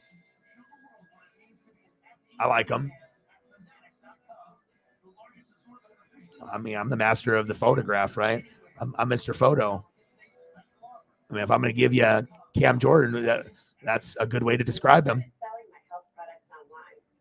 It's all about creating a moment. Like that photo speaks to you. Like he just got a sack lunch. Yum, yum, yum, yum, yum. I love the intensity. That's why we need to see shit like this. Nobody knows what Hulu Plus Live TV is. Yeah, because with over 75 live channels with sports like NFL games. And even though I'm a Bucs fan and I could be like the biggest hater and never show anything Saints, Falcons, or Panthers, I kind of like to, see the rival teams and stuff. I want the South to be good. It doesn't have to be my fucking favorite team, but hey, if some of the guys are great and they represent greatness, who knows? Maybe one day they'll be a Buccaneer, after their contract is up. And, I don't want to be this like incredible biased hater. And then all of a sudden I got to root for the guy, 4 years later.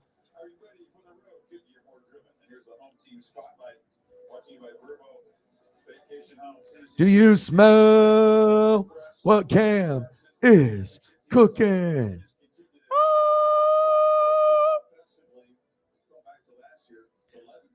Smell what Cam is cooking.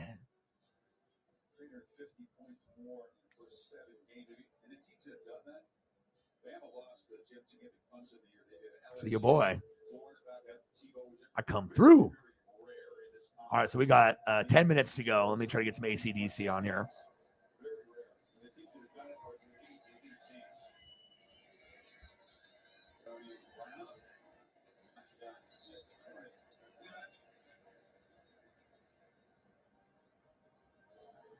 Hi, folks.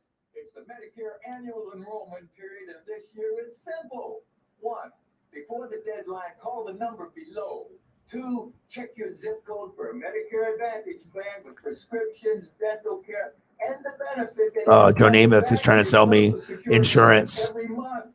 3, you'll find out what you're eligible for. Damn, Joe, tell me, man. Joe Namath he's not drunk too. I can tell. He's sober. AC/DC. I called to find a plan with lower copays. I called to see if my zip code has a plan with the benefit that adds money back to my Social Security check.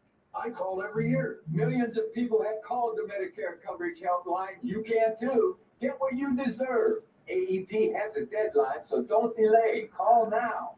Call 1-800-941-7317. That's 1-800-941-7317 now. Hi, JJ's back because this is important. Do you know if your Medicare Advantage plan benefits are changing this year? Are your costs and copays going Is that Dynamite? All these guys trying to sell me stuff. You can call to find out all the changes to your coverage. Plus, see if you're eligible for a plan with the benefit that adds money to your Social Security check every month. AEP has a deadline, so don't delay. Call Now. To find a plan with lower copays and more dental coverage. Yo, boy. My zip code has a plan with the benefit that adds money back to my Social Security. Don't lie. You saw Hank? 1987? The Satellites? No. No way. Memorial Coliseum. That place was legendary. Breeze. Have you ever felt leg pain, restlessness, cramps, tingling, swelling, numbness, itchiness, or coldness? Then you need the new, clinically proven Lasercise Pro, the natural circulation booster that uses continuous automatic leg movement to soothe pain and promote healthy circulation the natural drug-free way. After using Lasercise for a week, I felt like I would. Oh, this guy? Without pain. Lasercise Pro's patented Walking simulator propulsion technology moves your feet back and forth along its concave track, creating constant movement and flex at both the knee and ankle joints. It's like having a physical therapist right in your own home. Really? It's helped with the swelling of the pain. That's awesome. Call right now. He said, right on. Very own Laser Sight Pro. He said, you know it. Automatic leg mover Plays everything. and naturally promotes healthy circulation. Call now. Say, I like being able to vibe with you guys.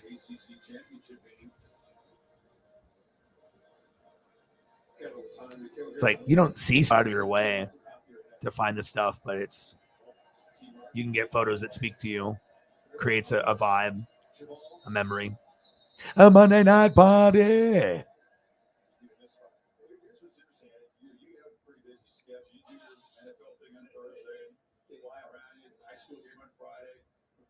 Saturday morning, you come in here. So I've compared it to what you do. It's like an Ironman triathlon.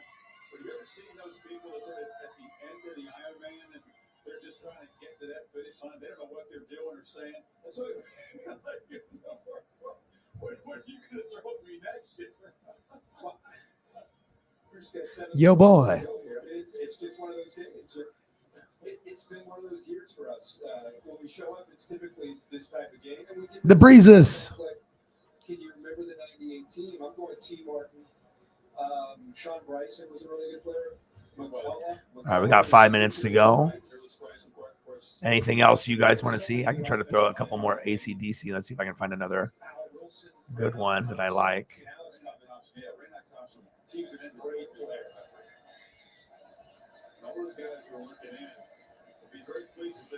Oh my God, I found Epic. It's the overlooked side of the ball here, but they have showed up in a big way. Oh, I found the Epic, the one to finish off with the AC/DC. Oh, snizap. Snap.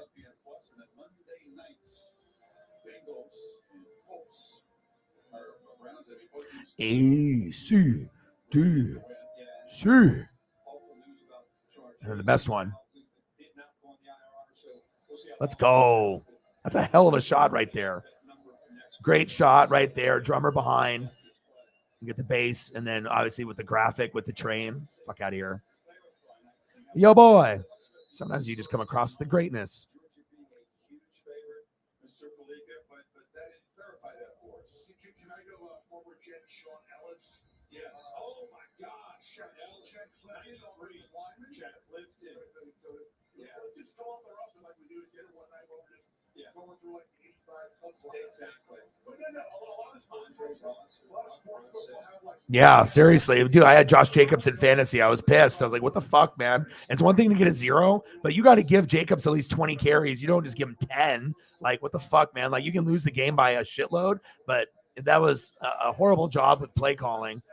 You know what I mean? And Josh McDaniels can afford to have some of those, but you can't have too many of those. Otherwise, the Raiders will fire you. But, you know, like, that needed to be better. You should have went to, you know, at least Josh Jacobs.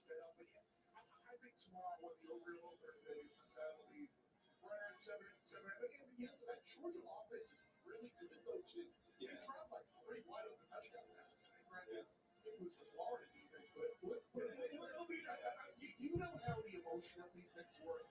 Yeah. This is going to be a week where people are really going to be giving Tennessee a huge case of what happens, and when they probably do have a huge case. Yeah. I would expect Georgia to speculate Devontae Adams, yeah. Well, that's why you don't have, you don't draft Devontae Adams.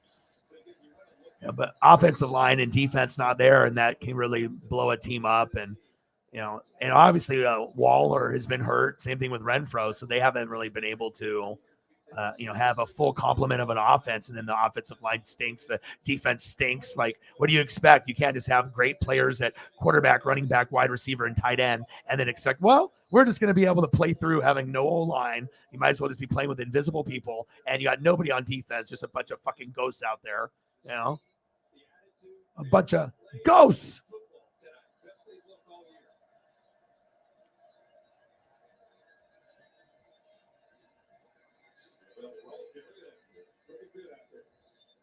To the 50-yard line with the Tennessee defense. John Terry, good push in the inside all night with the quickness and the size of Amari Thomas. Byron Young's had a great night. Chris told you his story and how he has worked to be in a position to become the star. Damn, some of these concert photos at ACDC are really sweet. Really one of the great leaders of this defense, along with Trayvon Flowers. Zero, it seems like every time you look up that Levis is throwing the ball, he's making a play.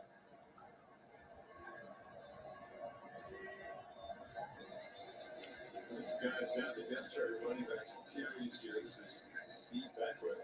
Carry the ball just twice on the year coming in. He's a former Vol who's now at Kentucky. He's down there on the field before the game. He was visiting with some of the coaches from Tennessee. And so they've got a bright future in Lexington. But George also plays Kentucky. And we go to Lexington there. So Missouri is the next game for the Wildcats. And they got 3 straight home games to finish it out. Maybe Georgia. They lost 12 straight to Georgia. And then the rivalry game of Louisville.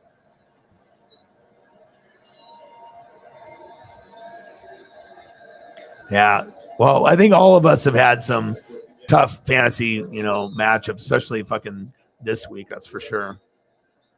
Impressive physical drive to answer Tennessee's early Oh, man.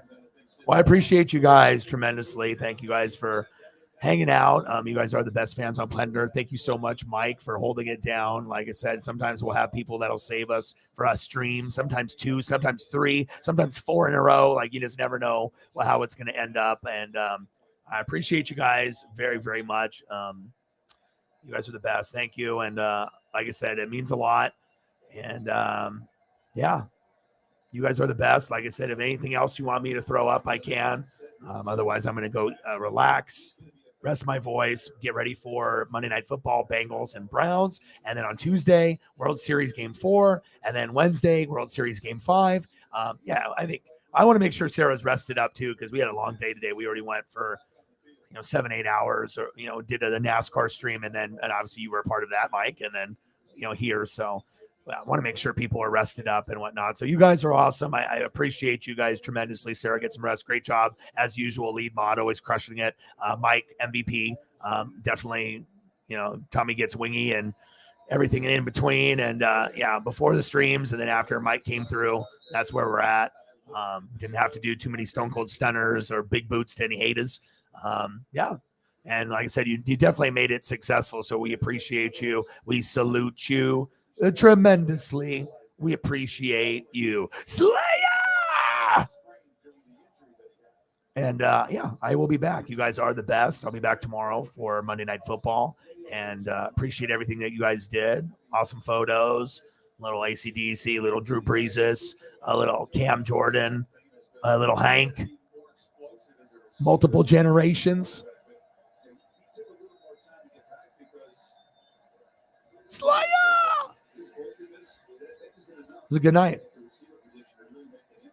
Appreciate you guys. And I'll be back very, very soon. Elliot, Mike, Sarah, the rest of you guys, appreciate you. And I got one question for you. Well, talk sports like us. Your boy Ryan, Northwest Sports Fanatics. And I'm out. Gang.